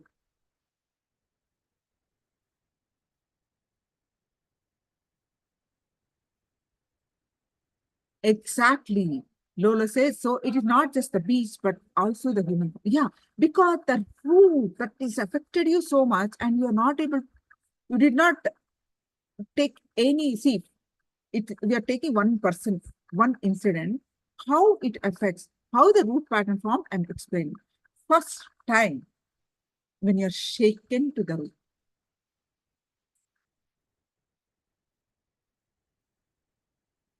and you are not able to get out of that. You look at everything from that only. That is what a root pattern. You look at relationships like that. Anybody even talking nice, now he's going to do something to me. He's going to, attack me sometime. I need to be careful. You're not completely relate with the people also. You go to some other place, oh my God, here also something may happen. Let me tell you one incident from my life. I'll tell you. When I was a kid, like teenage, not very young, when I was like 12, 13 years old, or maybe 13, 14, I have this fear of, I used to go by bus to school. I used to catch one bus to school. So I was standing at the bus station along with my friends. We are a group of people. We used to all go to school by bus. Unfortunately, one day I saw one person. There are 2, 3 buses going like this. One person on the bicycle going. What happened, how it happened, I don't know. But in front of my eyes, the person on the cycle right went underneath the back tire. Literally, I saw the tires and the whole thing. The person died instantly, spot death. That terrific accident in front of my eyes happened.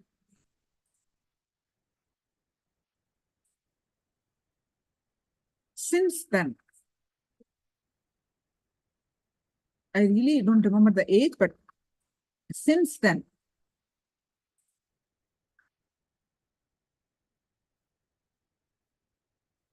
almost many years in my life, until I learned completion and completed with it, many years in my life, the moment I get into the bus, I can't survive without getting onto the bus, right?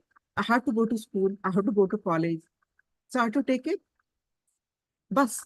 The moment I get into the bus, my heart dum pumps. The moment any person on the vehicle, cycle, it's like, oh my God, it's like I suffered so much with the fear of accidents. Anything public transportation is, I only think about accident. So naturally, the quality of life changes. I did not enjoy the travel because the fear of accidents. There's so many incidents happen to attract that of the about my fear of the accident. Until I met Swamiji, I completed with that incident.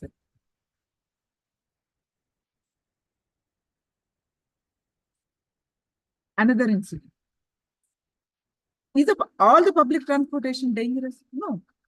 There are accidents, but without transportation, there are many people traveling, there are certain percentages are there. But why did I suffer? Because of my hangover of the past. Incompletion. So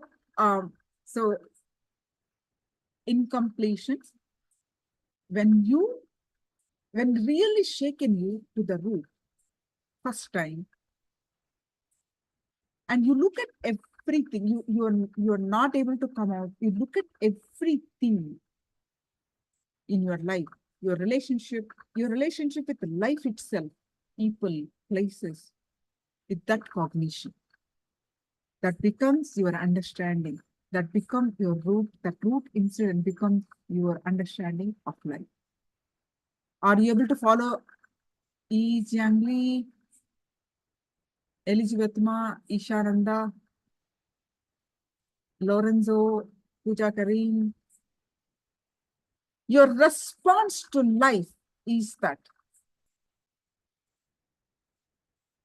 It is not limited to your, you will not be able to see separately that incident is separate. My life, rest of the life is beautiful. It's shaken to the core. So it's shaken to your roots. The incident shaken your roots. So you look at everything with that cognition.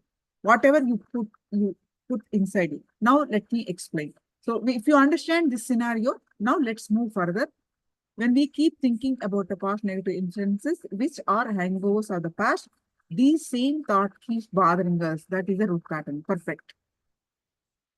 Now with this understanding, now you'll be able to understand the genesis of identity. So all that, so many patterns we respond, but Swamiji said all patterns boil down to one root pattern.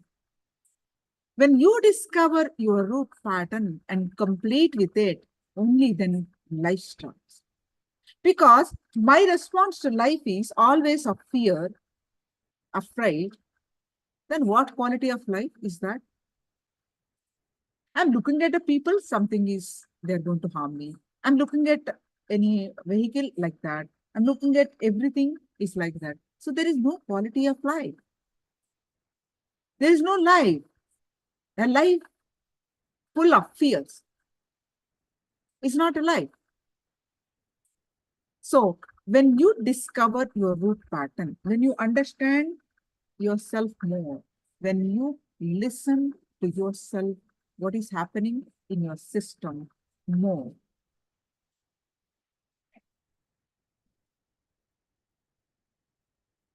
and complete with it, only then life starts. Only then life begins. You are just yourself. Then you start seeing your divine self.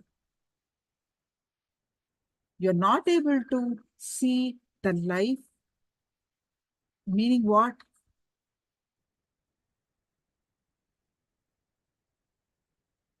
You are under the influence of your patterns.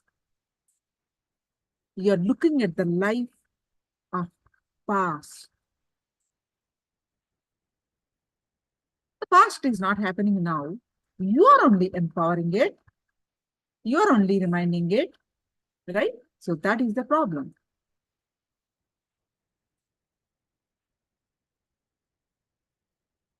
EGNV, yes, psychological trauma. Yes.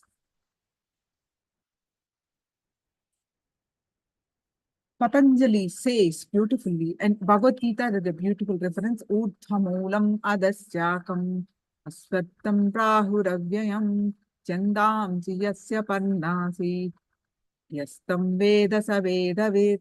This is the verse from the chapter 15, Bhagavad Gita, verse 1, Bhagavad Gita. It explains about the root pattern.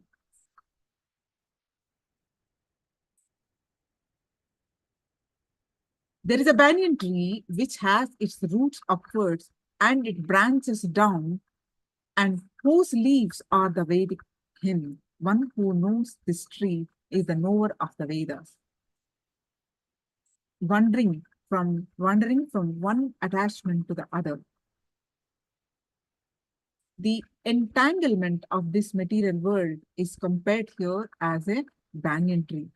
For one who is engaged in cultivative action, there is no end to this banyan tree. He wanders from one branch to another, to another, to another. The tree of this material world has no end. And for the possibility, there is no possibility for liberation. if you want to elevate yourself, the tree's roots go upwards. They begin from where Brahma is located and the topmost planet of this universe. So if one can understand this indestructible tree of illusion, then one can get out of it. If you understand the root pattern, then you can get out of it. Understanding itself liberates you most of the time. First, understanding is important. So pay attention, continue to pay attention. Then Patanjali says in the one of these Viparyayo Mithyanita Atmagrupa Pratishtitam. Interpreting based on the past conditioning leads to misconception or wrong understanding. If you're understanding life today, now, present, based on your past, that is always leads to wrong understanding and a misconception, inadequate cognition.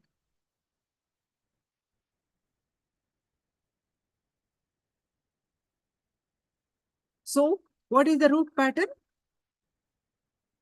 A root pattern is nothing but the pattern through which you keep your struggle for life, your impossibilities, your inauthenticity alive.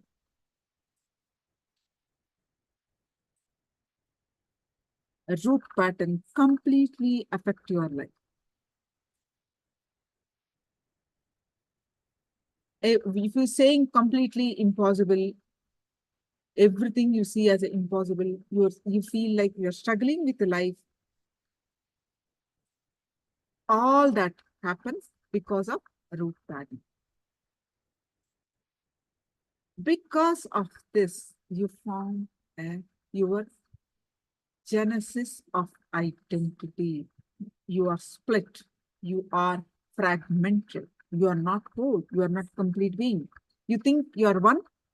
No, you are many people living in you. Imagine you are one. You think you are one person, isn't it? But if you know that there are many people living in you, how do you feel? And they are fighting with each other. That is what is genesis of identity.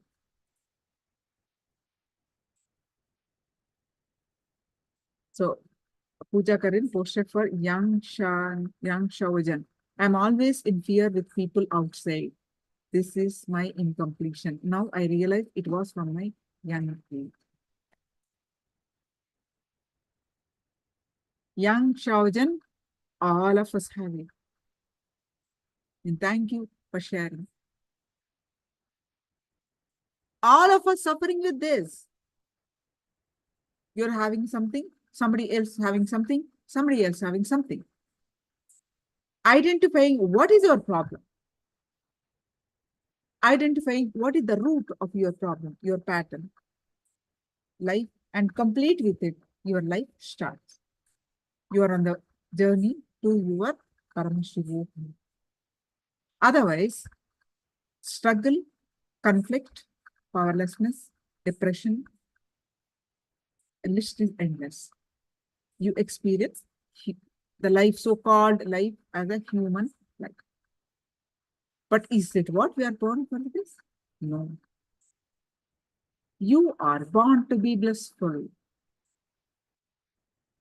Our scriptures say, Amritasya Putraha. You are the immortal sons of eternity. You are the favorite Brahmanyam Bahuputratam. Meaning what? You are the favorite inheritor of the cosmos. You are that.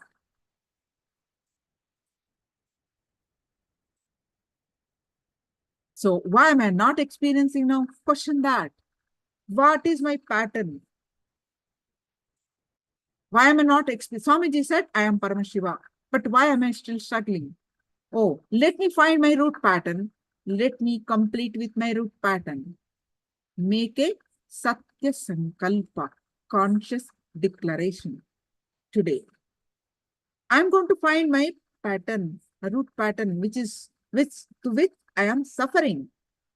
Let me get out and experience Paramashivoham. If you're sincere, Swamiji will help you. Swamiji presence will help you to find your root pattern and really come out of it. So what is genesis of identity? Introducing you to you. Meaning what? Your small self of human to your divine self of cosmos or Paramashiva. You are that. You are Paramashiva. You are super consciousness. You are Paramashiva. But how do I know? Introducing you, small YOU to capital YOU, small human self to divine self. If you find you, if you understand who you are, you found Paramashiva. If you understand this, you will understand, you experience, you are Paramashiva. Why you are not able to understand, you experience your Paramashiva? Because you are identified yourself with your lower self. All of you are able to with me? Why you are not able to experience that? Because you are identifying yourself with your lower self.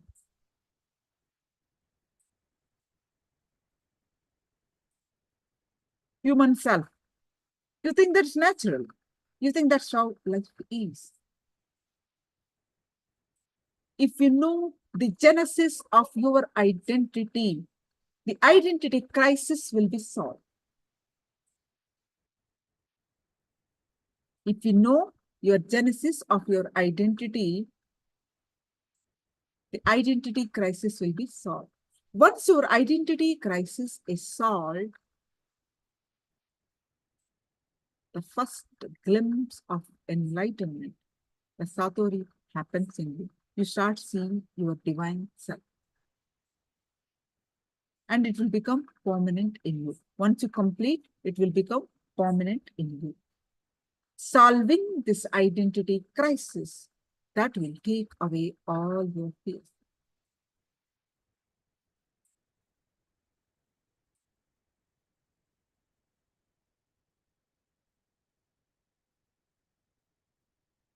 Understand?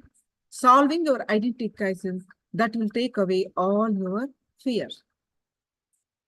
Now, so there are the identity crisis.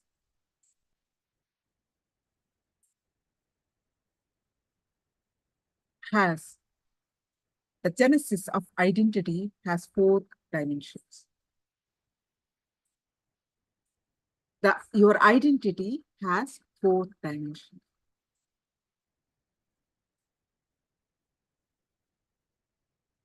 Your inner image. I'm going to post this in the chat, and I request all of you to, I type it in the chat, okay? So,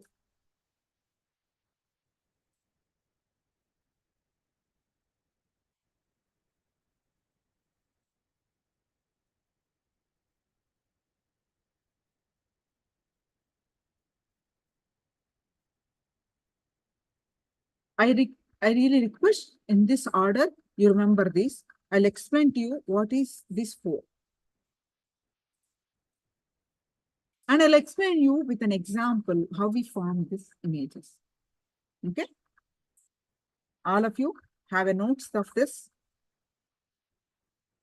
It's really important.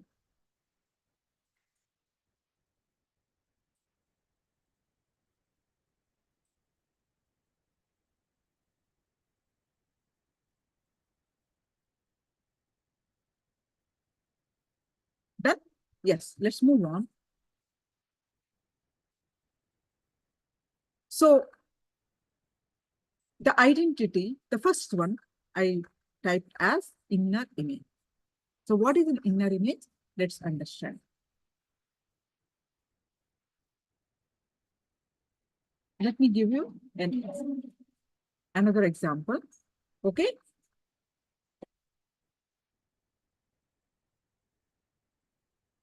Swamiji shares this example is a very beautiful example how we found this images. There are many examples Swamiji shared. This is one of the beautiful, one or two I'll share with you. Beach incident I shared you. Then now another incident, a different incident I'll share with you. Why I'm sharing a different example is it could be beach incidents is really tough, and oh, I didn't know any of that incident happened in my life, so I don't have pattern. No. Very simple things we form, the identity crisis happen. That's why I'm sharing with you a different example. Okay, the beach incidents is dangerous. Like not everyone have that experience, but what I'm going to share is a very simple. There is this one girl. Say you can. Yes, Puja current portion in Chinese. Yeah. The girl named A. Okay, another girl B. Okay, so two girls story will.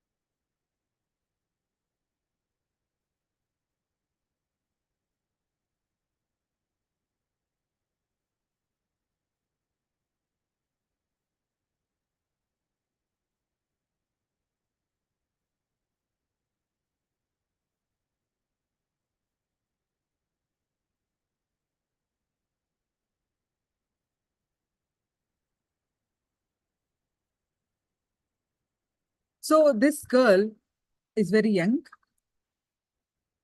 maybe 6 years old. She is in the kindergarten school or level 1, whatever, first grade, whatever.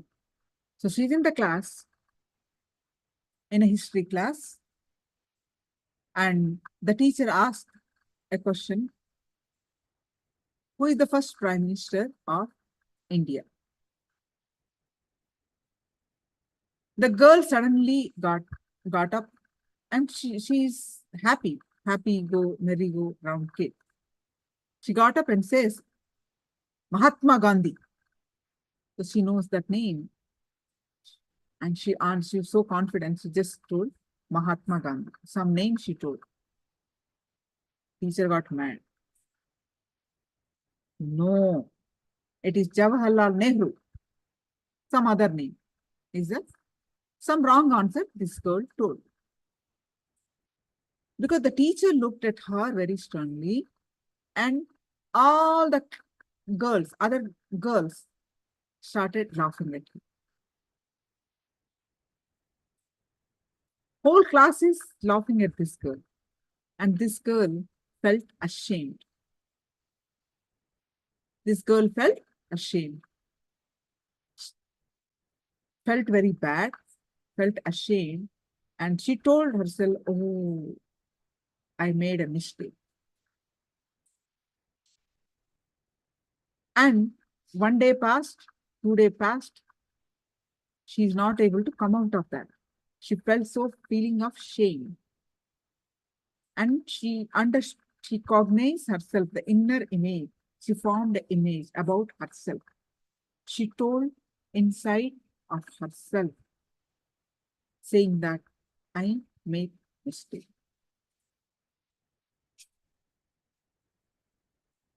That is an inner image. In Sanskrit, we call as mamakara. What you think about you inside of you, your innermost being, what you think about you, brood over you, inside of you, inside your body, what you perceive as you. the strong beliefs you have about you.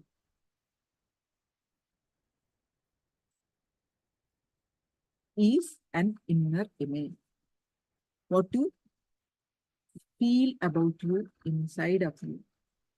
The strong belief. This girl formed an opinion that, this example, the girl formed an opinion that I made a mistake.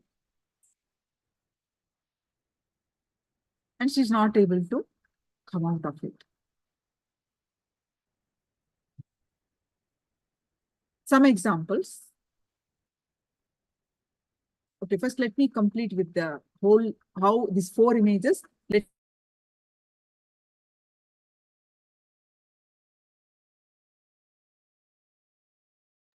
Okay, with this example, let me explain to you the 4 images. So this girl, history class girl A, formed an image saying that I made a mistake. I made a mistake too. I make mistake. How it formed? See, she's not able to come out. 1 day passed, 2 days passed, 2 weeks passed. Still, she's thinking about that only. And not only she's thinking about that inside, but she doesn't want. She wants to look normal. And she projected to everything is okay. She looked confident. Okay. She looked like she knows things. She looked confident. That is what she's projecting to outside, to people. That what she's projecting to outside as a confident girl, she's okay girl, is her outer image. She's feeling inside, she makes mistakes, but she's projecting outside as she's confident. So, inner image is what you feel about you inside of you, and outer image is what you project. So, 15 days later, the teacher asked again one question. She's still having that fear. She's still having that feeling that she make mistake. She knows the subject what teacher asked, but the moment she stand up to answer that question, because of her fear or her what she feels about her, the same again wrong answer came. Some question again, she told the wrong answer. Again, the teacher looked at her sternly, and again all the classmates laughed. So her belief, I made a mistake too, I make mistakes. Because of why? Because she is only believing that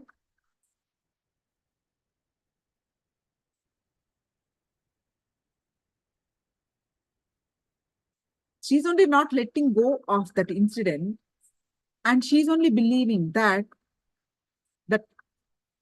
one mistake happened, one wrong answer, but she's not letting go of it. So she's always feeling that I make mistake, I make mistake, I make mistake, I made a mistake. She's constantly feeling ashamed of that. So when you stand up also, even that only that fear only is coming to her. So naturally, what she studied also, she didn't remember. She again told the wrong answer with fear. With that feeling of shame. Repeated the mistake because of her incompletion, because of her inadequate cognition that I made a mistake. I make mistakes. Again, she told the wrong. And that feeling of that is strengthened now. Her inner image is getting strengthened. Are you able to follow this?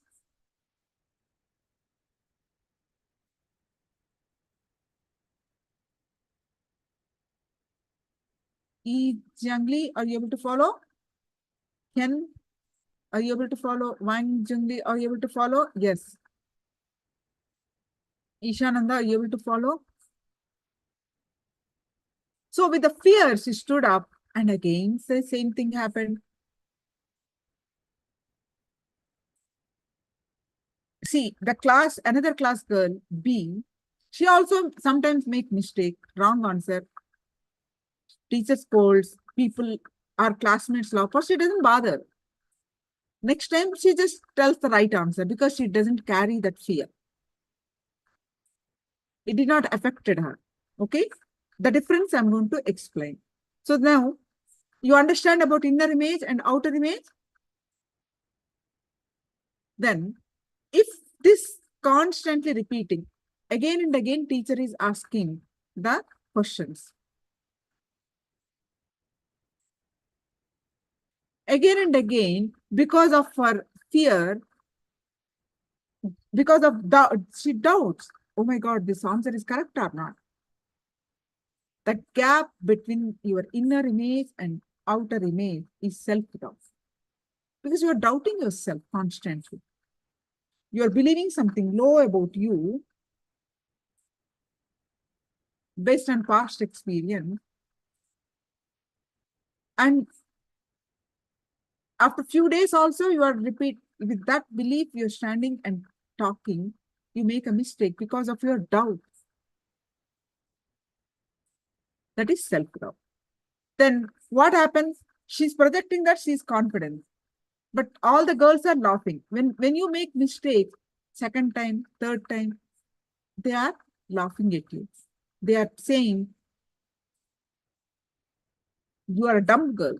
Now teacher is saying, you dumbo. Because she's making mistakes all the time. She's telling the answers wrong. So they started giving her nicknames. What are the nicknames? You dumb girl. You can't remember things. The moment teacher asked her questions, the students now laughing because they know she make mistakes. They know that she won't tell the answer right. They formed an opinion. She's the dumb girl. But nobody likes to be called dumb girl. Do you like it? But they are having their own opinion. So what people are thinking about you is others' image, the third one. What others are thinking about you is others' image. Then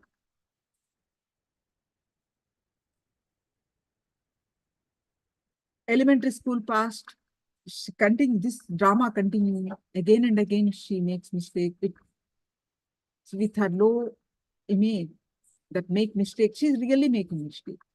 Everything that she does, making mistakes. And people are having, she's a dumb girl. She doesn't like to, our outer image is confident, but people are having their own opinion that she's a dumb girl. And her life image is, why I'm dumb? My life is like this. So it's like this, she somehow completed her high school and she joined in a normal position, clerk job in an organization. Even her classmate B also joined as a entry-level job, a clerk. Their time goes by and they are 25-year-old. Now there is an announcement in the organization, in that company, that there is a new project coming up. Whoever has a brilliant ideas, how to run that project, how to operate that project, if they present with their ideas, the CEO, you have to present in front of the CEO and all other officials, and they will you will get a promotion to lead that project. But you have to come up with your own ideas and present. If they like it, they will give you the project. It's open to all projects. Life is showing a brilliant opportunity. The second girl, B, is excited about it. She put all the thoughts together and she made a nice presentation. She's ready to go. And that girl asked A, first girl, history class girl, hey, are you presenting? Are you coming you're ready with your presentation? This girl shivers. Oh my God, I can't talk in front of people, that too in front of CEO. I make mistakes. Oh my God, I'm not participating. She denies that opportunity. She won't go to participate.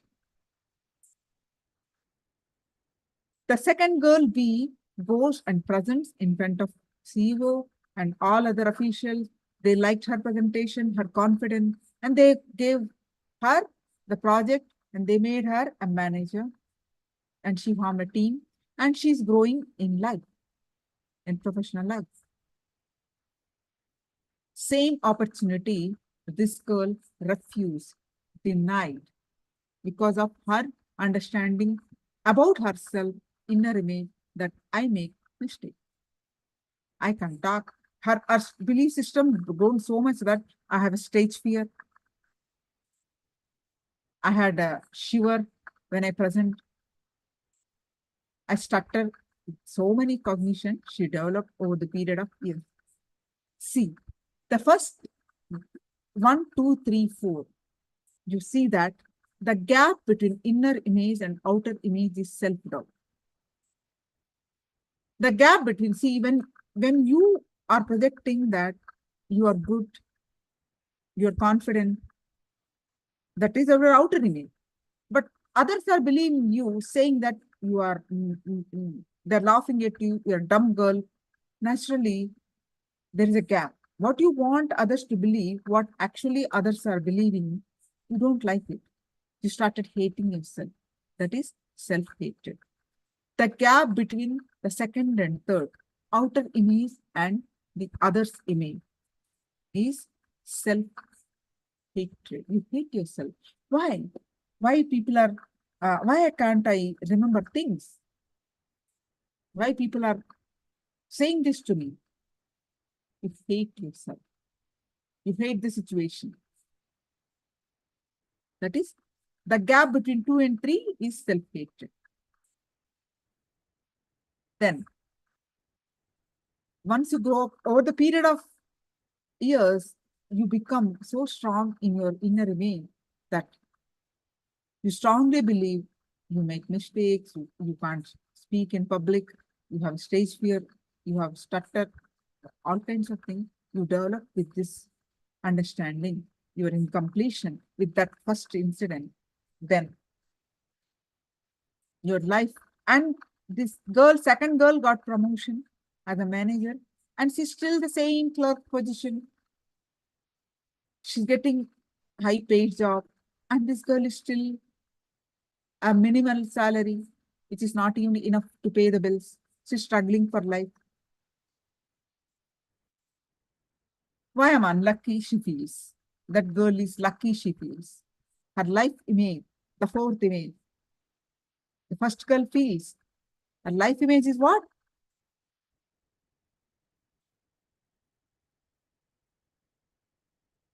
Is life is tough. I'm unlucky.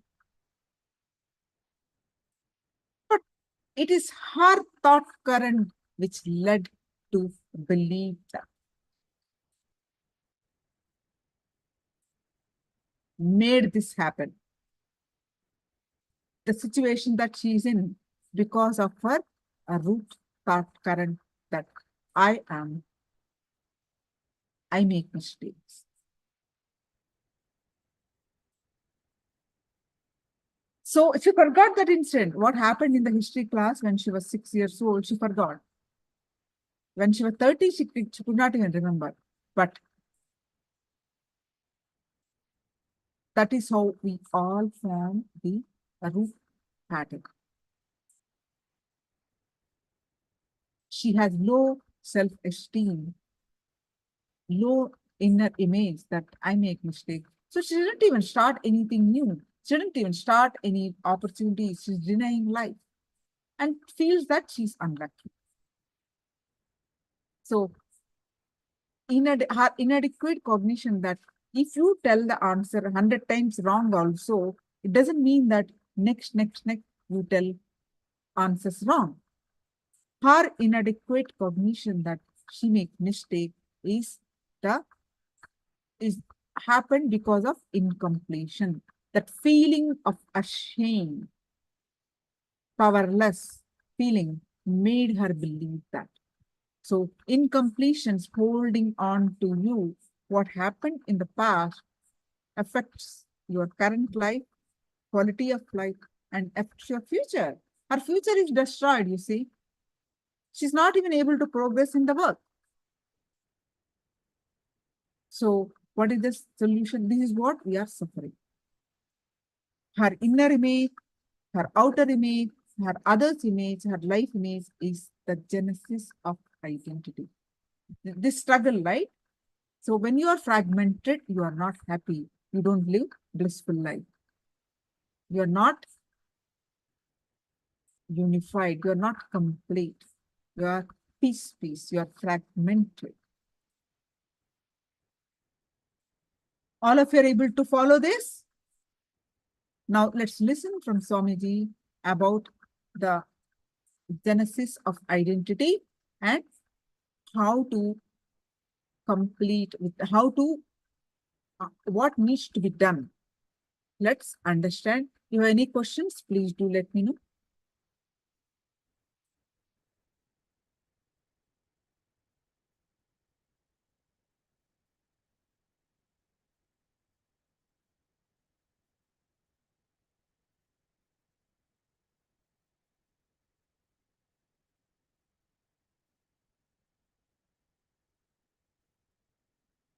Your understanding also you can post. So far, whatever is your understanding also you can post, please.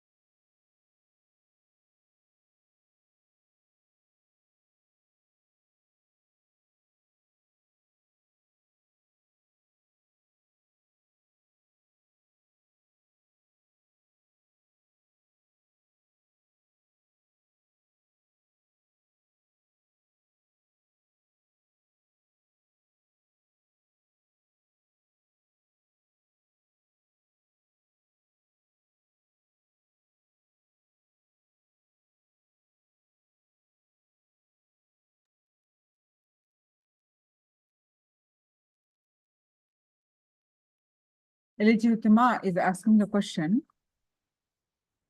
do I allow the incompletions and have to complete with them?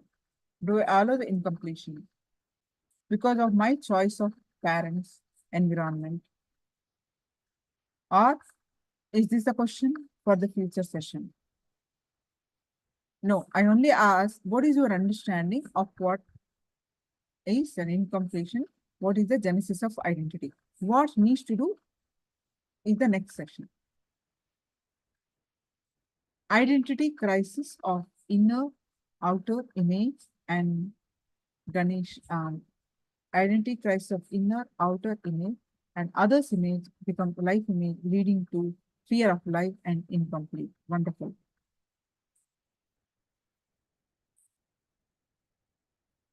Just the understanding one. Is no decision, no conclusion, nothing. Are you understanding what is inner image, what is outer image, and what is others image, and what is life image, And what is self-doubt? Self-hatred, self-doubt, self-hatred, self-denial. The difference between 1 and 2 is self-doubt. The difference between 2 and 3 is self-hatred. The difference between 3 and 4 is self-denial. Now let's understand more. Let's listen to Swamiji's own voice and understand more.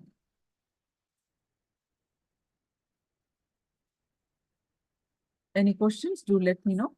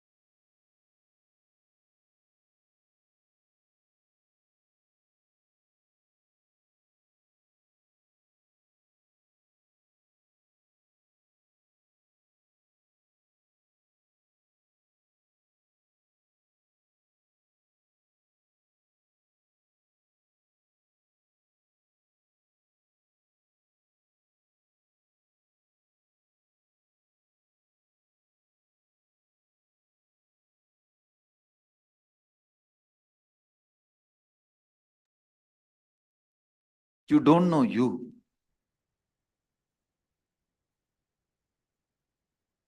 I'm introducing you to you.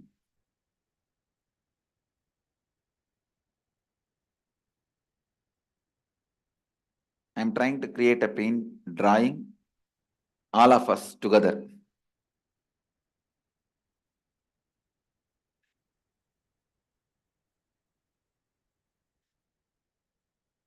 Listen. Whatever you think about you inside you,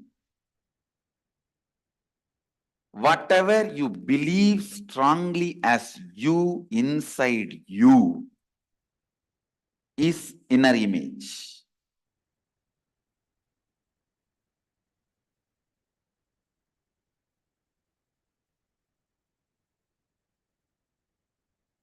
Basically, few things about you. Please listen.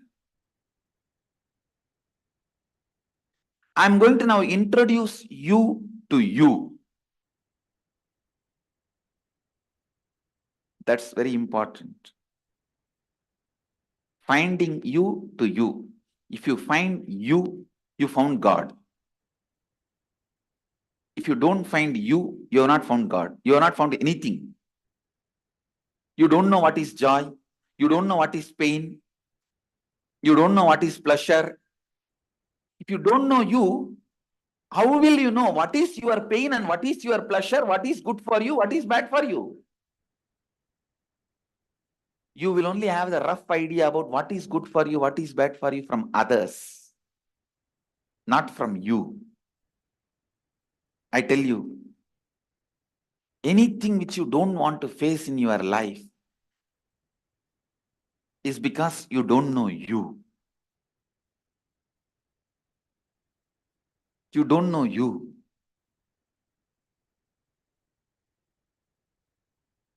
I'm introducing you to you.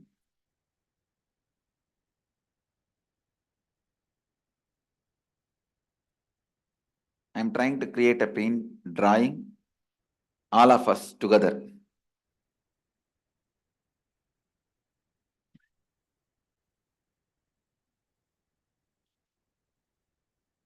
Listen. Whatever you think about you inside you,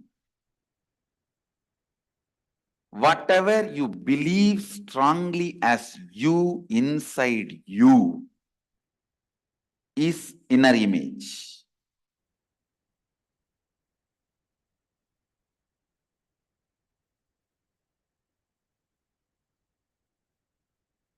As you inside you is inner image.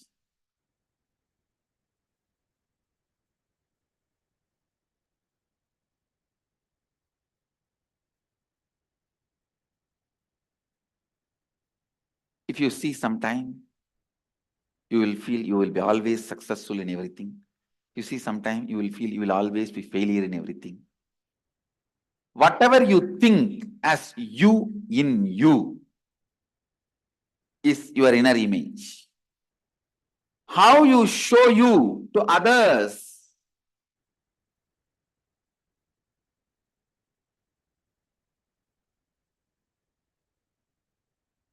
how you show yourself to others, that is outer image.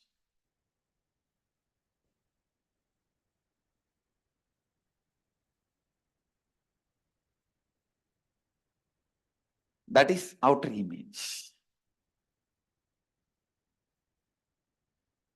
Understand? Whatever you show as you to others,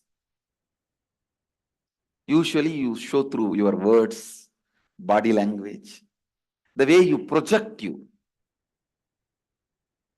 That is outer image. Mostly this inner image and outer image will be inconsistent. They will not be matching with each other. Inner image will be lower than what you are. Outer image will be higher than what you are. There will be a big gap. What you think as, what you feel as you and what you speak as you. This gap, the gap between your mouth and the heart. That is what I call confusion in life. Anyhow, I can say anyway, source of confusion. This inner image, outer image, then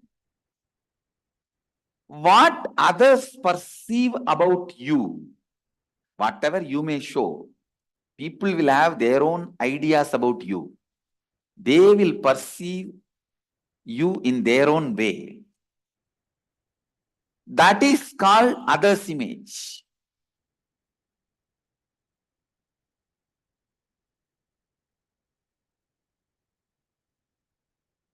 That is called others' image. Inner image, outer image, others' image.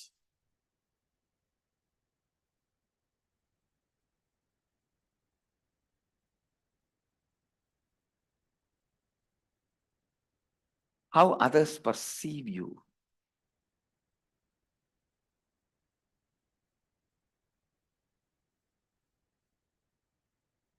And please listen.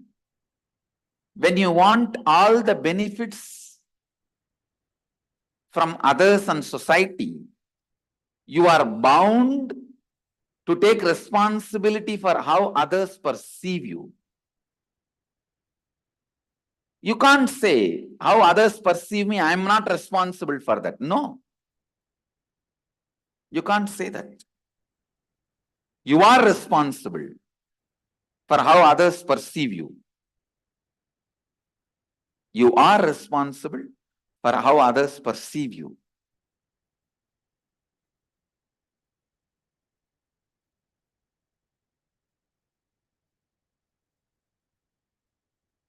So understand, how others perceive you, others' image, you are responsible. And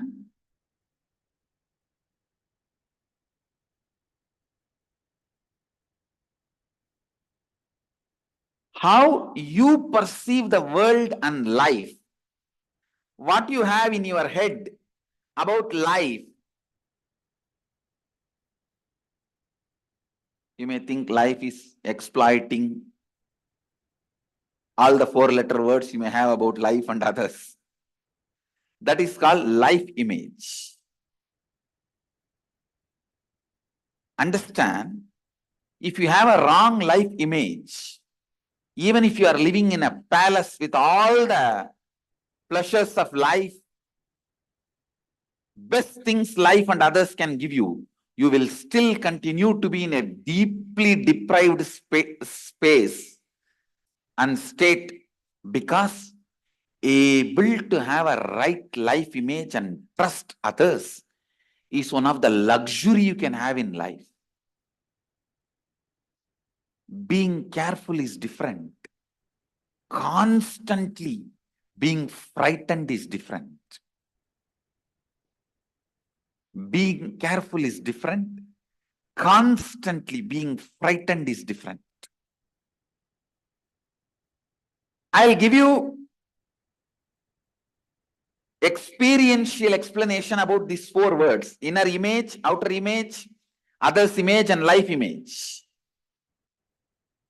From my own experience. Listen.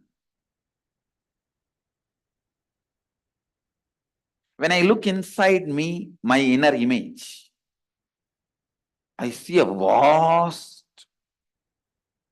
powerful space of Purnatva, complete completion, or Sunyatva, emptiness, living emptiness. You can call that as a soul, God, energy, Mahadeva, whatever. A complete space. That's the exact inner image I'm carrying. Outer image. Listen. Outer image. How I project myself. I'm projecting myself as a being to transmit that experience to all of you. You can call us an enlightened master or a teacher or an incarnation, whatever way you want. You can give any title. I'm a being to transmit that experience. That's my outer image. Declared outer image. Others image. Listen, others image. I may declare that I am here to transmit this enlightenment experience to you, but people expect that I should heal their physical pain, mental pain. I should bless them for wealth. I should bless them for a healing relationship. Peace, bliss, contentment, completion.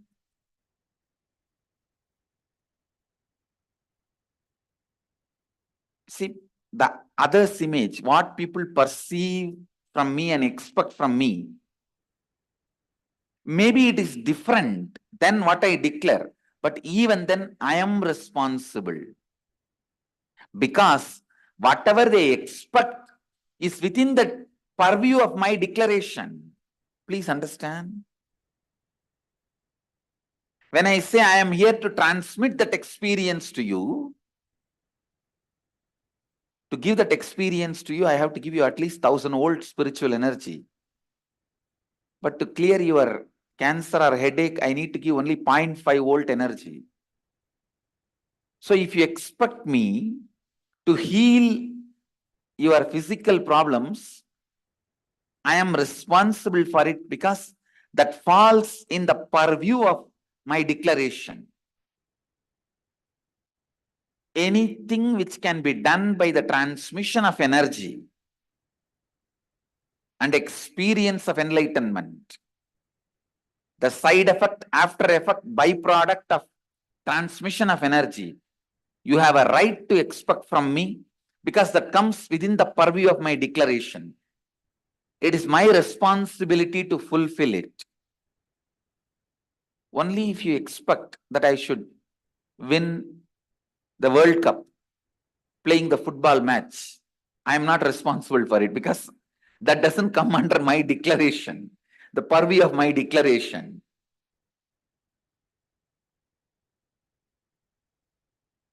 But anything you expect in the line of physical health, mental health, complete relationships, wealth, fulfillment, completion, enlightenment, I am responsible for it.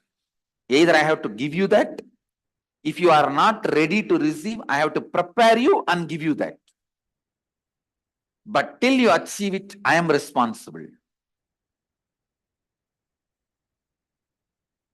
This is what is taking responsibility for others' image.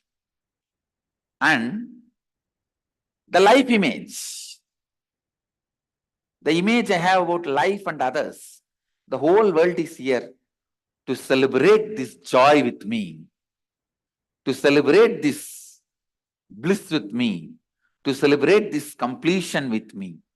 That's all.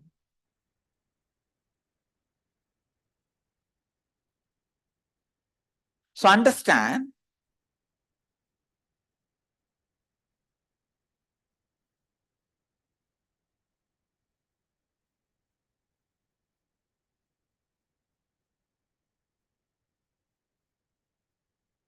now you also look in and find out the inner image you have,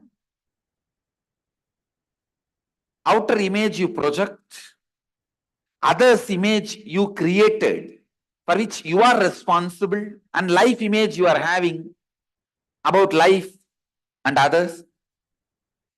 Pen down exactly what you have. Then we will find out the root cause of all the problems you have in your life.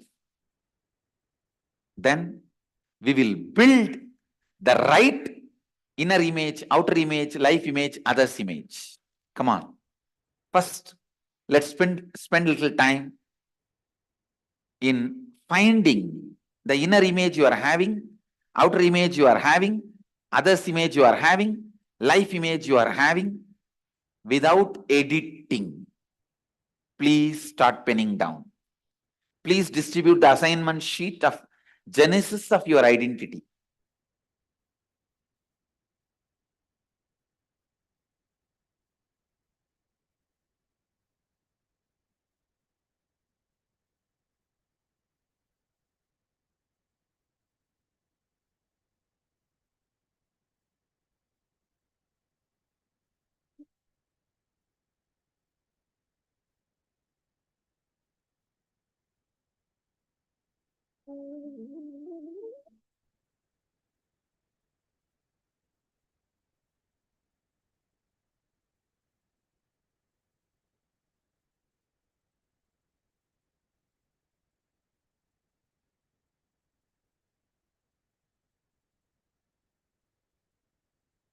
Now I wanted to give you some deeper insights based on your introspection, your internalysis, your contemplation. How many of you found in your experience?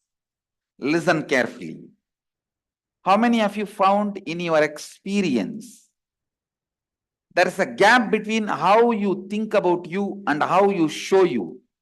Means gap between inner image and outer image.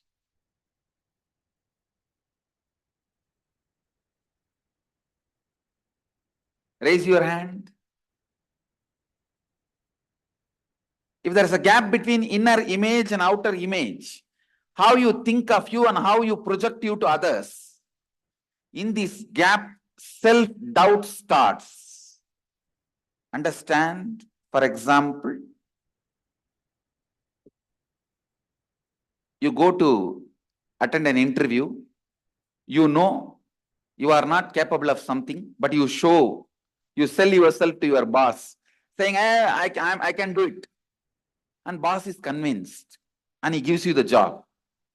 When you come back, suddenly you feel you convinced others, but you yourself are not convinced. Then what is the truth?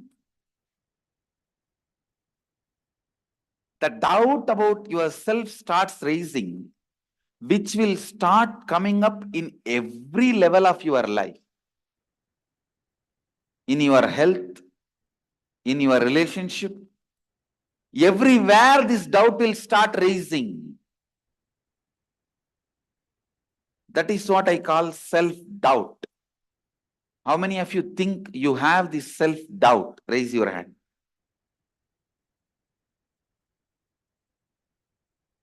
We will have to now find that and complete. Second,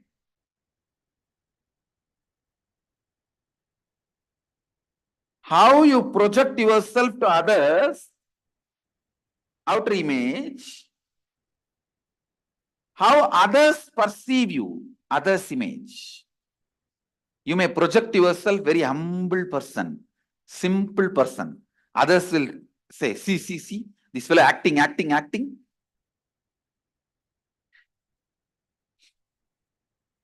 You may project as a humble, simple person. Others will say, see, this fellow, how he is acting. How many of you have experienced this? Raise your hand. You may project yourself in one way, others completely perceive in a different way. Raise your hand. Let me see the gap between outer image and others' image. Listen. When others perceive you in a different way, you naturally start feeling you are not enough unto yourself. You will start feeling, I am not enough. That is the source of all the self-hatred. Please understand, self-hatred. When you project yourself in some way, but others perceive in some other way, when you become powerless about it, and you feel you start hating yourself. I am not enough. I am not sufficient. Others are not believing how I am projecting me. That is self-hatred. Next. Listen. Next. How many of you feel that you have this self-hatred? Raise your hand. You feel you are not enough. Raise your hand. Let me see. Yes. That is self-hatred. We need to find out this source of this and complete with it. Third, this is the very important thing. Others' image, how others expect you. Life image, how you expect others. See the fun. Everyone around you will be telling you should understand people more. You should be more listening. You should have more understanding. But you will strongly believe everyone around me are incomplete. They should understand me more. You will believe everyone around you are incomplete. And they don't understand anything. They should understand you and transform themselves. But they will all believe you are incomplete. You should understand them more and transform. How many of you have this tug of war? Raise your hand. This is what I call self-denial. Whatever is denying it, constant denial, the gap between what you think about others and what others think about you, this gap makes you start denying everything. See, when you want everyone to understand you and change, and everyone around you wants you to understand and change, there's a deadlock. And you become powerless. You don't do anything. This becomes a lifestyle. Time passes, day passes. You don't think. You don't walk that extra mile you need to walk. You constantly live in denial. All breakdown in life happens in denial. Understand? All breakdown happens in self-denial.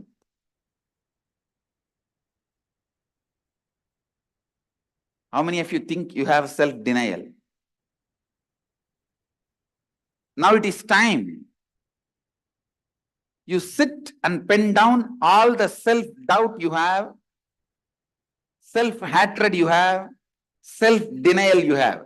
SDHD. Like ADHD for kids, SDHD for grown-up kids. SDHD patterns. I wanted all of you to spend little time now and understand the self-doubts you have and the incidents when it started in you. Self-hatred you have and incidents when it started in you. Self-denial patterns you have and incidents when it started in you. Start. SDHD. Start penning down. We internalized about the inner image we have, outer image we have, life image we have, others image we have, which is very inauthentic. That is why you have so much of SDHD, self-doubt, self-hatred, self-denial. Let us contemplate the inner image you want to have and pen down. The outer image you want to have and pen down. Others image you want to have and pen down. Life image you want to have and pen down. Please listen. What you have is inauthentic. What you want to have, if you pen down, you will see authenticity there. I'll explain after you write what you want to have, how to have what you want to have. First, think through and pen down what you want to have. The best inner image you want to have, best outer image you want to have, best others image you want to have, best life image you want to have.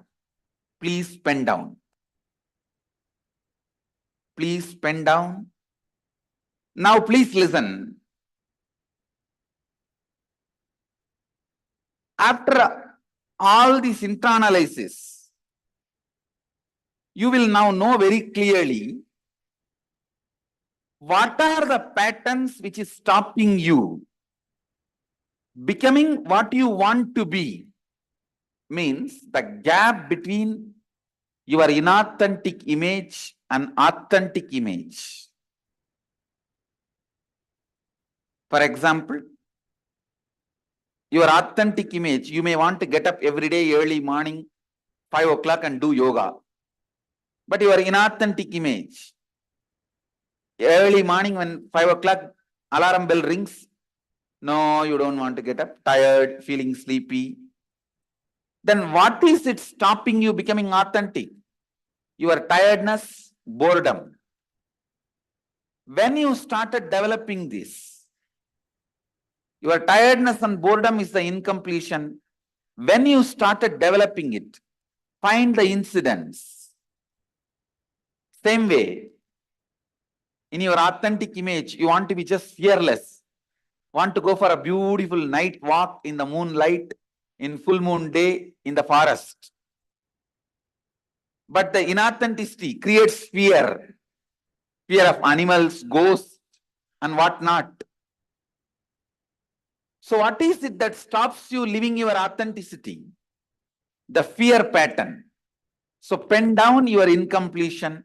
And when those fears started in you, how many of you understand what I am saying? Please raise your hand. So understand, all the incompletion patterns which stops you living your authentic image. What stops you living your authentic inner image, outer image, others' image, life image? The past thoughts, emotions, patterns, hangovers, residues, sitting in the present and suffocating you, not letting you live your future is incompletion. The past thoughts, emotions, patterns, hangovers, residues, sitting in the present and suffocating you, not letting you live your future is incompletion. So understand,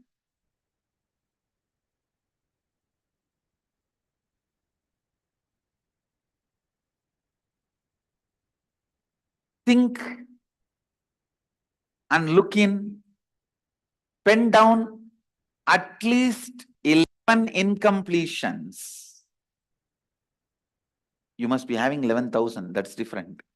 At least 11, pen down. The 11 incompletions stopping you becoming authentic.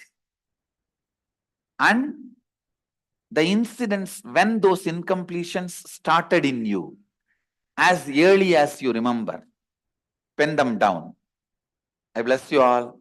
Let's all radiate with integrity, authenticity, responsibility, enriching and causing eternal bliss. Nithyananda. Nithyananda Dhyanapītam, Nithyananda Nagar, off Mysore Road, Bidadi, Bengaluru. Phone 08027279999. www.nithyananda.org. www.youtube.com/live.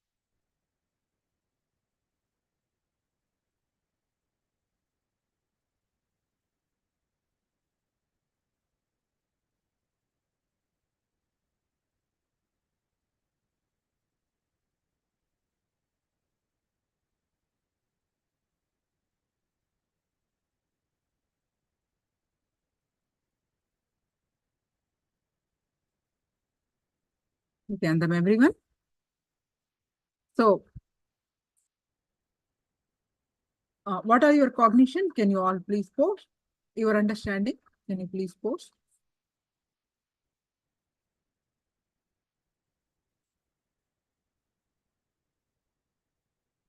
Now, just take a couple, 1 or 2 minutes and post your understanding.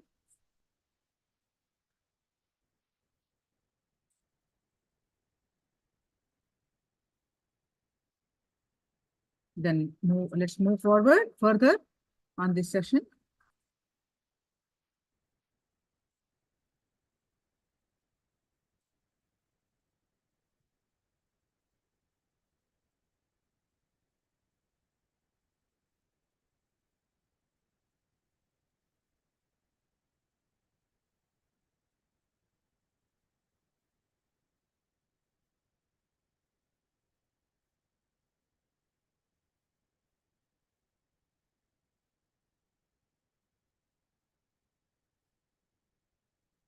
Now, I request you to internalize. We're going to do one exercise. Please pen them down. Sincerely do this.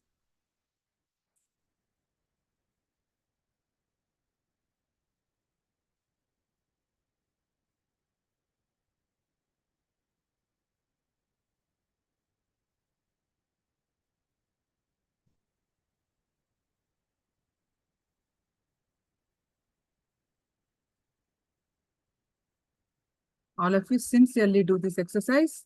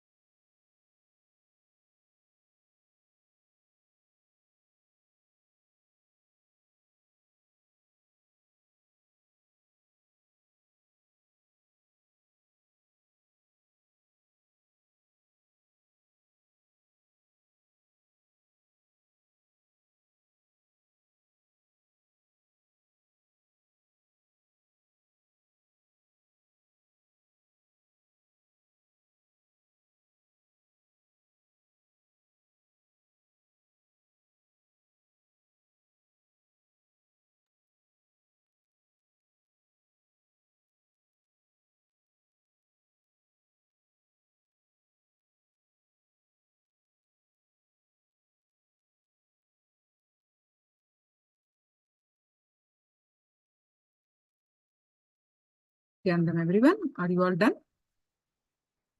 Now let's move on. Let's move on for our next session. E. Jiangli, Ganesh, Shingavelu, Chunju, Parameshwari, Priya, all of you, please come in front of camera. We'll start our next very important session.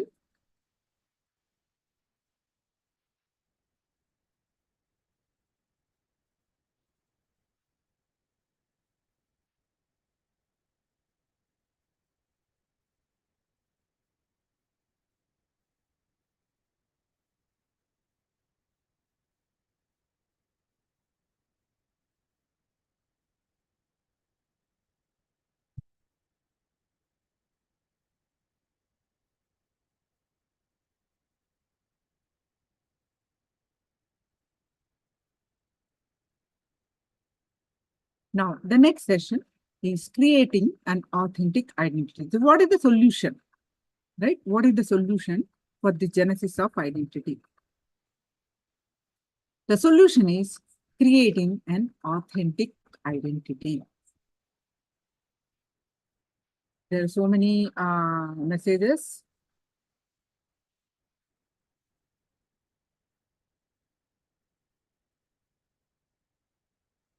All of you, please come in front of camera. Let's start. Thank you all for posting. One of it I am reading. Wu Xiangling. More insecure. When I was a child, my mother was busy and I did not dare to take a nap at noon. After falling asleep, I could not find my mother to go there. I was especially afraid and had no confidence. Wonderful. Yes, ma'am. Now, listen to this session carefully. You will find a solution. Then, inner image, Lorenzo posted, I am unworthy, I have self-doubt, and for others' acceptance, constantly battling with my different identities. Wonderful. So, I just read sample postings, and there are so many of you who have posted.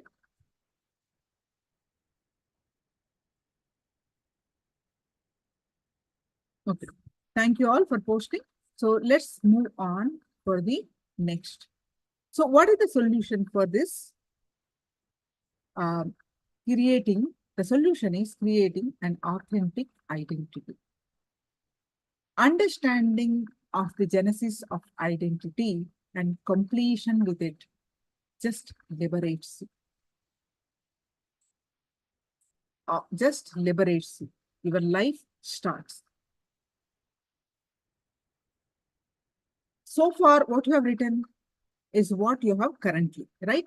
The just exercise that you did, what you have done, you have what are all the cognitions that you have currently, what you are going. See, who is Youngling posted, the more insecure when I was a child, my mother was busy, all that incidences she's writing, her current situation, she wrote. And Lorenzo, Ganesh, Ken, all of you have posted of your current situation, what you are going through currently. Now, what you're going to do now is creating your authentic identity. What you have written currently is inauthentic, which is not complete, which comes from your wrong understanding or inadequate cognition. Now, what you are going to do is your authentic identity. What you have written so far is what you have currently. You are now going to pen down your best 4 images. Whether that is going to happen or not, don't bother. Now, what you're going to do is, you're going to write down what ideally you want. Don't bother about whether it's going to happen or not. Your mind will tell you, hey, why are you writing? This is not going to happen anyways. Stop. Tell your mind to stop. You just write what is your best. Okay? Don't bother. Don't bother. Just write down what your what you want to ideally live. Are you able to understand?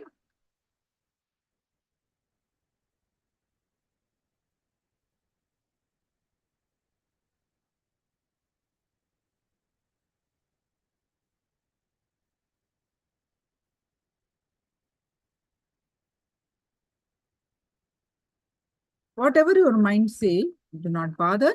Let's now going to do your authentic identity. What ideally you want to be.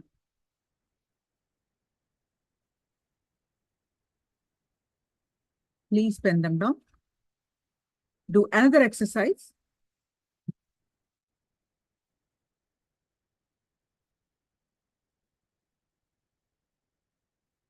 Do not bother about whether it is going to make it happen, whether it's going to happen or not. We will understand that later. For now, sincerely do this. Sincerely do this exercise.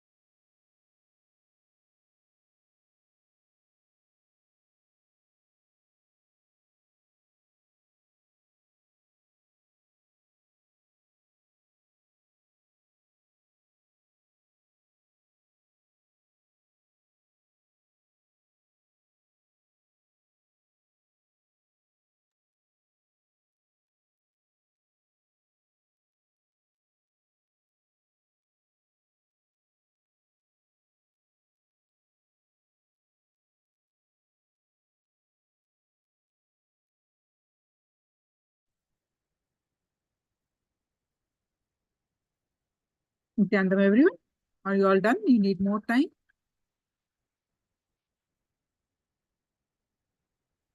Please do let me know.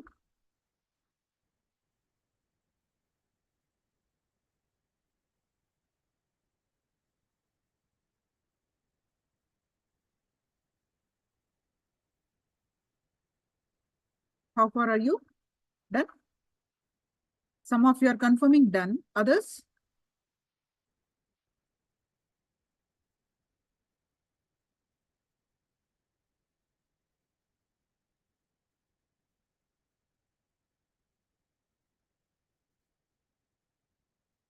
Others also, please post it.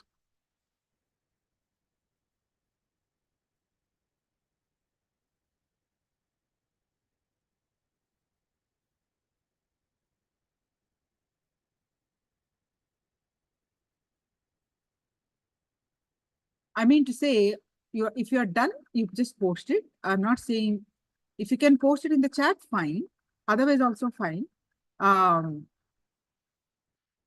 But are you done writing all your authentic identity?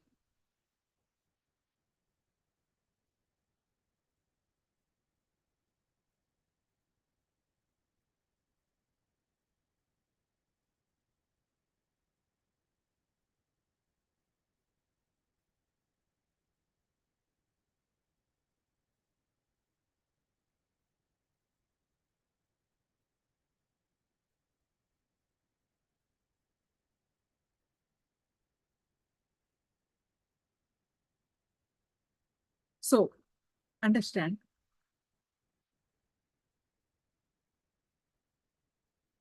you're actually rewriting your future. What you are writing now, this will be your future. You are going to create your authentic identity.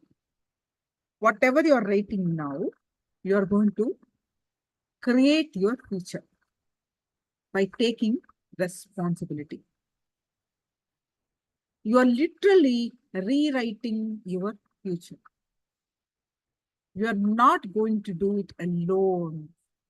Write with the confidence of having the avatar as the co-creator. Swamiji will be your co-creator. Okay? Only then, if you're really authentic, Swamiji can help you find the incompletions you want to complete. Only when you complete, creation can happen. Completion you can, with the completion, the creation, your new authentic identity will happen. All right. So now take a few more minutes. Okay. Take few more minutes, write down your images.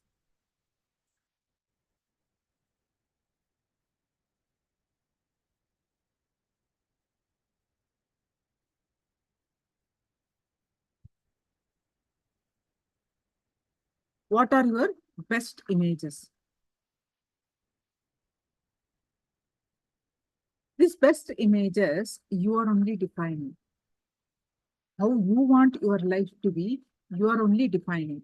It is not that your parents or spouse or your friend is deciding your best images. What you want to feel about you inside of you, you decide. Not your parents, not your spouse, not your anybody. Isn't it? Agree? So that is why you want to be. That's how you want your future to be. Then why are you not like that? You have written your inauthentic identity. Previously, 2 exercises you did. One is your current images, current, and one what you want to be. Then, why are you not there? What you want to be? Why are you not like this?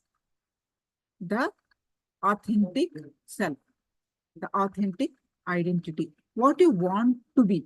Why are you not there? Do you see the paradox here? Why are you not able to live like how you want to live. I repeat, why you are not able to live how you want to live. What is the problem? The answer is whatever is stopping you from achieving your authentic images is incompletion. What you want to be somewhere, right? Authentic. Your current images are like this. What is the gap? The gap is incompletion. Again, all of you already understand what is an incompletion. I'm repeating. Anybody who has joined in this gap. What is an incompletion? Past thoughts, emotional patterns, hangovers, residues, anything about the past, sitting in the present and suffocating you, not letting you live the future. You are lost, you are caught by that past. And it is just suffocating you. You are like lost. And you don't remember you are not in understanding what's happening in the present because you are lost in the present. So it's affecting the future. If your expectations are not met by you or by others, they remain as an incompletion in you. Incompletion is anything that leaves you with an experience of low energy. How do you know you are incomplete? If you're not happy, if you're low mood, anything, whatever is the reason, if you're not happy, if you're in a low mood, feeling low, crying, feeling impossibility, a feeling of unfulfilled, is understand that you are in the space of, you have incompletions. You are in the space of incompletion. Are you all with me?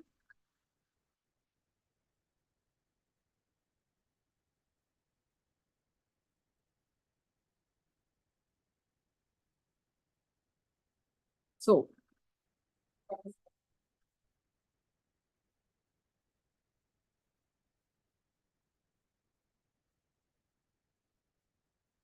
now pin down all the incompletions that you have. For each incompletion, find out at least one root incident, one incident. Okay. So now we are going to do another exercise. Give yourself best.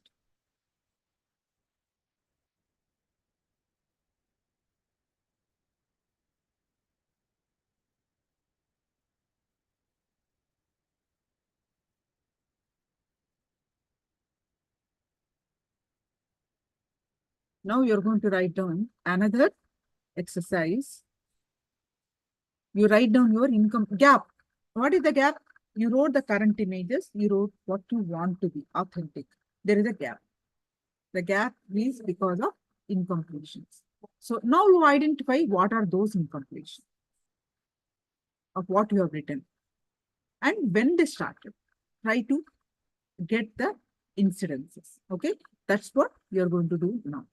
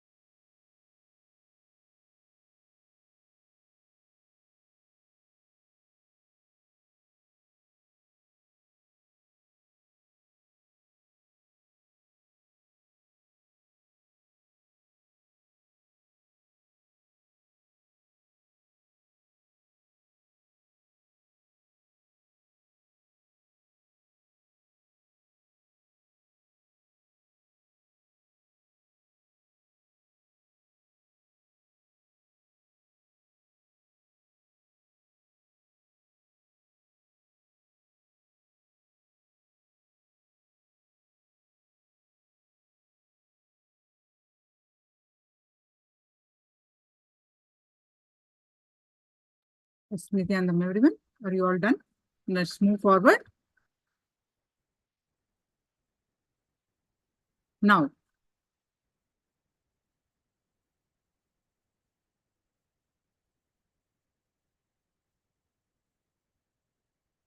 take few moments.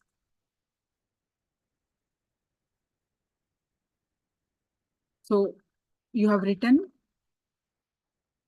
your best 4 images and incompletion, your current images, your best images, then the gap is incompletion, that also you have written. What are the incompletions and the root incidences you have written.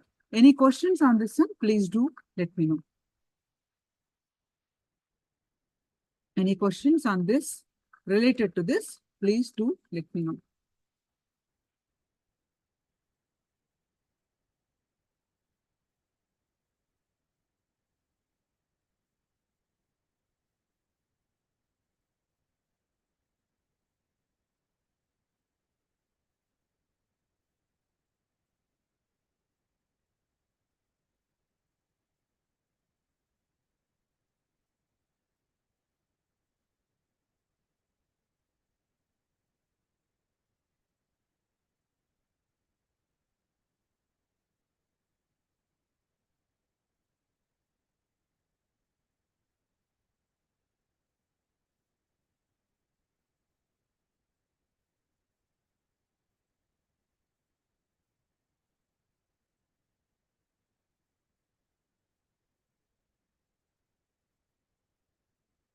Yes, now I'm going to explain the important thing, the completion. Reclaim your life through completion. The solution, how to come out of this incompletion, how to complete with them. Now we are going to learn. Any questions? Please do let me know.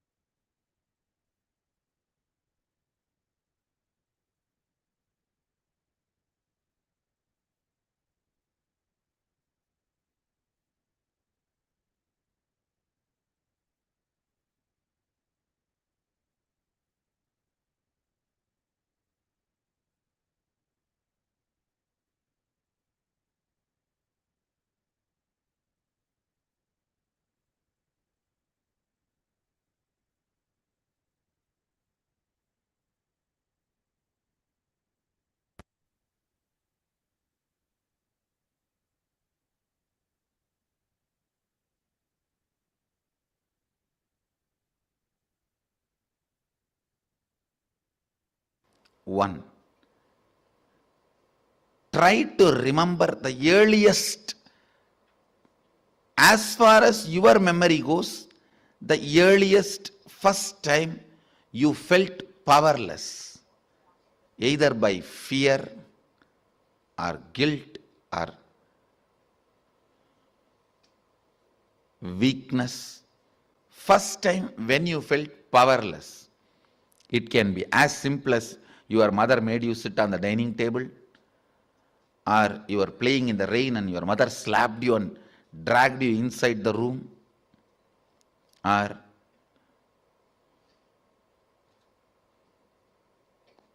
just a stone thrown by your friend or your brother has hit you. It can be as simple as this, or your sister snatching the ice cream. Now usually sisters don't snatch, only brothers snatch. No, I have seen. Sister is the best relationship. I grew up in large family. Sister is the best relationship. It can be as simple as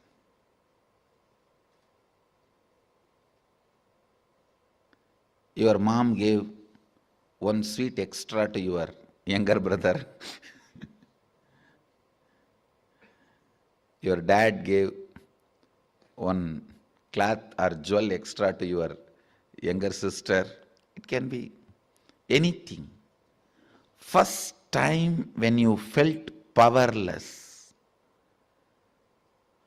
what was your inner image? Means, what did you tell about you to you?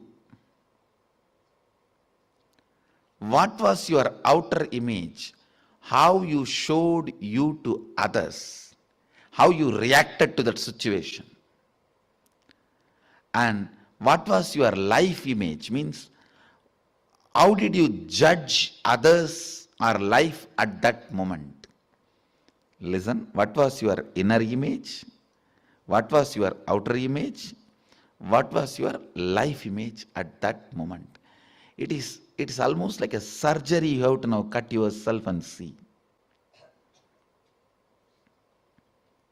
It's a surgery, literally, because now you will remember an incident which happened at the age of 8.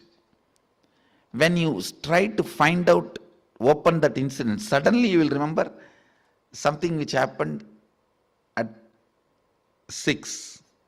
When you cut and start remembering that incident, suddenly it will open up something which happened at the age of 3.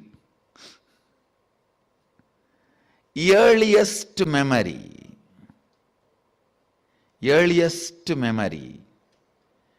first time as far as you can remember, when you became powerless. Actually, you will be surprised, because I'm going to blow prana into you. Means awaken your pranic energy. You will remember the memories you never thought, you never imagined you will be able to remember. Actually, only now you will see directly what I can do to your mind. You will suddenly remember the deepest layers of your memory. You may even remember what happened during your birth, and even those scenes you may start seeing. Actually, I am going to blow prana into your navel center. You will be there only, I will be here only. I will be awakening you. See, the navel center, that means your umbilical cord connection with your mother. That is the zone stores earliest memories. And if that awakens, means Kundalini enters into that navel zone, suddenly you will see from your birth, when they cut that umbilical cord, from that you will start remembering the memories. How many of you understood this example? When the child is dragged, There are 3-4 rules. Always root pattern will be formed before the age of 7. So the first incident you find will be before the age of 7. If it is after 7, you will have to dig out and you will find it. Always the incident will be before the age of 7. That's one. Second, all major sufferings, whether it is physical or mental, you go through in the life will be connected to that root pattern. It is the root pattern responsible for serious physical or mental sufferings you go through. It starts only from there. And blessed are those who complete with their root pattern when they are young or before it manifests as any serious disorder.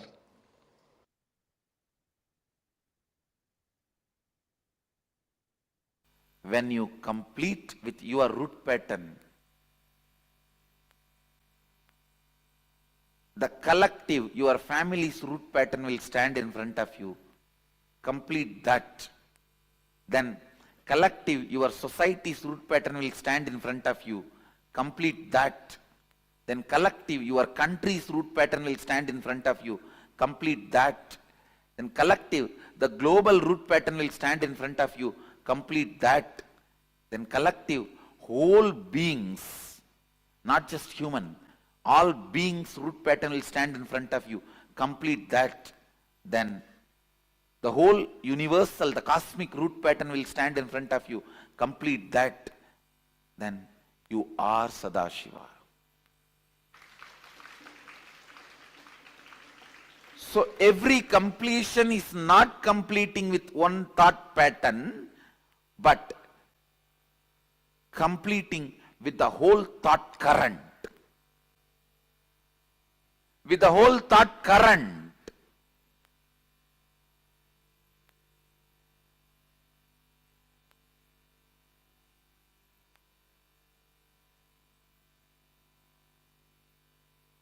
If you have a slight tiredness, boredom, headache after you wake up, change everything. Not just your pillow or bed. Everything. I'm not talking only about the external, internal. Change everything. The way you think, the way you perceive about life, the way you perceive about death, the ideas you have about God, the ideas you have about the universe, the ideas you have about you. Say, na iti, not this, not this.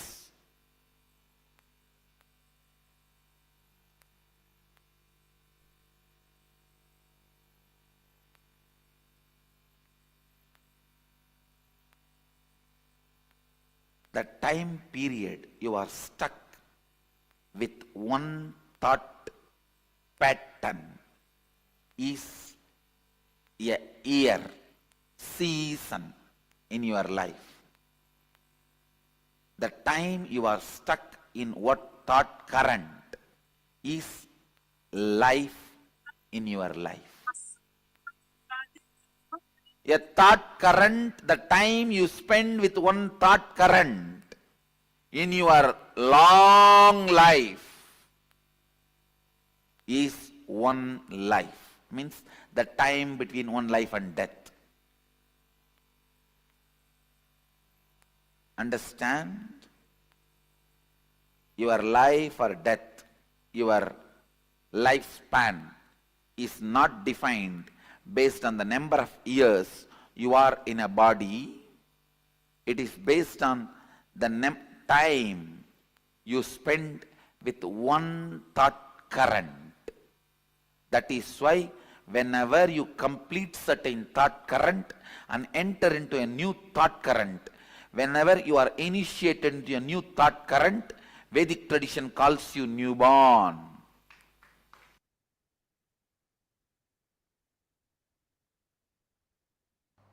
Please recite the first verse along with me. Keneshitam patati preshitam manakena pranaha pratama praiti yuktaha. It is not that only Gurukul kids should chant. You can also recite. Keneshitam preshitam manaha kena pranaha pratamaha praiti yuktaha keneshitam vachamimam vadanti chakshuh shrotram kabudevo yunakti. Listen, reciting this sacred verses intensely makes these sacred truths part of your biomemory. That is the reason the recitations play such an important, powerful role. The sacred truths revealed in this verse, by whom willed and caused does the mind go towards its object? It means even before cognizing illusory you question even the parts of illusory you. Listen, even the question, who am I, has certain level of presumptions, assumptions. You assumed you are a whole and you need to find out who you are. Here, before even that assumption, Upanishad asks you to enter into pure questioning. Understand? First time when you start experiencing inner image, outer image, life image, first time when you start experiencing the root pattern, the root incident, root image. Listen carefully. Root pattern, root incident, root image. If you have false presumption, you are a whole entity, you will allow the root pattern to happen.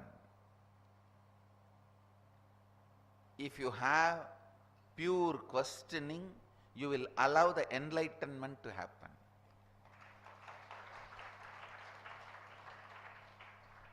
I know this generation may feel pure questioning at the age of 4, 5, before 7 is not possible. How is it going to be useful for us? No, understand? Because for last few generations, pure questioning was not possible throughout the life. They lost pure questioning throughout the life. That is why now it feels pure questioning before 7 is very difficult. Now, this generation, when you guys start pure questioning, even during some time of your life, your next generation, your DNA, your extension will feel pure questioning before 7. Pure questioning is all about the level of Kundalini Shakti, the level of mitochondria cell energy, which comes to baby from father and mother. If the father and mother are seekers, that DNA gets into the baby. Baby will never have, child will never have root pattern. Even the first time he is put into powerlessness, he will not assume he exists, he will not create the inner image, outer image, life image based on his illusory false I. He will only start looking into by whom willed and caused does the mind go towards its object. Means, who is creating inner image in me? By whom directed and united with which does the first vital life energy and chief cause comes forth towards its activities? Means, who is creating my outer image? Understand? Each line, the first line is the action of creating inner image. If you don't ask the first line, your inner image will be created. If you ask the first line, you know what is the action creating the inner image. Listen carefully. Inner image is willed and caused by something which empowers the mind to go towards its object. Listen carefully.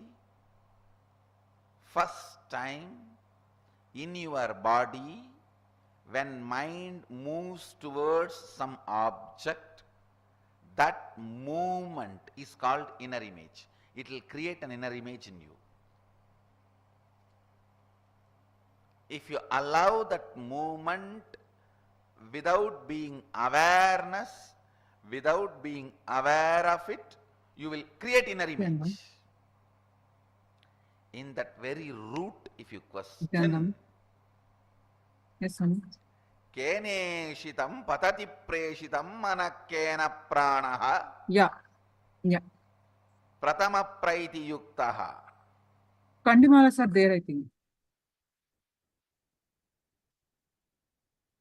Yeah. Basic truth. There are many. They You will are be in a the wooden cupboard. ultimate. Yeah. Even when you manifest all the wrong They will be in a things wooden because cupboard. you manifest. When I was there, they were brought. They were You handed are by manifesting. people over there, actually. But they were there in a wooden cupboard when I left. First statement. Second Maybe statement. 30? Listen. Listen to the 20, second 30 must be there. statement. Not 1, 2. Decision will persistence. Decision will persistence Chandana. to manifest all the best things is the science of power manifestation. Listen. Nothing else is needed to be done from your side. Listen to the second statement. Nothing else need to be done from your side other than will persistence. Decision to manifest powers. The second statement I am repeating. Nothing else need to be done from your side other than will persistence. Decision to manifest powers. That is the second statement. Third statement, listen. Listen carefully. Nothing, second statement I am repeating, nothing else need to be done from your side other than simple will persistence and decision to manifest powers. Manifest your ultimate reality as you want to cherish. Actually, even if you are manifesting poverty, at one time you felt poverty is very cute and you decided to manifest, that is why you are manifesting. It is not imposed on you, you manifest it. If you are manifesting ill health, you felt at some time, you visualized it's too cute to be sick and getting attention of everyone. So that is why you manifest. If you are manifesting the victimhood mentality, at one time you enjoyed it, cherished it. That is why you are manifesting. Listen carefully. Everything you manifest, even now, you manifest. So, your decision to manifest what do you want and will persistence is only required for you to manifest powers or whatever you want in your life.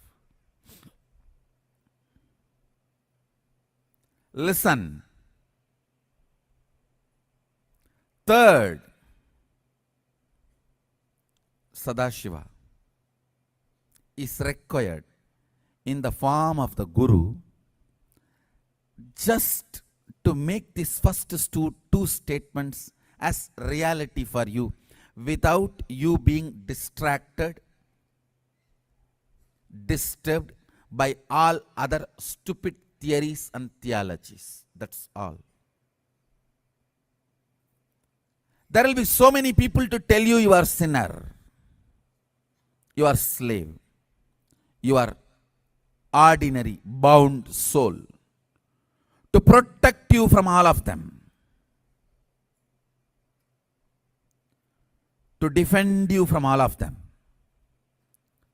to safeguard you from all those saviors.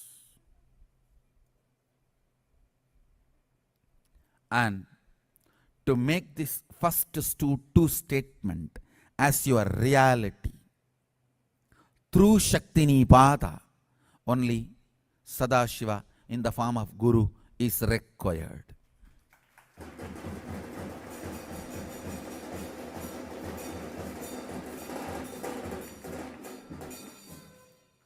These three statements I am repeating.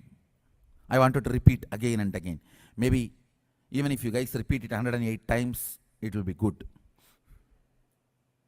First statement, you are the ultimate, even when you think you are manifesting wrong things in your life. Even if you think you are bound, you are suffering, you are being tortured, you are not in right way, even if you think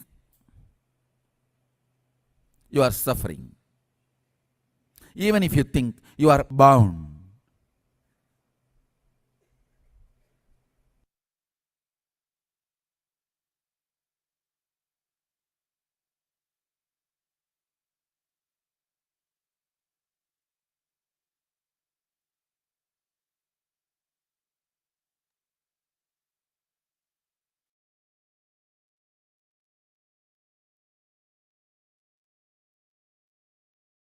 Any questions on this completion process? Please do let me know.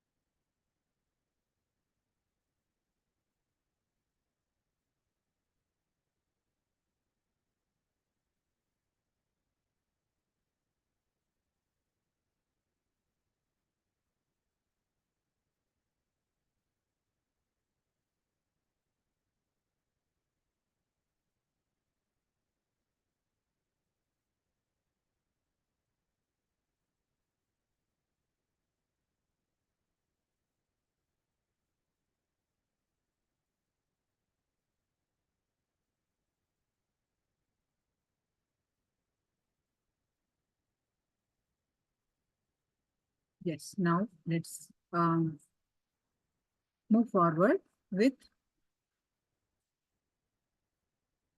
Now, before we further continue, let's do one power manifestation of consciousness over matter. So, please go ahead and bring your coconuts or round fruits.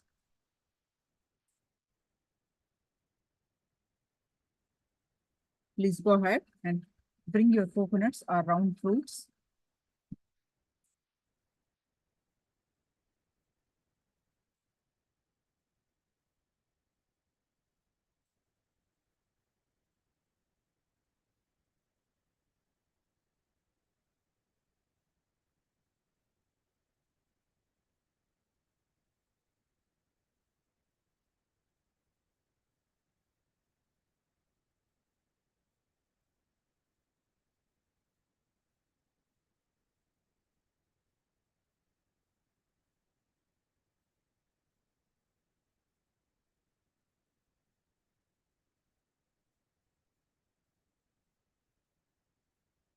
Take a moment and quickly go ahead and bring your coconuts.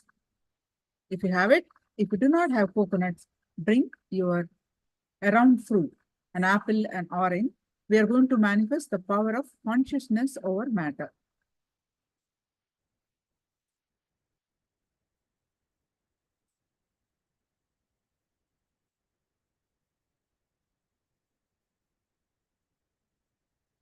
Now let's get started. Quickly go ahead and post your powerful cognition from Living Enlightenment book.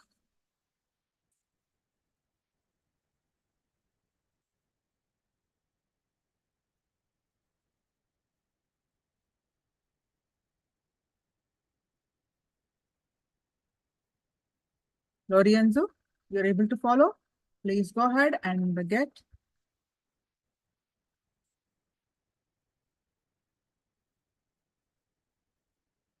Malicia, please go ahead and bring in an object. We are going to manifest the power of consciousness over matter. With the power of our consciousness, we're going to move the matter. This helps you.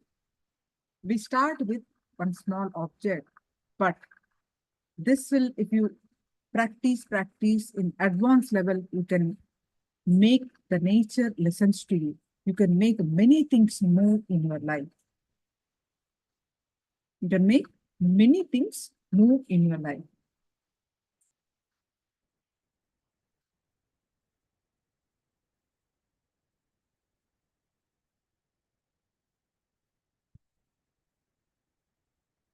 We'll get there, no? Alicia, we'll get there.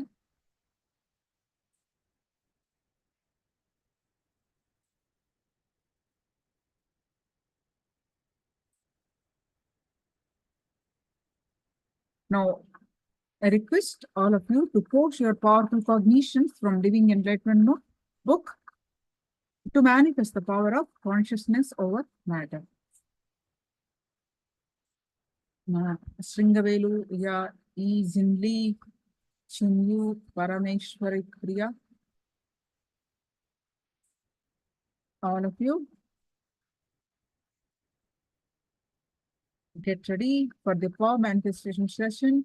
Ishananda, Ken, Yang, Chao, Jen,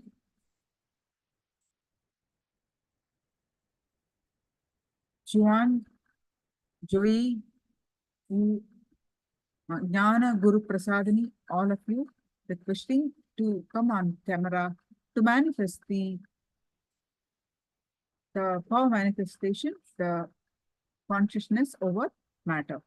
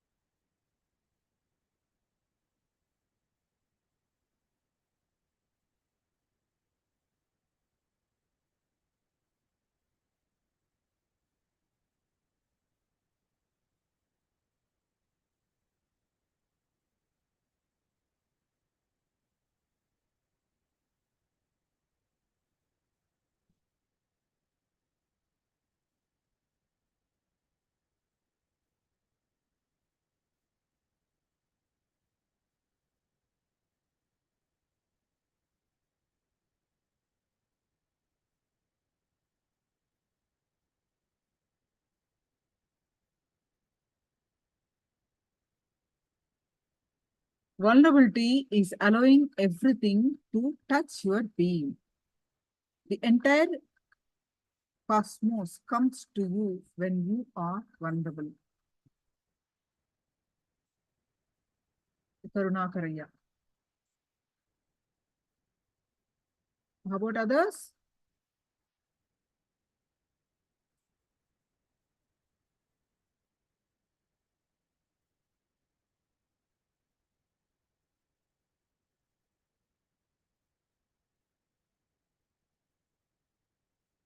Elizabeth. Powerful cognition from the, you don't need to write all that, ma. You just simply post it. You don't need to put this first sentence, just put it. Ego is born from discontentment. Wonderful. The simple sentence, but you know it's a complete sentence. Wonderful. Ego is born from discontentment. Right. So now let's sit straight. Let's manifest the power of the consciousness over matter. You can turn on your video recording to exhibit, to record your power manifestation. Declare you are Paramashivoham. Only you manifest through me. Anything that is coming in the way, my confusion, my low self-esteem, delusion, all wiped out. Let only you manifest through me. I am experiencing oneness space with you. So with this cognition, let's start the power manifestation of consciousness over matter. With your power of consciousness, you're going to move the matter. How you're going to do that? Please sit straight with your head, neck, back, straight line.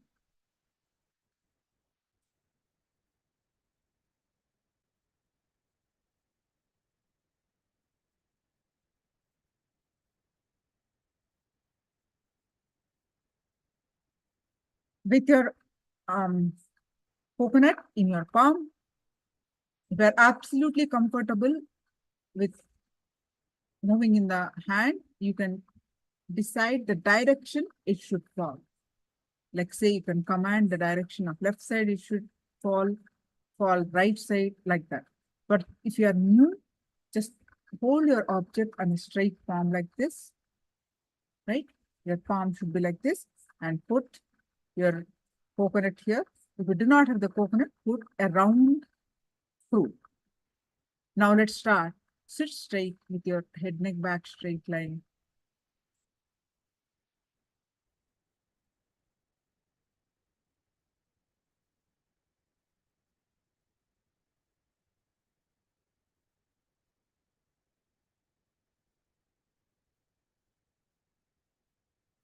Visualize Swamiji's form in your third eye. Your complete awareness on your third eye. Forget rest of the body. Your complete awareness on your third eye. Any thoughts that are coming now, let it come, let it go. You bring your attention back to your third eye again and again. Now start chanting the Mahavakya. Om Nithyananda Paramashivoham. Start chanting the Mahavakya and experience the space of oneness. With that space of oneness,